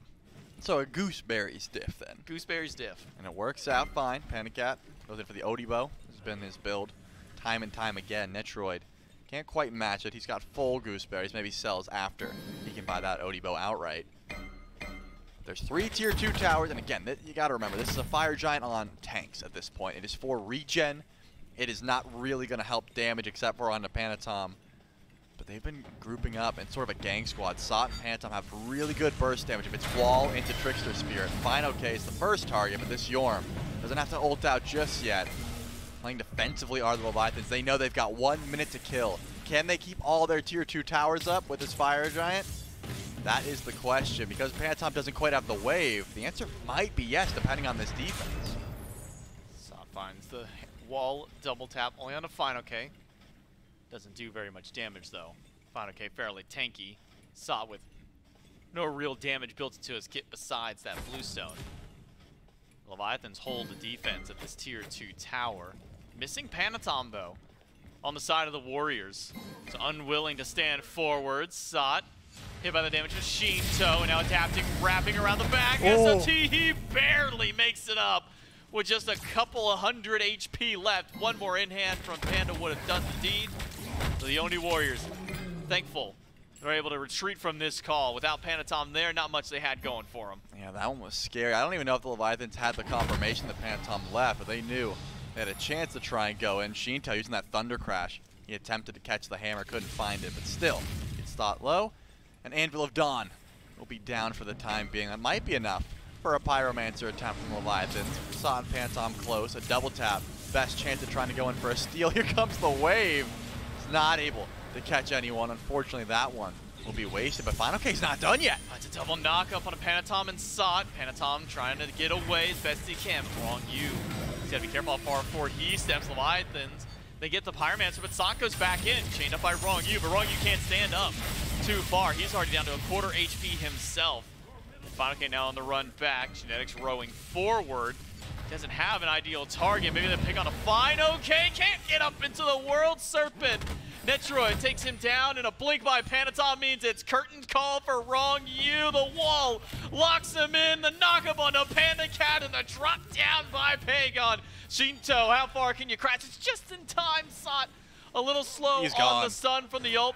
Shinto, don't turn back around. You have 2 chasing you out. Beats and Ages. Those are not going to save your life. Pull him right back in with the pow loud. Sot hammers him away. It's only adapting left, and that's just for a brief moment. The Oni Warriors at a Pyromancer fight win game 3. 30 minutes in as well. This was very interesting the way this game really came through. The Oni Warriors knew they had the ability to go in off of their CC. We talked about it earlier. Just a nice wall from Sot, a good Trickster Spirit in from Panatom. They had plenty of delete keys if they were able to close gap and actually group up for some of those team fights. And it was more so the Leviathans overstaying their welcome. Final K twice in that game. Tried to get into the World Serpent, but just was not tanky enough. It's a difficult line to walk when you want to do damage on the Yorm, but you also want to be able to survive. And sometimes you can't balance that damage to tankiness ratio, and you end up getting picked. I mean, we're 24, 25 minutes after that game. Scores 6-5 by about the 13-minute mark. Then we see a fight finally break out over at Fire Giant. 1 to 2 extra kills pops up, scores 8-7. And all of a sudden the game ends in an 8-12. One more team fight is all that the Oni Warriors need. They get a deicide. They march right down the mid lane. They take game number 3 and put themselves on match point. The Leviathans, it started out so, I can't say it started out great for Leviathans. Adapting got first blooded. Yep. But he made it work for him, able to go up 4-1. Then after that, it all started falling apart. Oni Warriors now up 2-1. Can they keep this going in game 4? Find out right after this.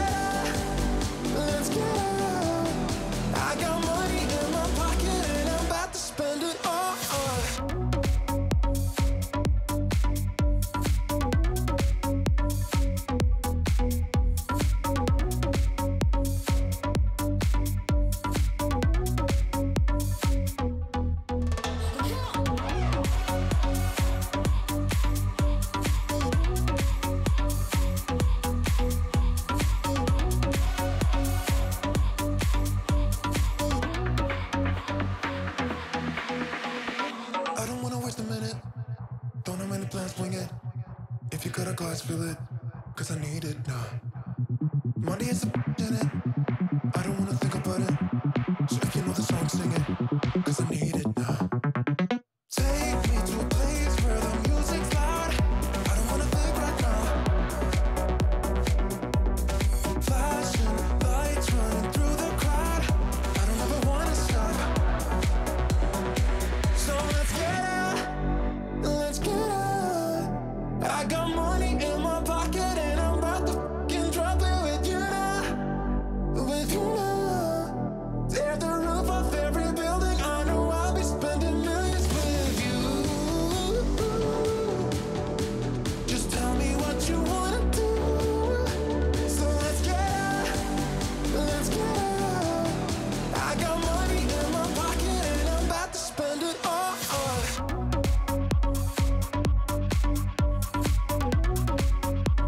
About to spend it all.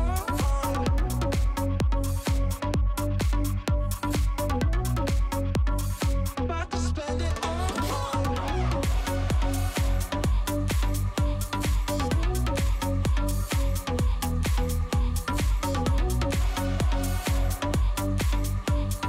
I won't stay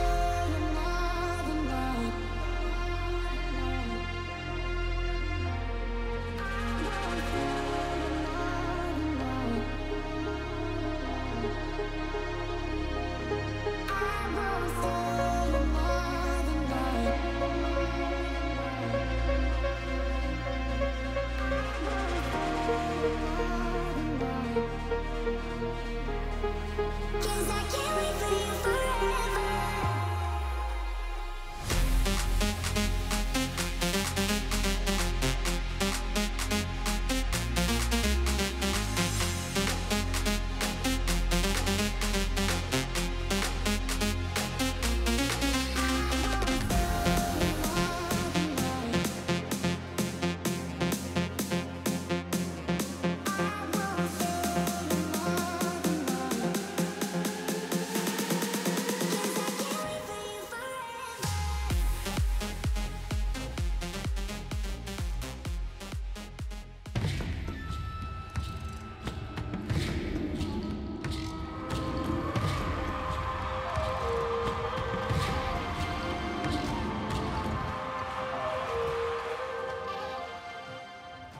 Well, that's right, Smite fans. Not only are the Warriors leading 2-1, but you can go to advance.gg and still get yourself one of these. The eShell Shaker has the beautiful logo, one for Smite, also eShell.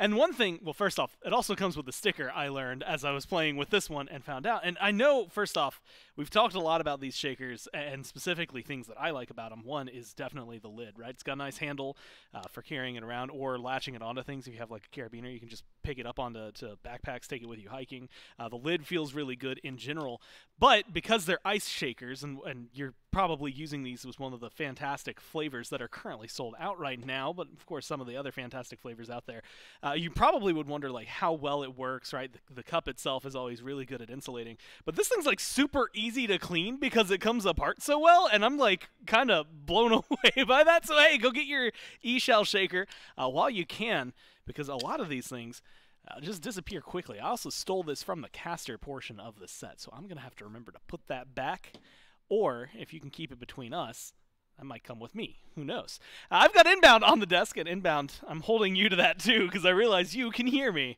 as can most of my bosses, but I'll be quiet. The thing. Things go wrong for the Leviathans there, and unfortunately for them, it goes wrong in a wonderful way for the Warriors. I mean, clean fights, even at the end, it's all around a Pyromancer where everything comes crashing down. I mean, that's just sometimes like where it happens. When you get to those late game team fights and you try to take fights on these Gold Furies, these Pyros, Beacons, stuff like that, there's always the chance that the entire game just goes awry at that point. Like, they go for this Pyro. It looks like a good fight for the Levi's. They start playing up. Fine then, stays a little bit far behind, tries to get into the ult, cannot get into the ult, ends up getting taken down. The rest of the Levi's getting ran down, and the game's just dead. The game is just done 10 seconds later. Yeah, I mean, sometimes it's not a blink and you miss it entirely, but it's almost blink and you miss it. It lasts just long enough That's probably 2 blinks. If you looked away for a little bit, and I guess didn't have audio on, you just wouldn't know what was going on. Insane, insane fight. And again, it's just right here. The kills, I mean, there were only 15 on the board so far, nothing too crazy. A lot of people I saw in chat were debating what to put the blame on. Some didn't necessarily like the Jormungandr, some feeling really just good about how the Warriors play in general. I know the Ho Yi player damage I remember was seeing relatively low towards the chart, so maybe a lot of things that you could point at. Yeah, it was 8,000 there, a little bit above Rong Yu, but below otherwise everyone except genetics. And so realistically, maybe wanting a little bit more from the carry. Adapting didn't necessarily get off to maybe the run. And when you compare it, I think Solower Troll, the impact that he could have in setup alongside Panatom, and of course the damage follow-up from Pagon, you had a real good 3-man swing on the Warriors that was just hard to meet. Yeah. Also, it's really cool looking at all the numbers, and everybody was so close in damage. It was everybody just doing a whole lot of damage, and no one player stuck out as just like this absolute hard carry. Also, touch on Netroid, because we kind of gave him a lot of, you know, we said he didn't play too great game 1. Yeah. He built Kins this game, and he was shredding Final K. Final K was not able to play up for as long as he wanted to because that Kin size was just ripping through him. So, want to highlight Netroid. We talk about him when he doesn't play too well. Want to talk about him when he does do well. Very good third game by Netroid there. And honestly, I think that this has been the level that the Warriors have kind of been bringing in, right? Game 1, they lose, but they at least had some bumps in the road that elongated that game and right circumstances a little bit later, or maybe less strenuous circumstances earlier, and we're talking about them potentially winning that, this being a 3-0. So game 2, much bigger return. Game 3, a better return to form as well. And so, you know, before we get into picks and bans, is there anything that maybe even stands out to you as like that's where the problem was, or is it really sometimes as simple as it seems, which is, damn, the Warriors are good?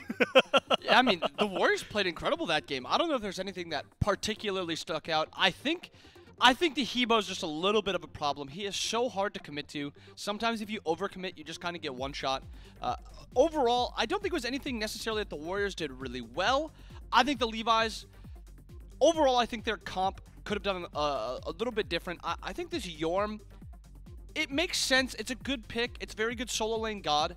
But I think I would have preferred to see the Wukong in that scenario. I think Wukong and Amma just do a lot more than the Yorm does, and they also provide a lot more survivability, in my opinion. Plus, Wukong, Hebo, I mean, it treated him so well the game before. You can't really talk too much about it. We'll have to see. Picks and Pants, Game 4. The Warriors 1 away from winning the set. Leviathans potentially able to push us to 5 here, get the first 5-game set of the week.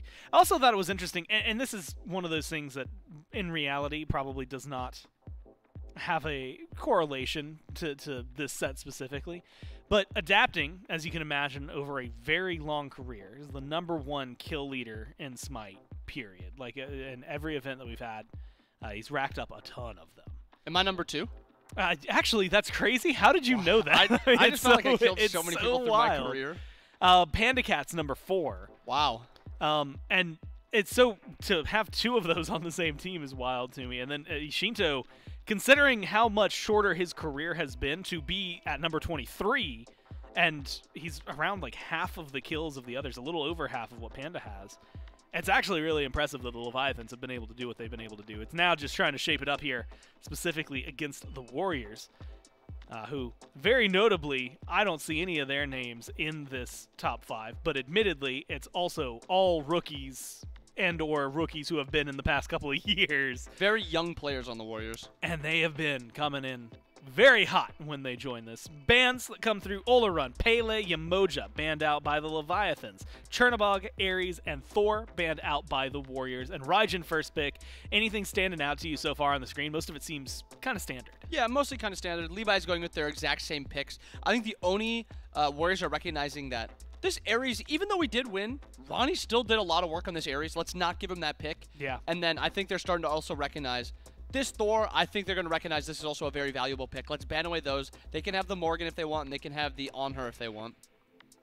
Well, it's going to be Sun Wukong Hebo. Guess what? It treats you well once. Might as well go back to it. A really I mean, it's a dangerous combo. You get so much, and you were kind of talking about it, at least when we were talking about it in Matarasu, I believe in, oh my god, game 1, but at this point, hours ago. And how Wukong just does what Ama could do in theory, but just better, right? He's got more survivability than her and still brings like stuns, knockups, things like that. And then you add Hebo damage, and your frontline 1-2 punch suddenly, I don't even care what the support is, it feels like you've got it. Yeah, I mean, it grants you a lot. Like, Wukong, Hebo do a lot by themselves. They also add a little bit of team-wide help also. Hebo with the carpet, and Wukong just all the CC he has, slow, knock-up, stun. And it makes it so the rest of your comp is just easy to build. You have a lot of opportunities for whatever you want to go with these two gods. Levi's opting for the Susanoo on her. Susanoo, little takeaway maybe from Panatom, because we've also seen Panatom perform incredibly well on the Susanoo. Adapting, playing it, and then we also had this on her, which was banned last game. But we have seen a little bit of on her this weekend, and it's when players want to play through their lane and they want to be the aggressor. And honestly, it's something PandaCat, I feel like, loves to just go back to. Maybe, like, you could partially throw it under comfort pick, partially throw it under I can box you in lane, and partially throw it under I'm taking back control. There's so many categories I think that on her really slides into. The same could be said for adapting on a Susanoo. Just one that really, really does fit them well. It is worth noting, and maybe this is something that's going to come up in the second ban phase, but I feel like this is a team, if it weren't for the Raijin, that, you know, a Morgan would have felt really good alongside them. And I just don't, I mean, we've seen, you know, in ranked, you can play a lot and get away with it, especially when you get really good, as FineOK is. But I just don't know that the solo lane Morgan maybe fits in as well nowadays. We have seen the Raijin solo lane, though, so there maybe is some potential there. Maybe I'm getting sold on maybe the this is what you Swapperoo. want. I think they are lacking. Actually, I guess their CC is not even that bad if they really did want this Morgan, because, I mean, Shinto did look so good on it game 1. I think their comp doesn't fit it as well, but there's always the opportunity for a god like Raijin. I mean, shenanigans. Yeah, I mean, a god like Raijin, we've seen him dominate mid. We saw him dominate solo lane. There's always chance. So I want to ask you about this. And this is more because I was just hopeful, I think is really what it is. We had a lot of changes very recently in the game. And a lot of gods had something happen, whether it was a little shift or a buff, but not in the way you would think of it and things like that. And so Kernanos gets locked in here. For a while, you know, he was in that conversation of like, here's the 3 ADCs you can play, and realistically it was you had one pick, and then if you hoped these were the other 2 or 3 scraps that you went for to try and make up for it. It was a Apollo hover before Kernanos was locked in, so it's a kind of a 2-part question, which is A, what is Kernanos bringing that this team really wants, outside of Metroid really likes the pick? And B, where's Apollo? I want to see more of him, and why is no one picking him up? Starting with this certain question, I think Cern is just a god that can box the on her. Outside of Hu Yi, there's very few characters that can box on her, and we saw the Hu Yi last game. It didn't look too strong, at least for the first like 25 minutes of that game. Eventually, it kind of got online, and it started doing a little bit of something. But Cern can box this on her. If he gets ahead, he's pretty able to do just about whatever he wants, and he's one of the few gods that allows that. Now to Apollo, I think the buffs helped him, obviously. Yeah. But I think he was going from one of the worst hunters into the game, and now he's just a pickable hunter. He's kind of there with the likes of X-Ball on her, but I think he's even under that. Maybe by the Hu Yi a little bit. So there's some potential there, but I think he's a lot better in ranked than he is in competitive. Yeah, I kind of figured that's what you were going to say. I don't know. I always miss seeing him. It feels like Apollo, depending on the meta and depending on specifically how he gets played, can always be really fun to watch. Ganesh and Odin get banned out by the Warriors in their bottom 2. And then the other side, Khepri and Daji shows up again, because that was a thorn in their side. I believe 4-0 and 5, if I'm remembering off the top of my head. And then Aphrodite, of all things. Impressive to me that she's been picked up. It feels like we saw a very heavy like Afro bias in phase 1, and it did not treat a lot of people very well. So is she good? Is she like, is this allowed? I mean, is this a good decision? We went through all of phase 1 with like Hell and Afro dominating support. And then she got a few nerfs. People stopped playing her a little bit. Then she got more nerfs. People stopped playing her even more. I think she's at a healthy spot now where if the meta, I mean, the comp mostly, if the comp allows you to play Aphrodite, she is still such a good help for your hyper carry to just absolutely pop off. A certain Afro 2v2 just seems so obnoxious. So much safety granted to a character that does a ton of damage. I like the Afro pick. And then Horus Amma for the other side. I like seeing the Amma. Amma does what Wukong does. Slightly worse, but she's still a very good character. And then we get to see the Horus, a god that can kind of shut down the Aphrodite and what the Aphrodite wants to do. A god that will dominate that 2v2, which you want your Aphrodite to be doing. And if you think about kill lanes, on her Horus sounds like one of the best kill lanes there is. Yeah, I mean, to the point where they were hovering a Ymir there for a second, and that would literally have been the 2012 kill lane of, I put wall up, you get impaled, we kill you, have fun. You didn't get to play the game. Now, you still don't get to play the game, but it's different, right? Because now there's Prot Shred along with the stun and healing. And more CCs. So maybe it becomes a little more, I think like what you said, a little more kill lane oriented. It'll be fun to watch, especially when you're going up against, you know, Kern, who you had highlighted could box, but Afro, who's not necessarily known for her outright tankiness. Amma, and then a Wheelish at the very end. And normally that comes in with a ton of knockups. You got one from Hebo, technically one from Wukong, so maybe a little bit in there, but that one is definitely not a pick that has been very common. Panatom has performed well on it in the past and has gone to it, but a Wheelish has not been at the top of the list for a little while. Yeah, I mean, exactly. There's not a ton of players that I want playing this Awilix, but Panatom is one of them that I really think does pop off. You have the Hebo. I think that's one of the original Awilix combos was just playing Hebo, Awilix. All Hebo has to do is walk up in 3, and now he doesn't even get rooted as he 3s, which is one of those changes from a few patches back, which really helped him out. This could be a character that either flourishes, dominates this game, or she falls behind, she isn't in a great spot. She could be rather useless. And you know, I want to dive in really to your bread and butter here, which is, you know, Amaterasu and Horus going up against Sun Wukong and Aphrodite, like frontline battles. Where's the control from the Warriors going to come from, and is the CC the Leviathans bring in maybe too strong for them to handle? I mean, it's a tough ask for this Warriors comp. Afro's not a truly frontlining, hard by herself frontliner, and Wukong's not that either. Wukong's more of a flank solo laner. He's almost playing like an assassin with just a little bit of extra tank to him. So it's going to be a hard ask for this Warriors comp to be able to frontline. And then you compare it to Horus Amma, which is, I mean, Horus can frontline as much as he wants because he always has that safety of his dash. He also has the safety of his ultimate. And they have really, really good chase. I think there's a lot of pressure on the Oni Warriors frontline this game and a lot less on the Levi's frontline. It's one of those drafts for the Warriors that feels very much like a Warriors draft is the way I can describe it, which does not do justice to what I'm trying to say, which is more that it's just aggressive.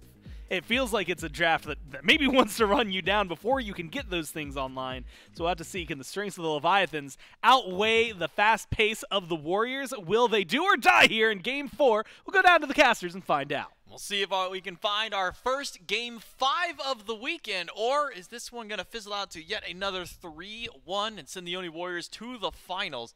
It's J-Mac, Trelly, and Doug here to get those answers. If the Warriors do win, Trelly, we'll have a repeat of the first phase's kickoff tournament finals. We had the Dragons and the Warriors face off. That was when the Warriors started off on their full win streak for the entirety of the phase up until Masters finals. We'll see if Warriors can reprise that again, or can we see that bounce back by Leviathans? The fans seem to be just slightly favoring over towards Leviathans, 52 to 48 on the percentile for the fans. I started to feel that.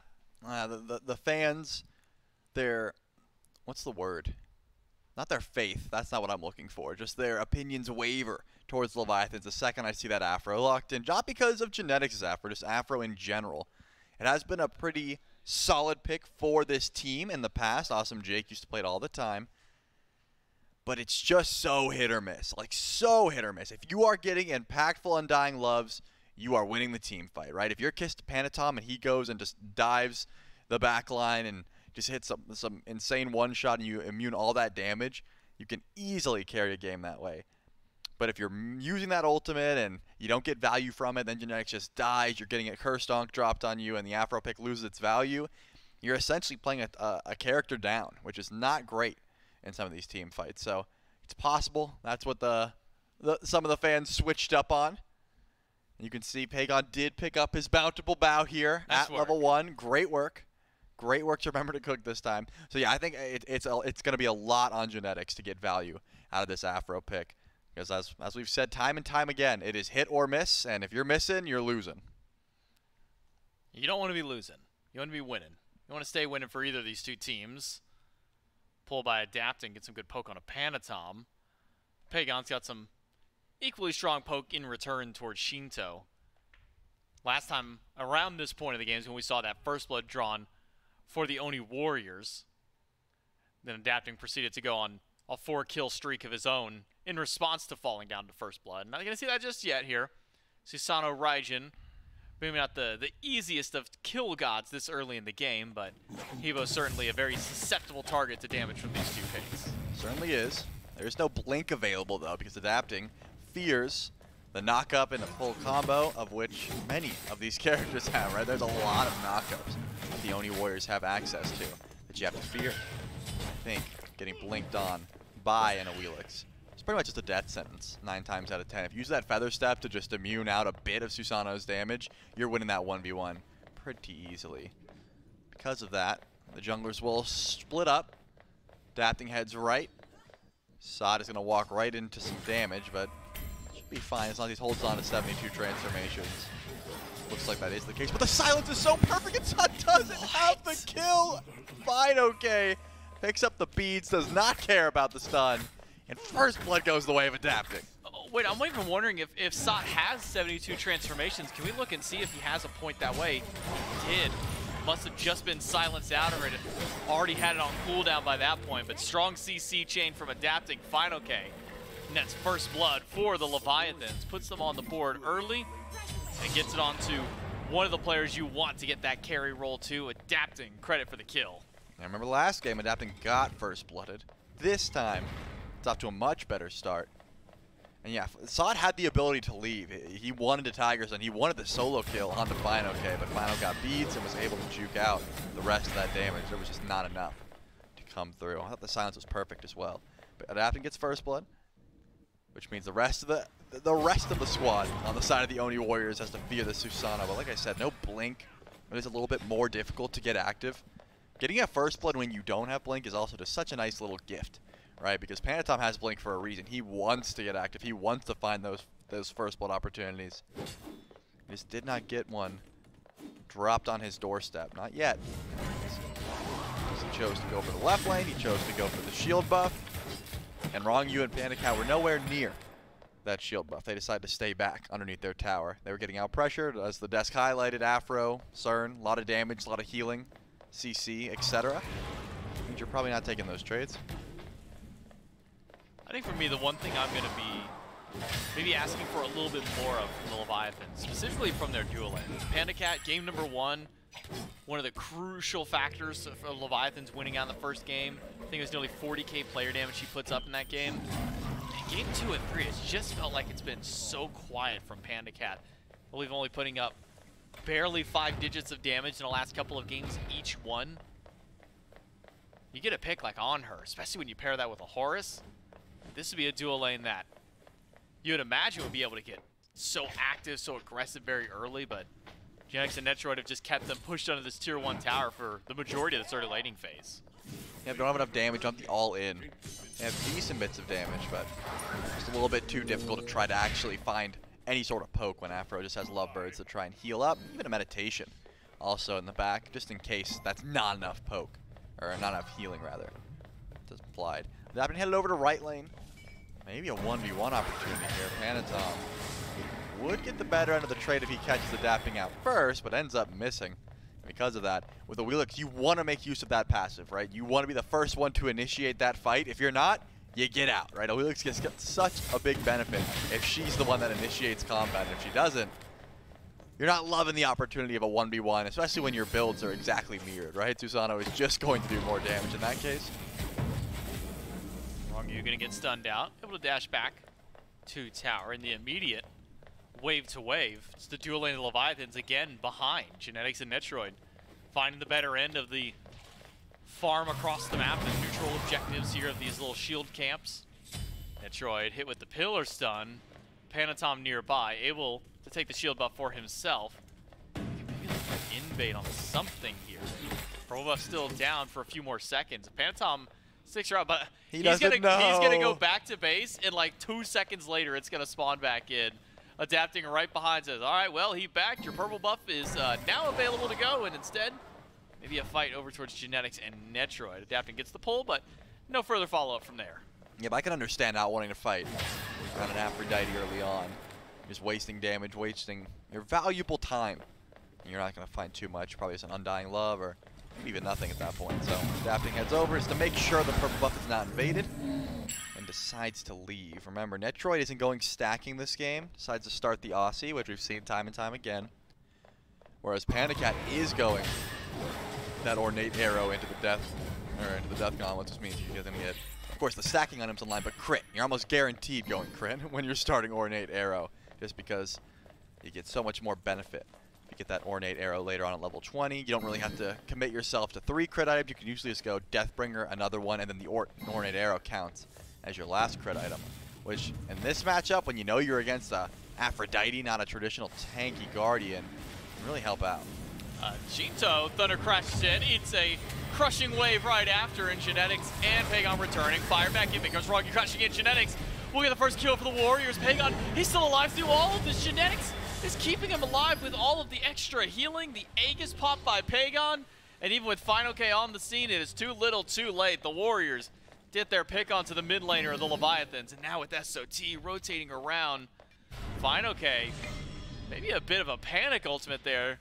Maybe he thought that a few more of the Warriors were collapsing back in. Yeah, if that Tiger Stun came through, could have been pulled, at least fear of the pull.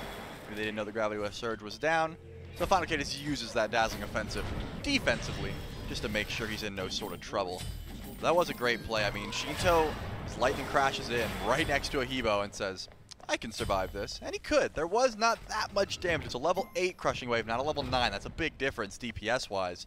The difference, of course, was a well-timed Aegis from Pagon.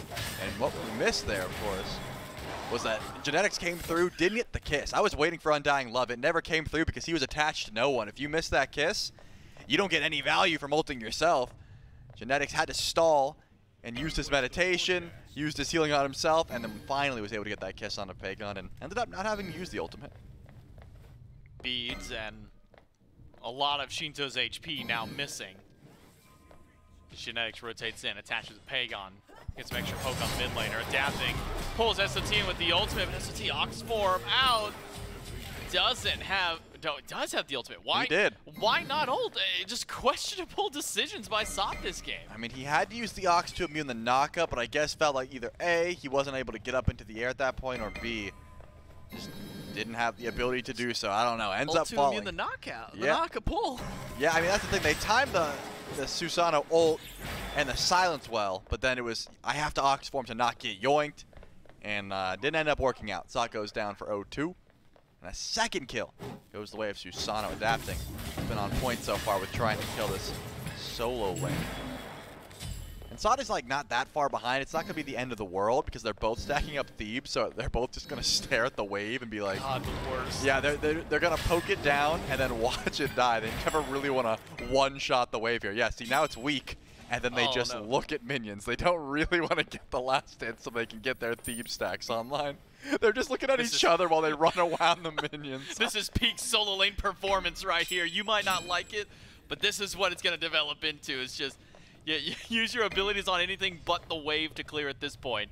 Only Warriors, though, pulling the Gold Fury. Wrong You is in the know, but does he have the damage to follow up? Panicat, can he get within range for his Fury? No, he cannot. The Oni Warriors will type a Gold Fury.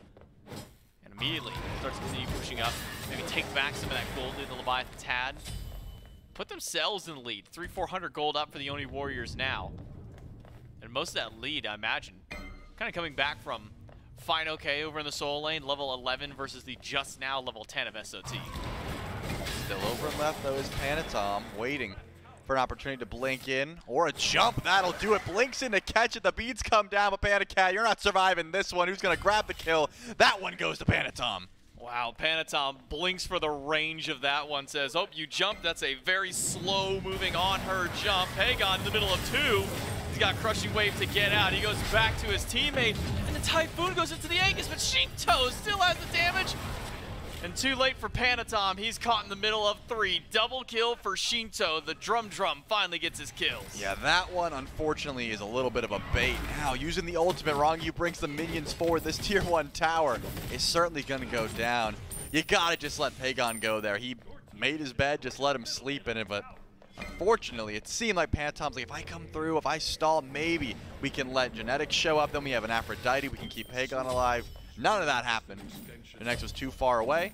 He ended up losing 2 there, unnecessarily. It was just too much aggression. Pagon likes the 1v1 because Hebo has a fantastic time into Raijin. You just knock up his Percussion Storm and say, yeah, go ahead, ult, see what happens. Can you Aegis when you're on the Taiko drums? No. Doesn't end up working out, though, because, of course, Adapting comes through. It's his 4th kill he's a part of in the game, 2-0-2, then sends them both over to Shinto. Mad that this is actually solo lane performance right now. Bring the buff into tower, let the tower do the work. Minions died in tower. This man going Cloak next, too. He's just going a support build. He's just a support with Bluestone. That's what he is. He is a support with Bluestone right now. Man, Inbound was right. Solo laners keep ruining support items. Those are going to get nerfed again. Then what are we going to build at this point? I mean, I don't think anything about what Sot's doing currently deserves nerfing. I think he's fine. No. But if late game if he gets all these items stacked up and becomes unkillable and is like soloing carries, then we might have to discuss. Now they're gonna look at the stats and go, man, there was like 4 Gauntlet of Thieves and Prophetic Cloaks built in one game. Clearly something's pretty good about those. If they win. If they win. If they lose it. Only 2. Well, I guess in this case, only 2 Gauntlet of Thebes can win out at the end. So the 50-50 on a win-loss for those items. But Sinjin Beacon started up. It's only Warriors on the scene, on the point. Zoning the Leviathans away from this one, even despite the 2 kills for Shinto that he picked up earlier. Still not quite threatening enough to want to step up to Genetics and Pagon, given that second form of immunity that Pagon can have, not just from his ultimate, but also from the Aphrodite. Even with that Aegis down. I figured it out. What you got? So, Genetics is going Heartward here, obviously. And they are just going to sit together as a squad. Gosh, the aura. They're just going to all have their full aura builds. And hopefully, Genetics kisses to one person who's going to completely carry the game. Whether that's Net, Pagon, or Panatom, to be determined. But he's been spending a lot of time on the left side of the map with Netroid. Hasn't gotten much done. Now he's going to try out Pagon. He's just kind of feeling out his options at this point. Whoever Genetics does connect to, though, is going to be extremely tanky by the time Sot groups up. How many more auras can we stack here for Genetics to benefit an ally, benefit the team? I do want to see some Asclepiuses coming through. Yeah, the CDR aura that you get from it, that's pretty good. For now, it's Shinto, who gets spotted out inside the jungle, goes to the ultimate, but SOT gonna go aggressive. Jumps up on the cloud and runs away defensively, potentially. Had spot out Adapting, running his way through the jungle, but Oni Warriors, they'll go to the Pyromancer. Rongyu is nearby, but Oni Warriors a little too quick on the trigger and take the Pyromancer away. Yet another objective for the Warriors, and maybe a pick on SOT. He's fairly tanky for the time. Typhoon, though, will knock him down. Killing spree for Adapting on the left side of the map, but Rongyu ends up going down in mid, as well as a tier 1 tower. Panda Cat's close by. The kiss comes through, and the knock up Panda Cat. Very low HP, but his tier 2 tower will be able to keep him safe for now. As Shinto comes through, that Primal Fury seems to be the target. I was wondering, with the Leviathans group up towards Fire Giant, if they know this is happening, but they don't have the damage, nor the will to want to go in for an FG pull. So the Oni Warriors will be able to grab this Primal Fury uncontested because of some good damage on the ADC. Panda Cat just could not step forward. Only level 13. The farm discrepancy here is kind of ridiculous, where Shinto's level 16 on top of the world, has all the farm in the world, and then Panda Cat's just sitting at level 13, doesn't have a tower. He's like, can I get some farm, man, please? No farm. At Shinto's farm. Almost feels reminiscent of the older days of the Leviathans. Yeah, Panatom's looking over. Season 9. Panatom's just looking over going, how's it feel, bro? How's it feel? Yeah, now you know what I had to deal with for 2 years, maybe even longer than that at this point. Even Panda Cat's going, man, is this what Zapman had to deal with? Like, this is the farm that he's losing out on? This ain't fun at all. I mean, he still isn't going to be able to stack those gooseberries. 15 on gooseberries. Telling you, it's the game 3, part 2. He's just electric boogaloo. Yeah, and that's arguably not a good time for Panda Cat. He would love those AoE autos. He would love a safety in the form of a tower behind him. But he has not been awarded That benefit, Netroid and Genetics have swapped lanes with Sot, possibly because Sot keeps getting ganked, but more specifically so they're closer to Fire Giant. Remember, the Oni Warriors, they love going for these early Fire Giant calls. With this team comp, with an Aphrodite to heal up a carry who's just DPSing it, they have the damage to sneak an FG.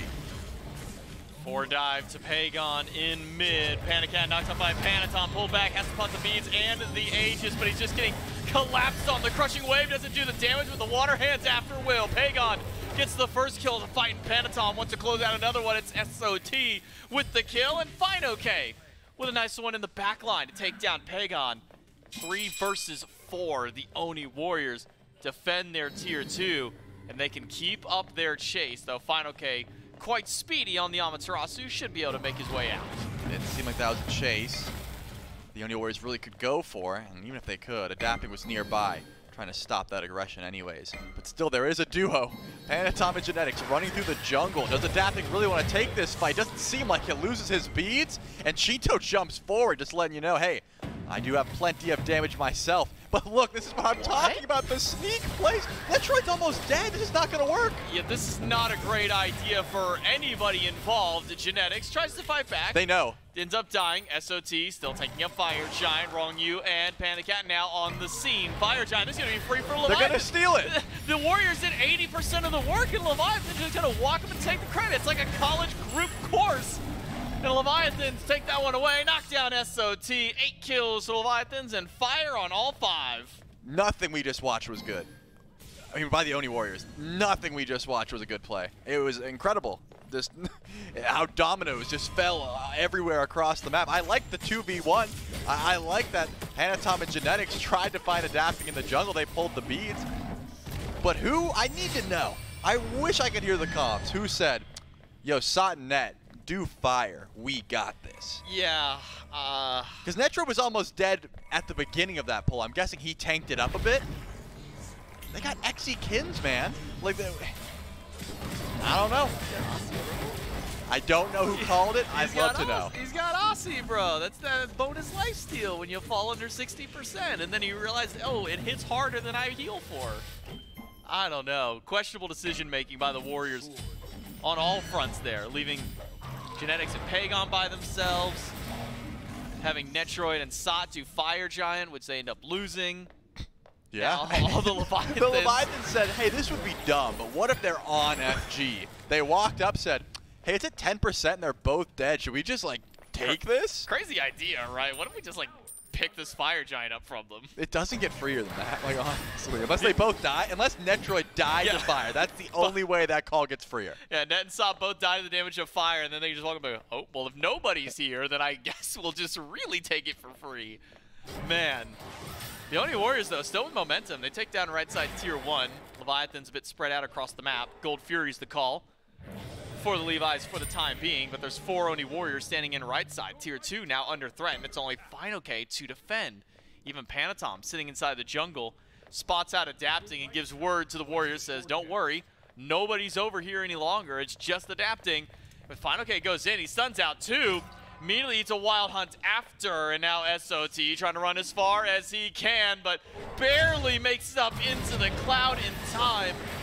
Adapting, able to narrowly escape Panatom and SOT up in the bird form, but watch out for the chase from Wrong You. How far can he get the team? It's right into enemy lines, but he's hit by a massive knockup by Pagon. He crushing waves through just about everybody. SOT turns it around for 1, but Shinto picks up an extra one of his own. Panatom takes a lot of damage. Thunder Crash in, gets the beats, has to jump off of Suku, and the Oni Warriors want to chase this one. Adapting has enough movement, but doesn't have the pull, and it seems like that's all the chase down potential, unless FinoK's ultimate's back, and it is Dazzling Offensive, only going to grab Genetics. It's on to 1, but that 1 is just enough. There's no ult for Genetics and no health bar either. Adapting picks up that kill, and the dropship in by Wrong You. He'll lose his life, but he hand delivers 2 more kills for his team.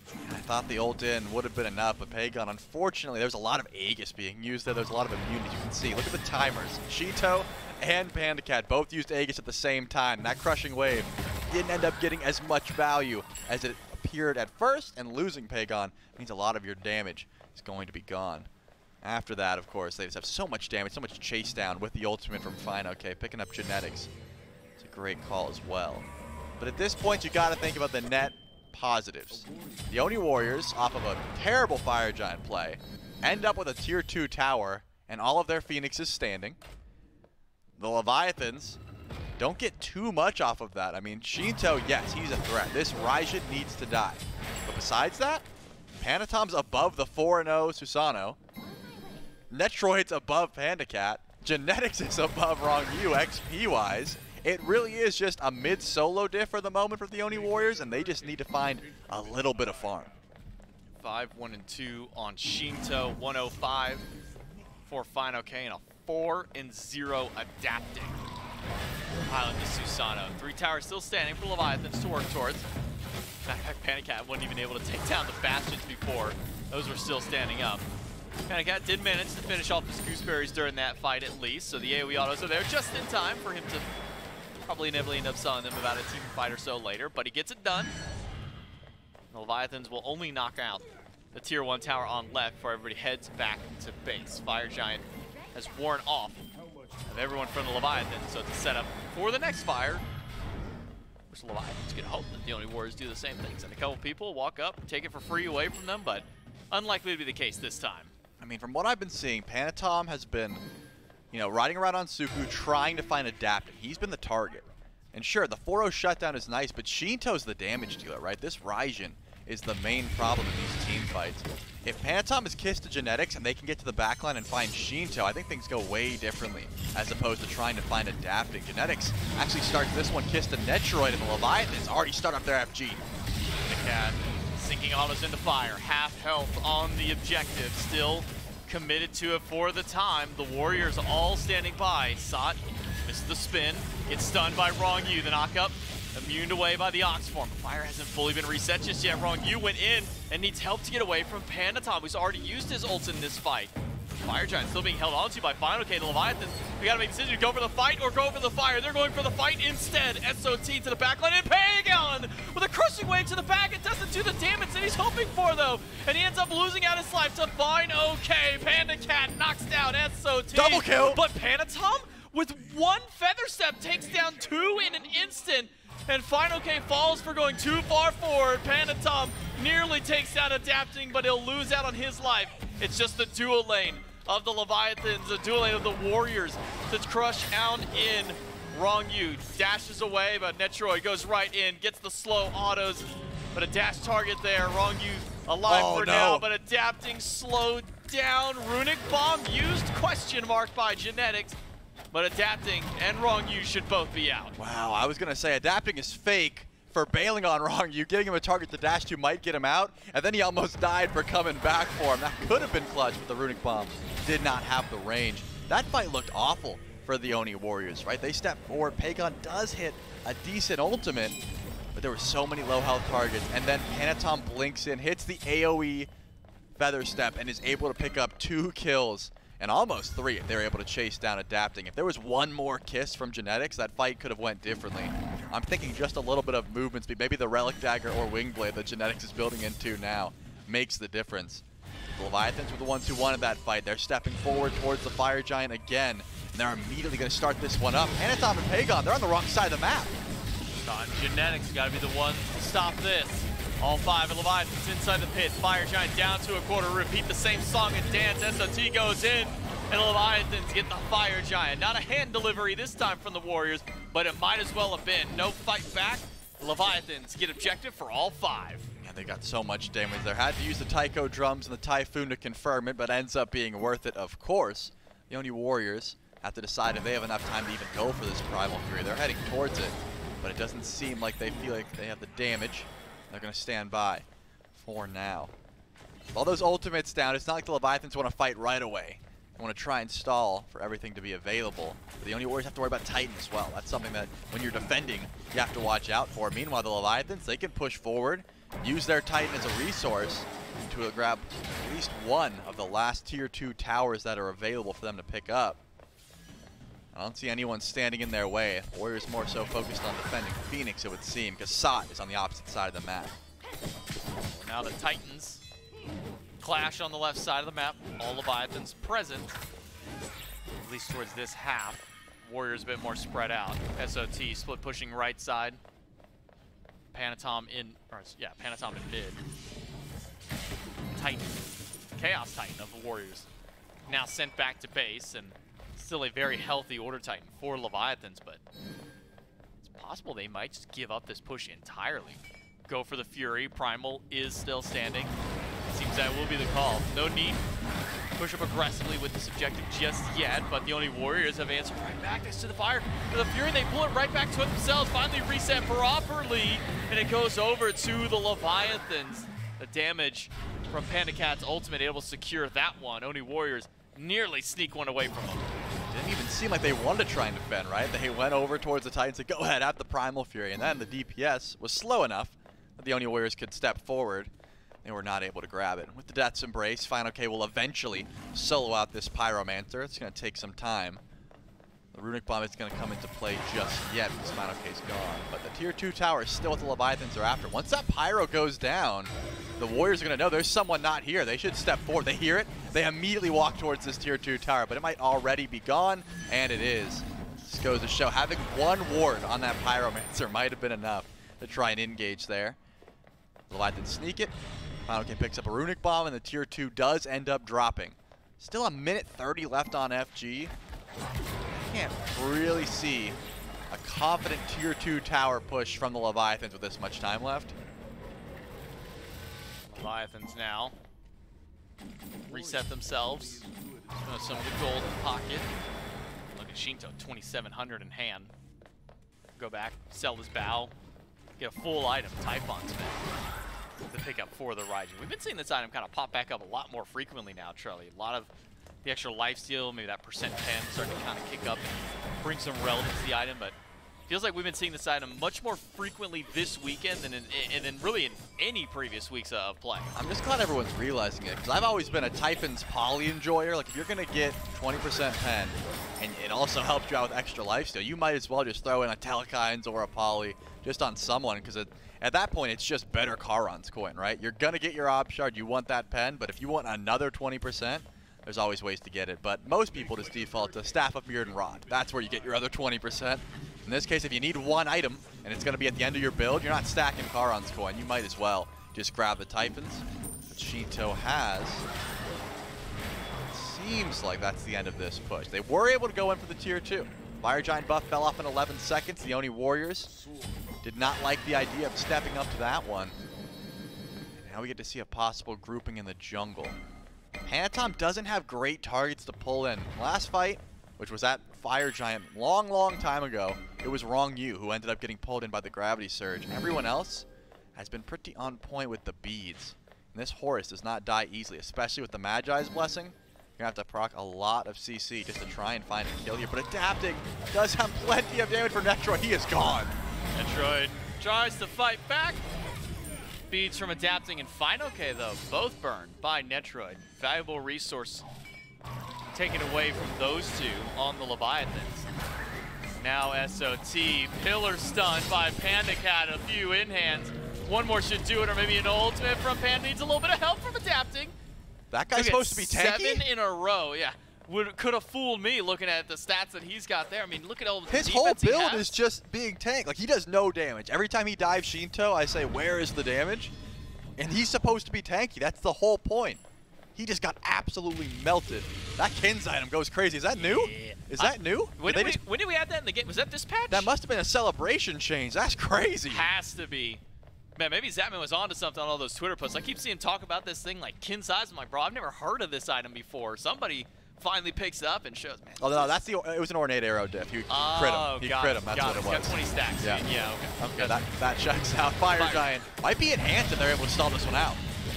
Need to install it for another 17 seconds, and with Wrong You standing guard, I don't think the Leviathans have any reason why they couldn't go for this one. The enhanced Fire Giant for everybody on the Leviathans. SOTs respawn back in now, but one more second. Fire Giant goes enhanced, and now the buff around all wastes of the Leviathans. No towers left on the map either. They're going for an ambush. Warriors, if they can find anybody Who wants the chest camp? That's the question. Who wants Chester? How valuable is Chester to You don't want wrong you want adapting. If it is wrong you are not grabbing a kill. And Final K's actually behind them. If Final K figured out where they were, this could be disastrous for the Oni Warriors. Final K is getting ready to cap Beacon. Final K. He didn't see them. He didn't see them. Wait, you didn't see all. Wrong use there too.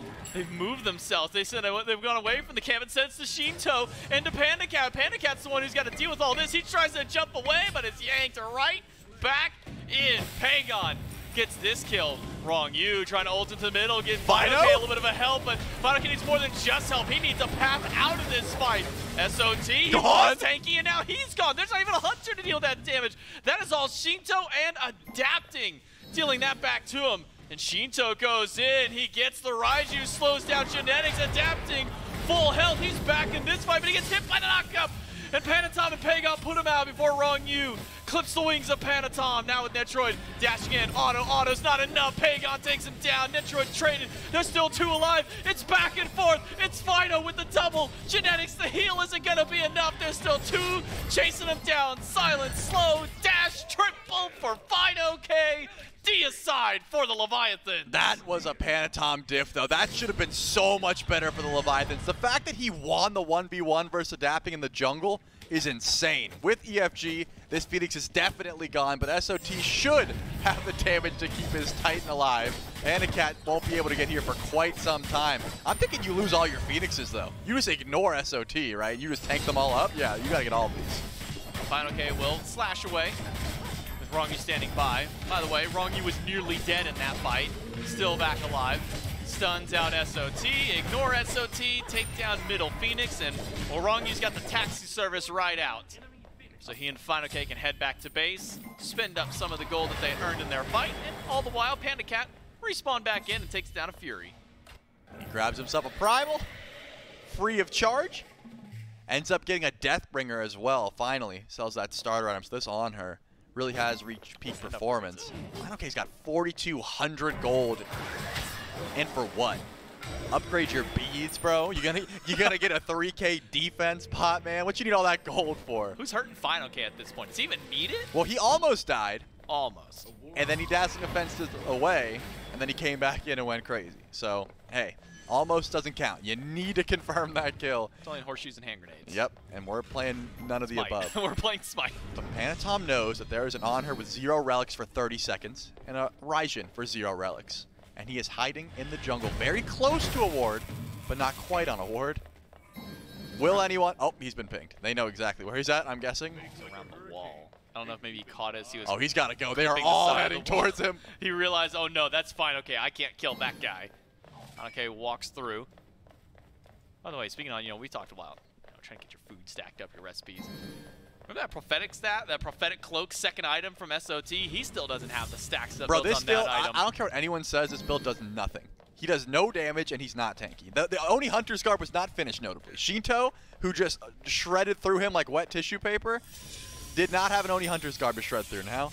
But, I mean, Sot does no damage and just stalls at this point. It's unfortunate. If he had the cloak, maybe we're talking a different story. But the Soul Eater Glad Shield is a big reason as to why SOT could have been a threat, right? That's the reason this Wukong can actually be a threat to backliners. He is currently not a threat. He's got HP though. He's got health. You know what? But you know who doesn't care about health? Kins and Soul Reaver. I'd like to introduce you to them. Their names are Shinto and Panda Cat. Oh, man, both those items. We got 2 items in the game. We got 2 of those? We got 2 items that do good damage to HP? Man, SOT. And he did a lot of damage earlier in the game. Not as much now. Somehow still more than Panda Cat, though, despite how much damage Panda Cat does with this build. I mean, I guess he's like only hitting SOT, so. I don't know. Maybe Shinto just disguised all of his damage as Hunter damage. Yeah. Secretly, Shinto's actually playing both Raijin and on her. Yeah, anything Panda Cat does has been Raijin damage, and we've just been incorrectly. It's been tracking incorrectly the whole time. That's my bad. I should have known. But they're stepping forward. Leviathans know their EFG is their next target. Look at all the warriors, though, just stepping up, waiting to see who they can find. I was going to say, a pull onto adapting would have been nice. Find his beads before the fight begins, but didn't quite have the option. Water spout off the mark. Now EFG goes down. I assume, well, no, I'm wrong. The Just Oni Warriors go for want to this. step up, but they might be too little too late. Warriors on the scene, but stopped by Wrong You, a Typhoon to confirm Fire Giant, but the Warriors chasing. aren't giving up. They said, well, your big AoE CC is down, but they are just not fast enough. Fine okay on this Amaterasu, jumped in the movement speed stance, and nobody is catching up to you here. Fino even dashes back for a moment. The Oni Warriors, they can't stop the fire, they can't stop the Leviathans. In fact, Wrong You's gonna go right back in. SOT's by himself. He's got Run, Blink. little bird, run. 3,000 health. Is that enough to save your life? Dash in by Fine OK.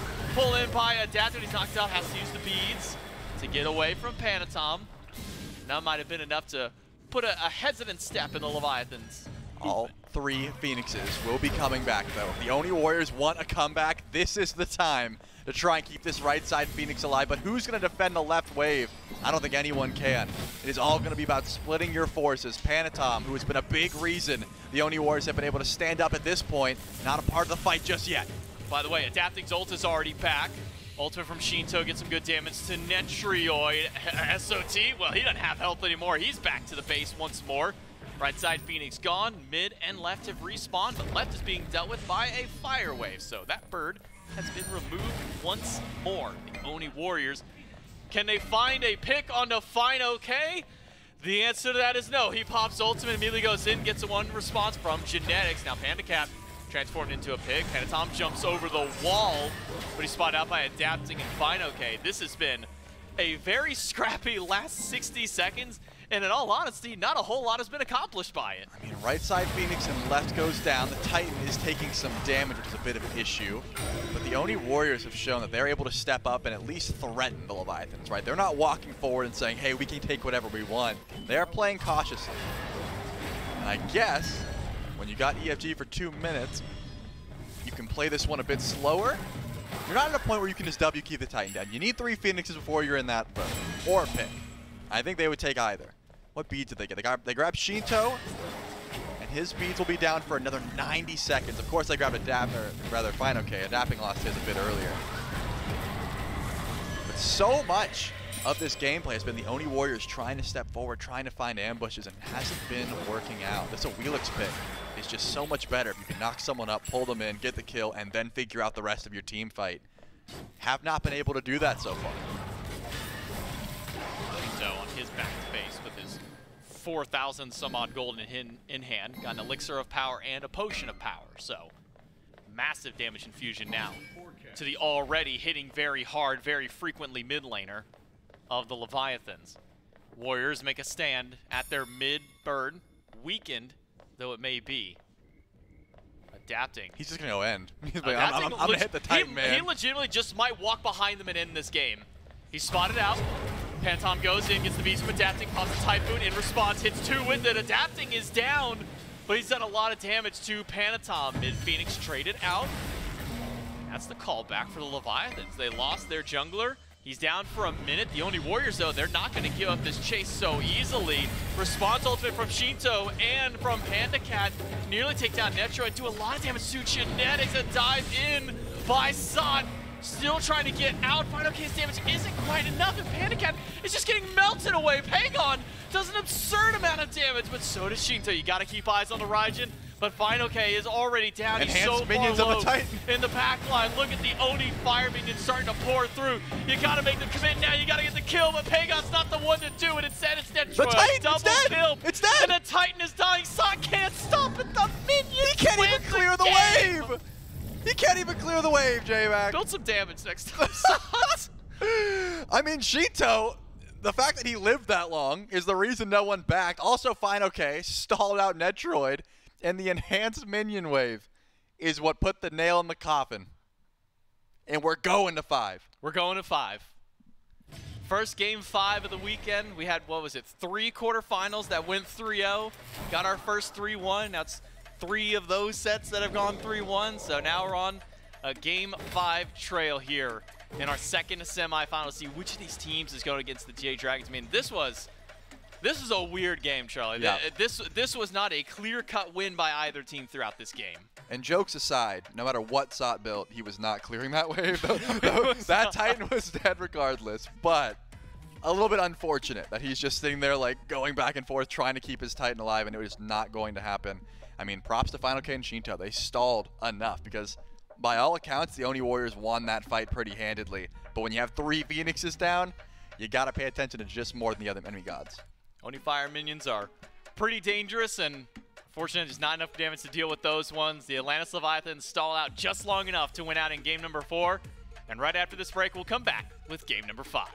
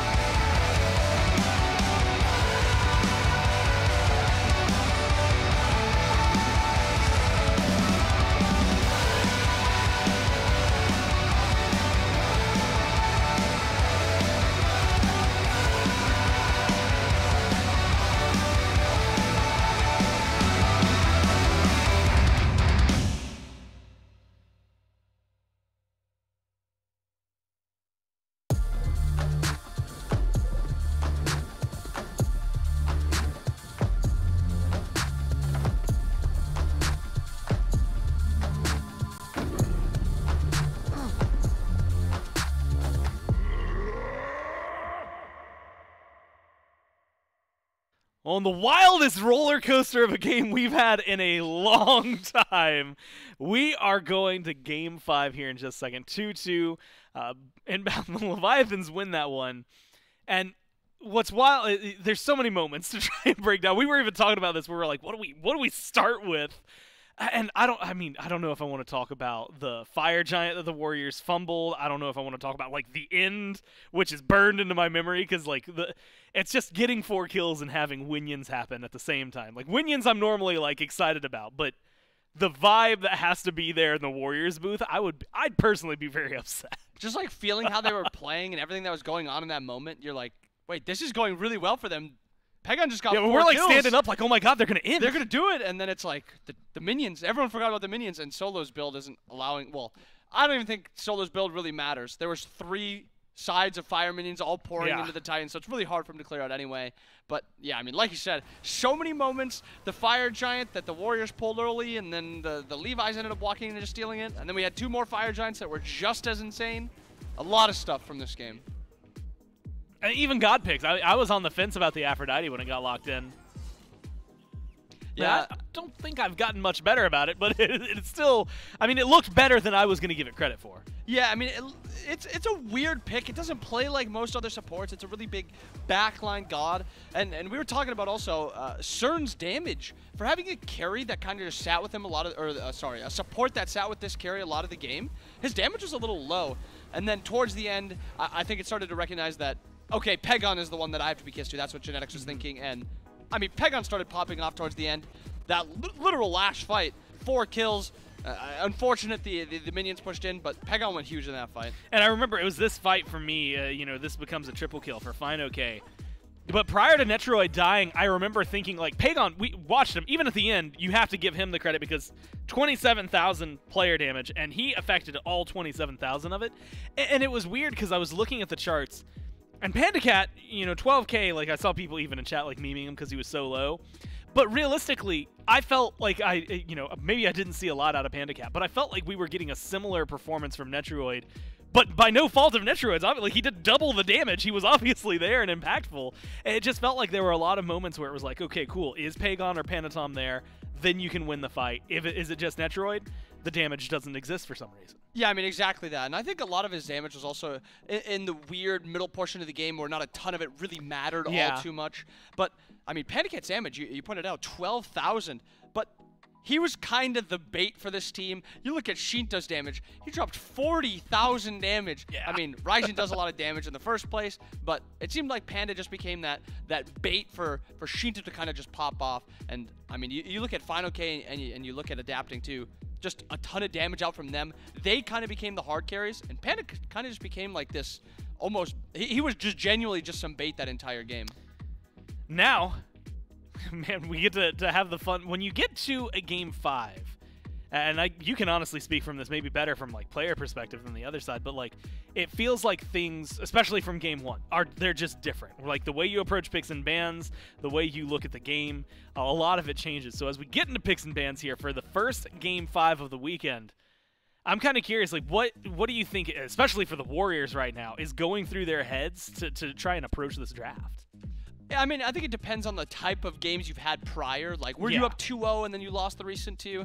I mean, the Warriors were up 2-1. They just lost the recent one. I do think there's a lot more stuff put into the recent games. I don't think they're thinking about Game 1, Game 2 very much. The Warriors, starting with the Mori churn bans, they actually took the first side also, so the bans have kind of switched up already. They're kind of in and out on this Morgan. Some games they ban it, some games they don't ban it. They didn't ban it last game, but they banned it the game prior.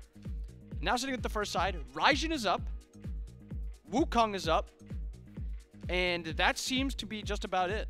Pele's taken the ban now. Pele's just seen a lot of permabans kind of from here on out, but not a ton of picks up. A lot of high prio gods have been banned. Which is interesting because the way we've seen this evolve, I mean, Chernobog was let through the first couple of games, so maybe he's technically, quote-unquote, on the evolved list as the set's gone on, but Morrigan's really the one that kind of stands out. Maybe Oleron as well, as gods that are like, hey, this was really good this set, therefore let's ban.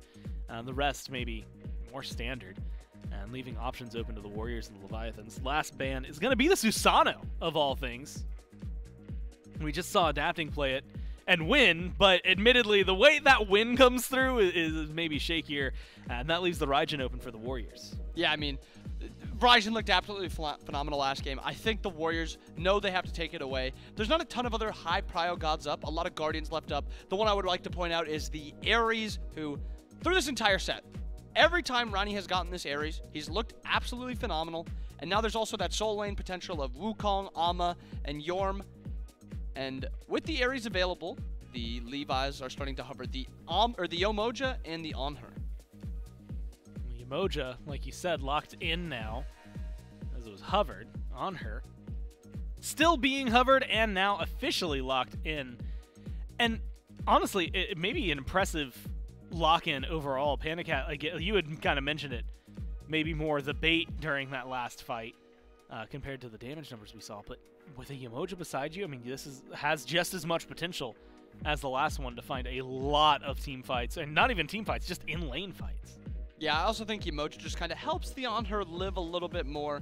Horus is he's a decent peeling god, but nowhere is he even close to as good at peeling as Yomoja.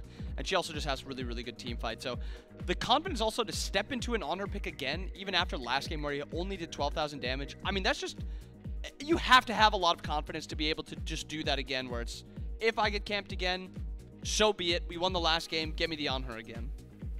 Confidence, like you said. I think the key word. It's always fun to watch Pandacat play the Onher in games where he's allowed to exist. Of course, the Wheelish last time around really gave him a lot of trouble, right? Even towards the end, one of the big fights is actually that same play where Finoke got the triple.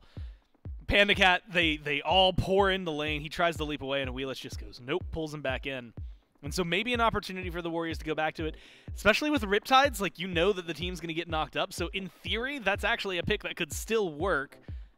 But early, right, is the real conversation, is knowing that, hey, yes, this could look good, but also they could then counterpick everything for the rest of it. And you've only got 2 picks at that point that would maybe cause some trouble. Khepri and Izanami.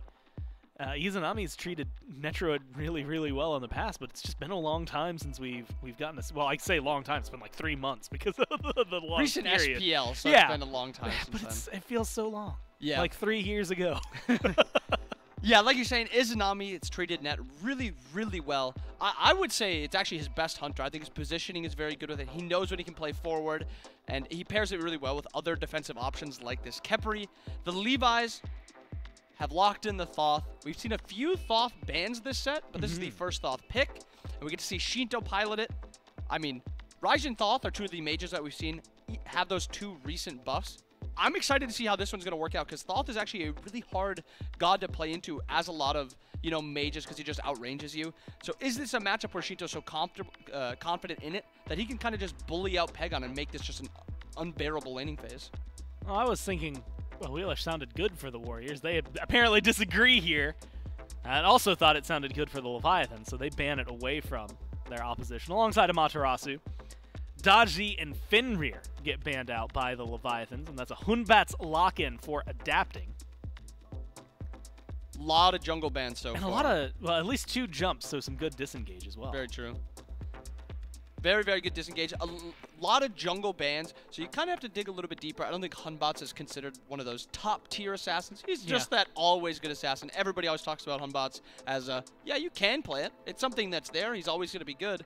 But we have the Willix ban, Thor ban, Daji, Fen Susano, Pele. We're getting to like 9th, 10th assassins here. So what is Panatom going to pull out? Not a ton of options. So Arachne was really popular in a lot of these other sets. Is she, like, does it, with Set, ironically, getting locked in right here, like, is she just not, is she too, I guess, counterable? Because we saw Sino struggle on her earlier. I think it's kind of there with Ganesh where it's player kind of taste. Player reliant. Like Sino, you think about it, he really likes that Arachne. I don't remember who the other player was. That Scream also locked it in early. Well, he played it today in game 2 and ran it. Oh yeah, last 2. So there's a few players that like playing the Arachne. But, I mean, if you think about it, Panatom adapting don't really strike me as Arachne players. No. They want that big, like, ability to team fight, almost pentakill characters. Set, one of the best at that. Set ate that recent nerf. we haven't seen any set actually after he was one of the best characters in the entire game in competitive just last phase. Maybe nice to know that, at least for those of you out there, this one is going into the jungle, so if the nerf brought him down, it brought him into the role he's supposed to be in. Instead of those pesky mid laners and carries always stealing gods. Tier closes it out. The Warriors were treated kindly by this tier earlier. You were pumping your fist just now when you saw the Achilles locked in. Or were you just jamming to the music? I was jamming to the music, but I also think Achilles is just like a cool character. He's like, huzzah, like, let's go. And he was picked into a really hard matchup to play into as Khepri. The execute obviously goes through the revive that Khepri has. One of the, I mean, original 5 counters in the game, something like that. I guess Achilles isn't that old, but if you think about gods that have revives, the gods that have executes are the gods that counter them. Thanos, Alquangs, Achilles. The Levi's got one, and from what we've seen from the solo lane, there doesn't seem to be a ton of pressure in this lane. Maybe somebody visits level 1 to level 3, but if you get out of that laning phase, this Achilles is just going to be in a great spot. I would even say it's the opposite of pressure. Last game, they were laughing about the fact that they both had thieves, and so they were desperately trying to not hit and kill the minions, and instead weaving the attacks at each other in a really weird kind of song and dance in solo lane. Of course, the fight over the totem also has been very important. It feels like that's going to be a very fun lane, especially if Thebes is still as picked up, and you have to assume at least Sot's going to go for it. He did it earlier on tier. We'll have to see for Fine OK what the option's going to be. Team fight-wise, you know, getting into the nitty-gritty. It's game 5. These games have been going, you know, into that distance, into the 25, 28-minute mark before you start to see, like, what could be the end fight. Some, like the last one, go a little longer than that. So if you're looking at 5-on-5s, is this execute on the side of the Leviathans and in the rest of their fight enough to deal with a Khepri and what the Warriors have drafted? I mean, just talking about team fights, I think this entire game is going to be revolving around team fights. Neither team is really looking to dominate this game pre-20 minutes. They both want to get to their 5v5s. They want to get to that point. And I think both comps have been drafted very well. I think Raijin is such a power pick. Sets another god that just has such high, like, 1v5 potential. And then Izza as a backliner with Khepri, so much defensiveness. I do think this Levi's comp has just enough in it to just be the slightly better team fighting comp. And I think the Achilles, if you can get 1, maybe 2 executes in even mid-late game, it can just completely throw this off and the Levi's can take it.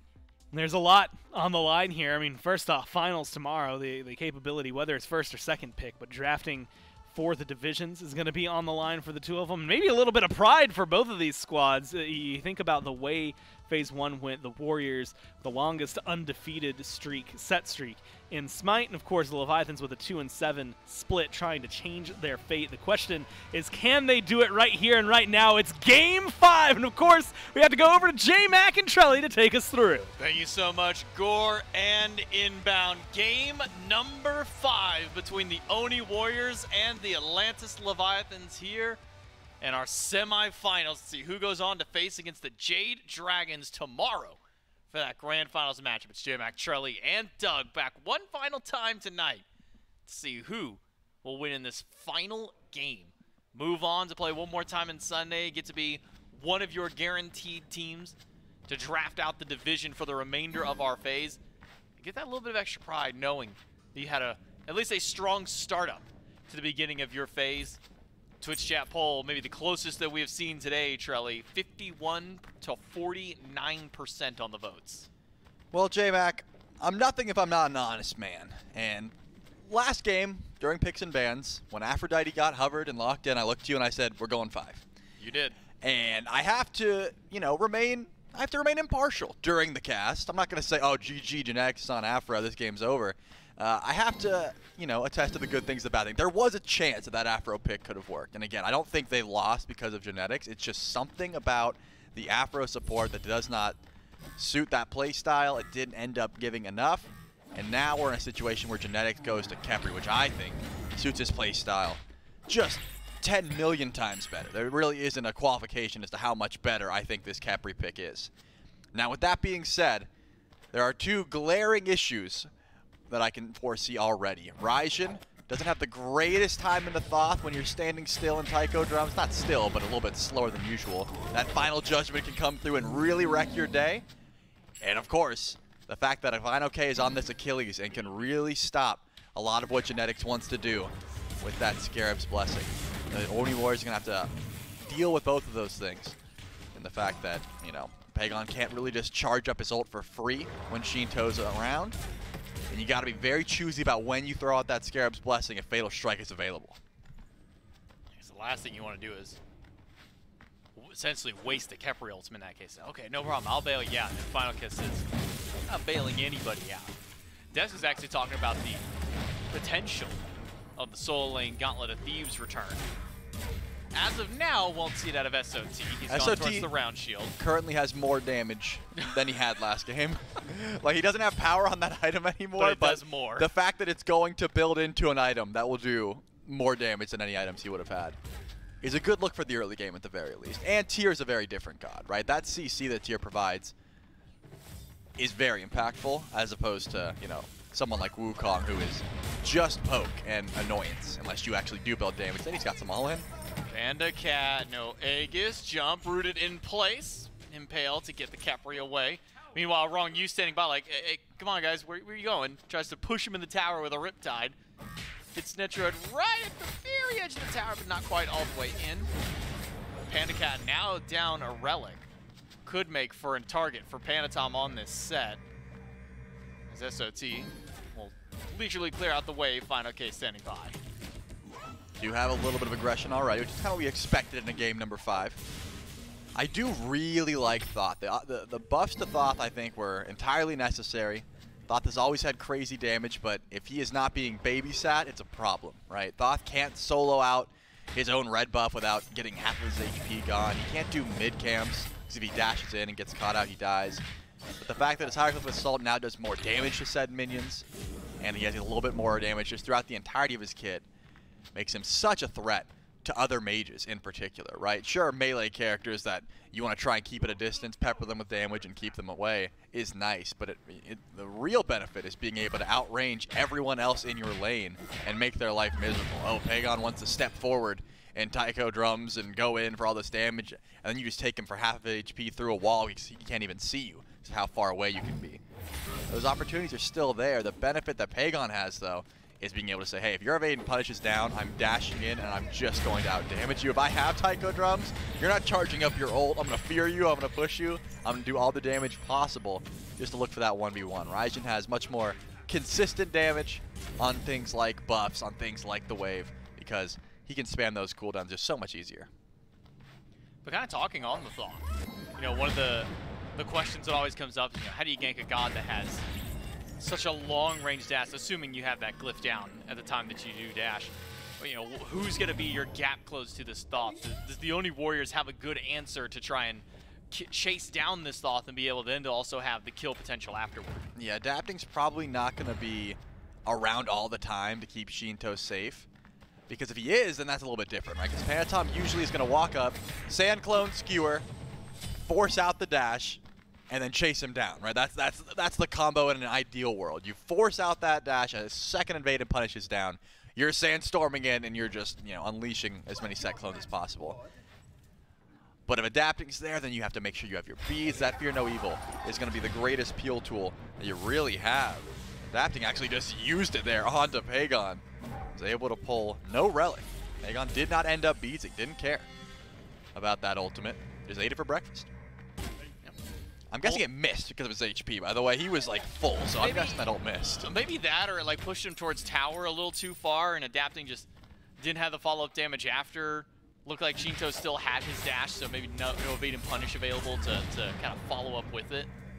But regardless, Pagon maintains speeds. Panatom already has used the dash to close gaps, slows down Shinto, dash in from Pagon up into the ultimate. The Raiju connects. He's taunted right back in for beats of the drum. Shinto turned around to charge ult, but fires it with his dying breath. It's Pagon for first blood. I love that call. Pagon recognized one big difference in that dive, which changes between am I taunting, am I fearing, or am I doing damage? And it's that Shinto had 0 beats there. If he has Aegis, why would you go for the damage when it can be Aegis'd away? Taunt, taunt, taunt. Pulls him in, make sure that Shinto has enough, range to get close, and then Panatom and Pagon just clean that one up for absolute free. Beautiful first blood there, going the way of Pagon, and now you're off to a rough start. So T does steal the blue away, adapting, and Fino can't secure a buff on one side. It doesn't seem like Panda Cat's gonna get his buff on the other. Even with the Desert's Fury, it's not enough either. It's just steals and kills across the board for the Oni Warriors. A pick on the Shinto, a stolen blue and purple buff. The Leviathans cannot catch a break here in the first couple minutes. And look at the lead, 2,000 gold and XP already. I mean, that's just winning across the board, right? Every lane has pressure currently. That's just the benefit of picking an aggressive comp like this, where with Raijin, you're coming out of the gate swinging. Panatom, of course, this set, I mean, Bobby said it, used to be one of the best gods in the game. I think still is one of the best gods in the game. Set is criminally underrated in our current meta, just because mages are very strong and you don't really want to go set mid anymore. You can, but not everyone's looking towards it. But even in jungle, set still has the ability to poke you out, chase you down, and pretty much wipe a team if given the right circumstance. Top that all out with SOT getting a lucky steal. Call it luck, call it skill. Netroid, Genetics getting that steal as well. Everyone on the side of the Leviathans is feeling that farm missing. And now you got the timers, right? You try and do that again. Next time the buffs spawn in, you better believe all of the Oni Warriors are going to be in position. Similar build mentalities by Final K and Sot, just in reverse order. Glad Shield finished up for Sot. Gauntlet of Thieves for Final K. Now both looking to grab the exact same that their opposition has in their second slot, tier 2 of the Shield for Fino, working towards Thieves now as SOT. Mid camps go over to the Oni Warriors, try and continue their push ahead. 2,500 gold up. Even with adapting here, I'm sure SOT is fine either taking this 2v1 or just taking this buff, fearless in the face of adapting or Fino K.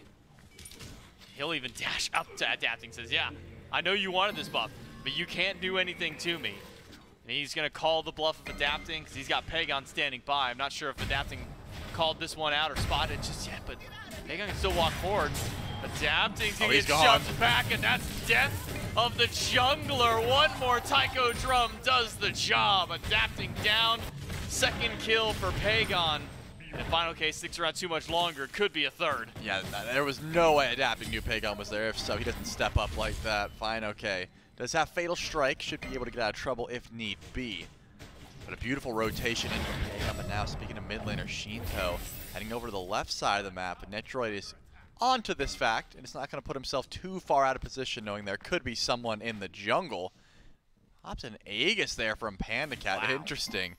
Fearful of more damage, fearful of someone hiding out in the jungle.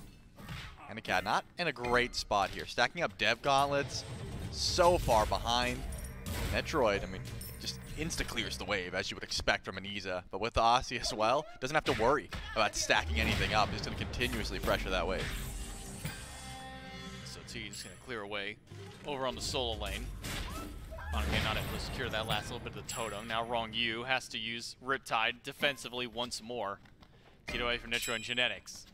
But dual lane has that communication of Aegis that's been burned away from Panda Cat. Still 2 minutes until that comes back off of cooldown.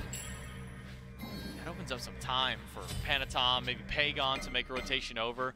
I will say, Pagon has been very active on his moving across the map. He has not been sitting in the mid lane any longer. We look back at like game number 1, we don't really see Pagon doing a whole lot, at least in the early game. Now as this set has progressed, Pagon has become much more active on this map. He's got the ability to, right? That's something that Raijin can provide. He's got decent movement. There's not too much CC he has to worry about. He can Thunder Crash in effectively. And if Adapting shows up, he usually has Taiko drums just to immune some of that damage. There has been zero threat onto Raijin. And as I've said, Raijin is in a fantastic spot if you let him free cast. You do not want to pick a comp that can't dive Raijin because he just does way too much damage if left alone. That is his weakness, though. If you can get to him, you can provide some of that CC. If you have range damage, there could be trouble, but no. Look at that. Got mezzed away, then rooted in place, then pulled back. Riptide, which was at literally the foot of Wrong U, then it feels like it's a mile away by the time the CC is over. The Oni Warriors grab their third kill of the game. First one that doesn't go to Pagon. Panatom now benefiting from one. Genetics finds Panda Cat. Aegis still down on the on-her. Throws up the pillar, slow things down. And ultimately from Netroid gets some good poke back, but Genetics is willing to keep this dive up. He can take this tower all day long and allow Panatom to get his second kill. I don't think that there's too much to fear here. Pagon is worried about losing his bead, so decides to go away, but didn't have the Taiko drums, actually used it just a bit earlier. So is fearful of a possible 1v1 in the jungle. It looked like Shito was going to go in there as well, but held on to Final Judgment, so Pagon will be fine. He's hold on to both of his relics, and at the very least, you see that dive. That's what Set can provide, man. The movement, the fact that Genetics is just tanking up the tower and says, hey, if somehow the full HP Set with Kingslayer dies to this tower, we still have Scarab's Blessing. There was no threat to that dive. Man, the Leviathans, they can't buy farm right now. Like, there is nothing on the map for them at the moment. They are so far behind. They're clipping for coupons right now. They need anything that they can get just to try and get back in this game, because everywhere on the map, even Genetics is walking through and just knocking away the chest camp. He's taking the gold off the map. He's swiping Chester. He's swiping Chesters away from him. He's not even just that. He's just swiping the minions in general. Nobody's walking up. He hits for 24 in auto. Why are you just letting him take your entire camp? It's one little scarab bug. Who's going to stop him? Nobody, apparently. I bet you he can 1v1 adapting right now. He's got so much farm. He's got no problems at all, and already has the Phantom Shell, by the way. So even if Wrong You hits a game-saving ultimate, they're just going to walk right through. It's 11 minutes in. Beacon spawns in here shortly. And that was an Impale. Does it look like it? No, it barely broke the shield. Panicat using Impale to actually try and save his ward. It still doesn't do so. Netroid able to de-ward on that top end. Wrong You walking through. Wrong You doesn't really have a clear path through that duo. Pagon is 14, highest farm on the map. Not just in XP, but possibly even in gold here for the mid laner. 201 for the Raijin, 201 for Panatom. Yeah, highest gold by 600. Doesn't seem like a whole lot, but considering we're 12 minutes in. No, that always seems like a whole lot if we're 12 minutes in. Like, that is insane. Yeah. Usually we're talking like, oh, you know, 2,000 gold lead at 12 minutes. It's not a huge deal because it's like, what, maybe 300 gold from everybody, but 600, that is just in the hands. And that's only 600 ahead of the next in line, and that's his own teammate. Gold Fury's going to further exaggerate this lead as the Oni Warriors pull. The Leviathans force a reset for the time. They're always ever-present threat of a fear no evil from adapting. Pagon, I'm surprised isn't Thunder crashing in more often. He has the ability to pay in the cat. Has to dash away so much damage, but Wrong You is going to be able to heal him up just enough. There isn't too much of a threat of a dive just yet. But remember, Scarab's Blessing is available. Netroid could just dash forward and try and find this kill. But it looks like help is always on the way. Mid and jungle for both teams are close by. Not going to find any sort of aggression, though. This Gold Fury isn't being pulled just yet. No pull on Gold Fury, but potential dive for Panatom. Egg is still available for Pandacat.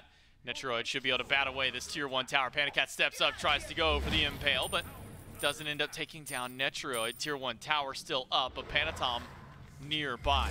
Spotted out by adapting. Should call for the end of the engage by the Oni Warriors. Even though they are 4,000 gold ahead, they aren't invincible at this stage of the game. Not quite. Genetics around, basically so. But hasn't any dive coming through. I mean, these solo laners are playing very defensively, as you can imagine, right? They've got the Thieves built, so they're not rotating in, and because the solo laners aren't rotating in, no one's looking towards the Gold Fury. I mean, 2,400 gold in pocket, 2,100 for Netroid, 24 was for Pagon. There are big power spikes to be had for the Oni Warriors. They go back and get a few.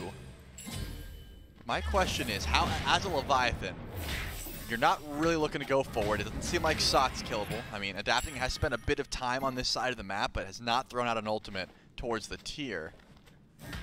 Are you just sitting by and hoping Pandacat can get online? I mean, it's too early for the Oni Warriors to rotate out, right? Netroid is not rotating in for this Pyromancer. This is just Pagon and Panatom's doing. They don't have an ADC, and they are still able to grab that for free. So I'm thinking the Leviathans are just waiting to see if they can step up to any sort of fight. They showed face at Gold Fury, which takes, I mean, a tremendous amount of courage given the gold differential. See if this is a possible Gold Fury pull. Considering Netroid's going back to base, I'm going to say no. Oni Warriors get vision of the Fury. Fine, okay, still on the right side of the map. Meanwhile, Sot has already rotated over to the left, nearly at the pit already. Genetics as the front line. The Leviathans are just walking away from this. It's only Wrong You who's still in the zone. And Pandacat is all the way back to tier 2 tower. The Oni Warriors can just go for this Gold Fury without any contest. Even with Netroid in mid, the Leviathans are probably scratching their head saying, okay, well, Net's here, so what's the rest of the team doing? Well, they got a Pyromancer for the Oni Warriors, by the way. That was about a minute or so ago. And now grabbing a Gold Fury to boot. The Oni Warriors, nearly 7,000 gold up. There's only 4 kills. It's not like it's been a bloodbath so far, Charlie. It's not like a whole lot of towers are being taken either. That's a tier 1 tower and just removing every obstacle of farm available to Leviathans. At a second tier 1 tower, the Warriors keep pushing up mid. I mean, there's just no early pressure here. Blinks in, pulls in wrong U. He's absolutely gone. No way. The emoji's going to be long for this world. Why not? Dash forward. Shinto goes through. I'm surprised Sot didn't ult immediately. Sot does take down one. Shinto charging ult. Fine, okay. Getting peppered with damage from Raiju. As Pagon continues to pelt away at the HP bars of the frontliners. Not very tanky just yet. 3 items deep for the solo laners. Only at the time 1.5 for Wrong U. He's now back up. Sot to the back line. Gets beads from Panda Cat. Runic Bomb and a few more in hand to take out the tier 2 tower. But the Oni Warriors aren't satisfied with only a tower. They want blood, and it's Panatom going right to the Phoenix Revive. Prop right back, but no, he's executed by Fine OK, so he doesn't get that second chance. Fear No Evil separates 3. The fight rages on, and a Riptide may have actually just saved Netroid. Adapted can't get the damage. Netroid turns it back in. Double push from SOT. Genetics playing bodyguard for Netroid as best he can, but he's got to get a dash. Can't get it done. Fine OK drops down the Hunter. It's just the front line left of the Warriors, but it's a tier 2 tower and 4 for the Warriors. I mean, yeah, the Leviathans got some kills there, but that's the big asterisk at the end of the fight, right? The tier 2 tower also fell on top of all of those kills. So the Oni Warriors, sure, they probably shouldn't have went that deep for the kills, but you can make plays like that. I mean, Pagon gets shut down. Panatom gets shut down. Beautiful by Fine OK. The executes needed to come through because, as you said, the Scarab's Blessing was there. If not, Panatom's getting a second chance at life. So Fine OK gets 2 shutdowns, which is massive. So much gold in his pocket. But are you able to fight back with just an Achilles online? Panda Cat sitting at level 15, has 3 items online. Important items at that. But still, Panda Cat wants, I would say, 4 minutes of split pushing to be back in this game. 4 minutes of being left alone in left lane. And so far, has not been able to do that. Stepping up for purple buff will certainly help them. Even with Fear No Evil and River's Rebuke at the tail in that fight, it's not enough for adapting to take down Netroid. Netroid is able to weave 1 more kill before Fine OK takes him down. And that was close calls as well. It was only narrowly that Final K was able to get it there. Not enough healing back for Netroid. I don't think the Aussie was able to proc in time to save his life. The Oni Warriors, even with the rampage they just went on, it's the shutdowns that are keeping them in this game. Well, it was a 7,000 gold lead, still only sitting at 6,000 now, even with the tower. Those shutdowns, very important for Fine OK to have grabbed there for himself. Take a brief pause in the action here in game number 5. It has been all Oni Warriors so far this game. That's the first real fight back that we have seen from the Leviathans, but it was kind of brought to them at that point. I mean, you're down your support at that point. The Oni Warriors say, hey, we got the 5v4. We still feel very strong. Dive into that tier 2 tower and elongate this team fight. Not only the tier 2 tower, they dove the Phoenix. The Phoenix. I mean, the tier 2 was free. Yeah. After the tier 2 drops, Panatom says, oh me, I'm going in. Oh me, oh my. Yeah, I'm going in for the Phoenix. And as you said, the Fatal Execute comes through and stops a bit of that aggression. But again, you can make plays like that when you're this far ahead. When you lose 2 people that were streaking and still are this far ahead and still have this much map control, that's going to be a big plus. However, I said that Panda Cat needed 4 minutes of split pushing to get back in the game. Turns out he gained 2 levels in that 30 seconds. Like, he actually found so much free farm. I was surprised that the Oni Warriors didn't step up to the left side of the map. I guess because there wasn't an immediate objective. They didn't feel like they needed to defend their buffs or anything. So Panda Cat actually is looking a lot better off than he just was. Well, I think that's because everybody was dead, so there was nothing being stolen inside of his jungle again this time through. Able to get some extra waves along with it, but man, the Atlantis Leviathans, they've got to find some extra fight back. Still 6,000 gold down. Fire Giant, I think, maybe within the realm of possibility for what the Oni Warriors have been able to do so far. I think the biggest question mark is going to be, You dealt with Pagon once. You got a big kill on the Raijin, the massive shutdown there. Are you going to be able to do it again, though? That is a bit of an issue, because I would say that when you dive that hard, if the Leviathans' only play is to wait for the Oni Warriors to make a misplay like that, it becomes a lot more difficult. They can die it back, right? They can play a little bit safer. But if you're really counting on the tier 2 dive into the Phoenix and all of that, and that's the only way you're able to find these impactful kills, it becomes a lot more difficult. I think that Final K getting those shutdowns was massive, though, because the Achilles needs to be able to, someone has to be able to frontline. It's not wrong you. We learned what happens when Umoja steps forward. Now that Final K actually has some tank stats, he may be able to solo frontline for at least a little bit. Yeah, no, Wrong You got hit with one fearless combo, and by the time he hit the ground, he was no longer alive at that point. So when you're only, at that point, I think he was only like an item, like one and a tier 2 item. He's got a Lotus Sickle now. Yeah, now he's got a Lotus Sickle, so he's got a little bit of extra prots here. So we're ready to get back in the game. We can kind of take a look back at how a lot of this started. And it was an aggressive dive in by Pagon and Panatom, recognizing that Shinto didn't have the tools in his kit to try and get away from them. Gets that kill in the tier 1 tower to kick things off. And then it's just been a spiral out of control. The Oni Warriors have really just been commanding this game. He really did die the second he hit the ground. I watched it. I casted it, and I still didn't realize just how quickly that death came through. Finally, back into the action. We get to see exactly how much time before a Primal Fury spawns in. Could be a bit impactful. Because the Pyromancer, that could be grabbed quickly as well. The Leviathans need to have their ward coverage down.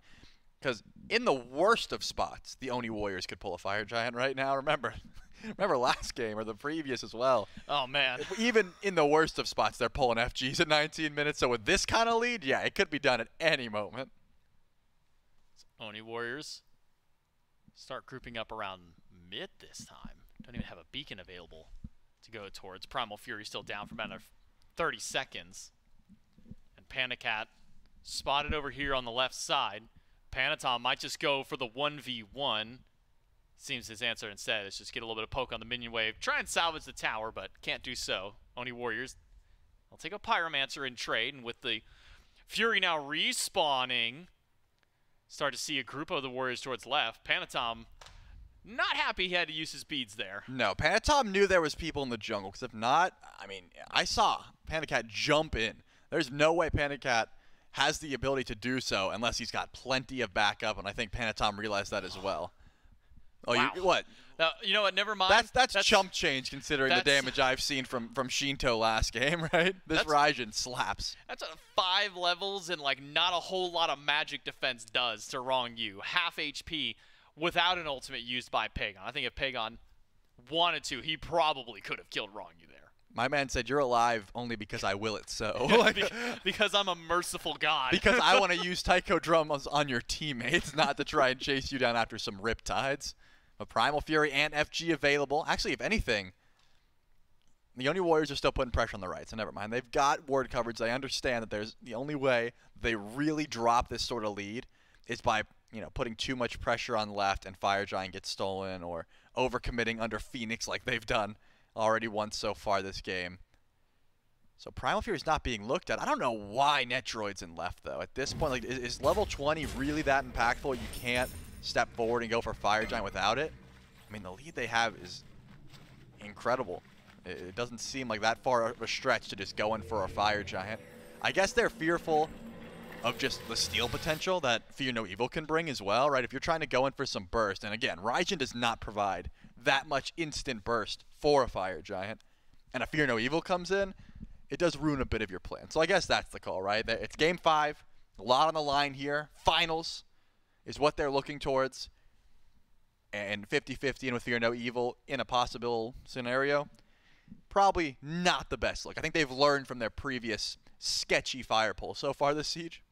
Yeah, I think the best way to kind of equate maybe Raijin's damage compared to some of the other mages, it's like he hits as hard as like a Raw or a Vulcan might, but he does it over the course of like 4 or 5 seconds as opposed to 1, 2, 3. That's like saying Anubis has the best burst in the game because his ult does 5,000 damage. Yeah, his ult does a lot of damage, but you also got to like sit there for 3 seconds in place, focusing laser sights onto a single one, as opposed to Raw, who can just, all right, Cool. There's my damage. Let's walk away, move on. There's the 1200 burst for you right away. Do you think your snap actually picked up on the mic? I hope it did. I doubt it. With how far away it was, there's Yeah, no way. People are like, what's he doing with his hand? What's he doing? What's he doing? Also, I've been called weird. I snap with my ring finger. Oh. I don't know. Learn something new every day. You guys ever want to know what finger J-Mac snaps with? Now you know. And now we get to see exactly how the Leviathans are going to try and come back in this game, because so far, it's surprising how aggressive Panic-Cat's been, right? Considering that, I guess he knew, hey, there's 4 people on Pyromancer, I can step up, I can pull the beads off of Panatom. And that could be the reason that the Oni Warriors aren't like, we need to go in right now. Without beads on your set, you feel a little bit safer. But it really does feel like Netroid is the one who's not rotating. He wants to hit level 20. You want your Iza, at least 5 items online before you're going in for a Fire Giant pull. That's my guess at the very least. Yeah, I mean, I feel like Fire Giant could be an option. Even just the Fury at this point. I mean, you have a lot of damage on Netroid. He can just walk up, start up the Fury, and just say, hey, I dare somebody to walk up. Like, please, Leviathans who are 6,000 gold down, come fight us at the Fury on our terms. But it doesn't seem like the Oni Warriors want to group up for that objective. It's Pagon on this Raijin, man. This Raijin has kind of been the big topic of mid lane. You know, when we came into this event, we kind of had an idea of what some of the meta picks might be based on some of the changes that came in Season of Celebration. Raijin had some change-ups to his kit, Pele. Sun Wukong necessarily didn't have that, same level that the other ones did, but it was still kind of in that wheelhouse like, okay, Sun Wukong's pretty safe in solo, and he can do a whole lot of damage. Depending on what your build is, you can be real tanky and have a whole lot of disruption. But I think just watching what Pagon is able to do on this pick here in game number 5, I think this has been a clear indicator that Raijin might not be overvalued, but he's certainly one that you still need to keep eyes on. Yeah, and make no mistake, it's because he's free casting. There is no one looking towards this Raijin. Shinto, unfortunately, never is in a position where he can hit a final judgment, and adapting doesn't even live in the same area code as Pagon at this moment. If he's ever going in, it's because he's fighting someone else, and Pagon was behind him and shows up. So the Fear No Evils have not been impactful just yet towards trying to interrupt some of this damage. We'll see if anyone is able to get to the back line there. I think Final K, again, getting so much gold will certainly help out in trying to deal with some of that DPS that this Raijin is putting out. Here's the group up around Primal, around any objective that we were calling for the Warriors.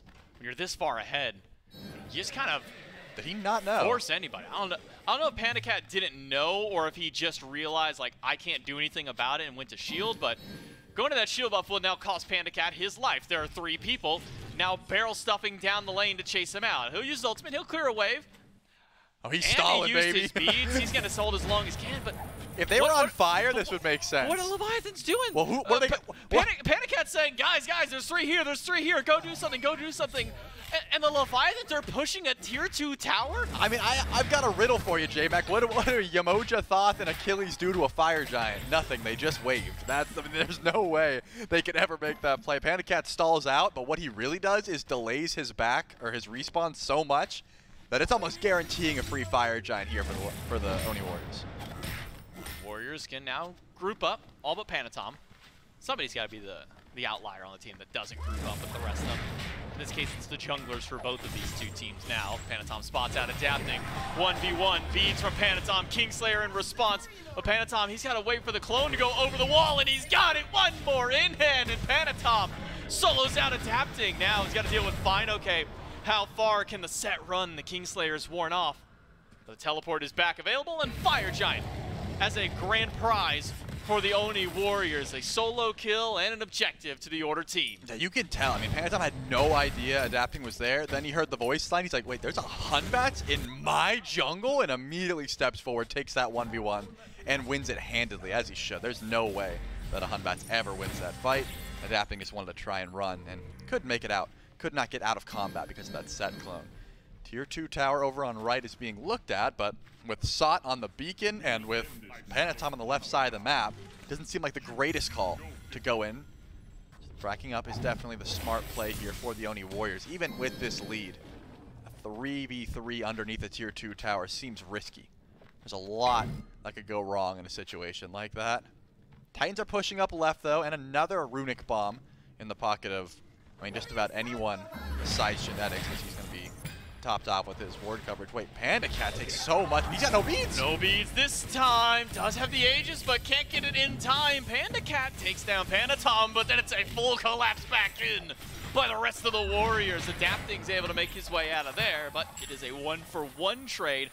Now losing out on your Hunter. Leviathans, they're gonna have to deal with the siege of the Oni Warriors without their Hunter. Fortunate for them, they've got a Thoth, but SOT will jump right into the back line.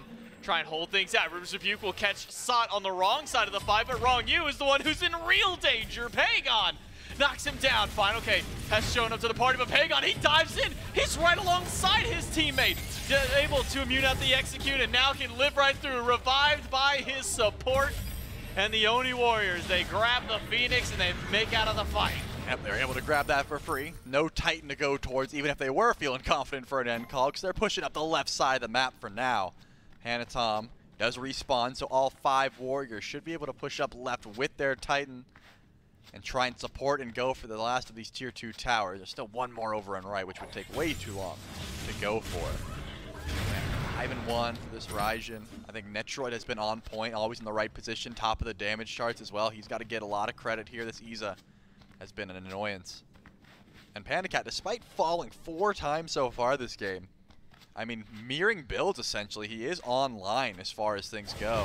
Just has not been able to survive as much. I think the big difference is because Genetics has infinite peel, whereas Wrong You, I mean, he's got an ult and some Riptides. Infinite death. Yep, that too. Anytime he gets just abducted by Khepri, it is dead Yamoja. Panda Cat and Final K gonna split push right side while the Warriors move over to left. They still got the Titan, fairly healthy. Panda and Final K, they're gonna head back to base. Tier 2 on left. Drop before the Titan even gets a chance to walk in. It's now a Phoenix. And Netroid's done so much damage to it, they don't even need the Titan. He didn't even leave. Everyone else left. They didn't even need the Titan at that point. Now the Titan is just a bonus member of this fight for Sot to dive in. Beads Aegis away from Panda Cat. The Abduct just off the mark this time. The Riptide puts SOT in a better spot. He's right where he wants to be, in the backlight. But now, the Oni Warriors, their carries take too much. Pagon, beads removed, executes there for Final K, but he can't go over a wall. Instead, he runs into Shinto and Wrong You. Shinto, he dashes in, he doesn't have ult, and Panatom's got plenty of damage. Shinto trades out, taking down Pagon. SOT still dealing with Wrong You. The Abduct is there from Genetics, and he's pulled right into Netroid, who takes him down. 2 still up for Leviathans, but it might not be for much longer. Final K's already used his ult to get away. Meanwhile, the Titan is nearly dead because their Titan has been sieging up. SOT, Panatom, the Oni Warriors walk right in and they dominate game number 5. And Trelly, we're gonna get a rematch from last year's division playoffs, where it's gonna be the Warriors versus the Dragons once more. J-Mac, the minions giveth and the minions taketh away. This time, the Titan counts as one of those minions. So much damage coming through. And considering how close this set was, this last game was just so one-sided. I mean, the Oni Warriors could do no wrong. Even when they are diving tier 2 and Phoenix and vastly overstepping how much they could really get done, they're still in a fantastic position. They still controlled the map. The objective play was on point, and their front line was disgusting, right? Sot was continuously setting up for the team, and Genetics made sure that no one, if not a few different picks, was going to be dying on his team. This is one of the games that really only felt one-sided. Compared to the rest of the set where there's some back and forth potential, some way it could go either, this is the one true one of the Oni Warriors. They plant down their feet, they say, this is going to be our set, our win, our game, and they'll move on to the grand finals with their Game 5 win, a 3-2 to finish out for the Oni Warriors. Zip for Charlie on the cast. We'll throw it to the desk to break things down. That's right. The first Game 5 set and goes to the Warriors here. Once again, second time solidifying them at least as one of the top seeds going into the phases. The first kickoff was actually the beginning of that long streak for them, and now they're trying to do it again. But this time inbound, I feel like we get to see, you know, first off, a lot of back and forth in this set, so that has to be the upfront discussion. But then realistically, this last game, there was a point where we're 5 minutes, 7 minutes in, we're like, oh, it's 2,000 gold already. And that didn't really stop. That gold lead kept getting further and further apart, and the team fights kept going a little bit more one way. Yeah, I mean, I think that is genuinely the first game we've seen where a team has properly snowballed the map, where they start winning in one lane, they push that lead to another lane, they push that lead to another lane. Now all lanes are winning and all lanes are able to push their leads. I mean, you look at the Jade Dragons draft, or sorry, not the Jade Dragons draft, the Levi's draft. You look at the draft, Yeah. they have a dual lane that's not going to win. You're not beating an Izanami. It doesn't do that. And then you have your mid laner that dies in the early portion of the game with a jungler that doesn't have the pressure to put on anywhere else on the map. At that point, it's very, very hard for you to get back into the game. You just have to delay it as much as possible. Unfortunately, they were not able to delay it. I mean, one Phoenix down in mid, one Phoenix down in left, and then that next fight is just the end of the game. And sometimes you also end up getting to see, first off, a lot of Pagon in these highlights. You'll see a lot of Panatom as well. The team really making sure that they hold on to it. It feels like it's an interesting amount of aggression for them all across the board as well, because we saw specifically Aegis picked up for, I believe, both PandaCat and for Shinto in mid. And early, that made a huge difference because suddenly that's where the Warriors, I mean, they come in, they get a pick, then they steal all of your jungle farm. And like you said, it's kind of like this gameplay where when you get back, you just look around and you go, I can't do anything. I guess I'm going to go back to lane, guys. Oh, no. And then, unfortunately, guess who's waiting for you in lane? Powered up Warriors. So, really good play from them. Good reses from Genetics, 0010 there. A lot of really solid play. Sot did abandon his Thebes, and so that gauntlet somewhere on the ground, but he goes 2-0 and 8. And it really does feel like, outside of a 2-0-2 performance, at least from FineOK, it really was a struggle for a lot of the Leviathans to get things online there. Yeah, I mean, that early game just went so bad. You said it already. 5 minutes into the game, they're down 2K. The mid laner had already died. It wasn't looking too great. They really needed to delay this as much as possible. But the Warriors really just kept on that pressure, and they were just forcing them into fights they didn't want to take. And a lot of it, in my opinion, goes to Pagon. Pagon was all over the map. Yeah. He got the kill in solo, which then gave him three winning lanes. And, I mean, late game team fights for Pagon. He was on the Raijin, a lot of damage. He did a lot of really, really good stuff that entire series and this last game. Well, a long set requires a lot of adaptation and a lot of input from someone beyond the players, and that's actually who we have standing by to give a little bit more input and vision on what the players and the Warriors were thinking throughout this entire set. We've got Oxy standing by for an interview. That's right. I've got Coach Oxy here from the Oni Warriors. First off, congrats on your win here in game number 5. Moving on to the finals. Give me some of your thoughts now. You've had a couple of matchups to play with the team, maybe some of your scrims as well. What are kind of your general thoughts on your team so far? Well, Genetic feels super good in the team. He apported a lot of vocals, and we keep playing like with discipline. That is the focus to win. And now that you're going into a grand finals, it's a rematch against the Jade Dragons. You were in this place the last time y'all had a divisional matchup. What's your expectations going into tomorrow's set? We are super confident. I think if we won with Jake, we can win with Genetic for sure. Yeah. And then, a lot of teams kind of their eye in this phase, getting to the World Championship. For some teams, it's winning out there. What's kind of your team's expectations for the remainder of the phase? We want to win Worlds. Yeah. That's all. That's the goal for a lot of the teams out here. You just kind of get that Worlds. Going into a game 5 like this, it's been 4 long games kind of going through here.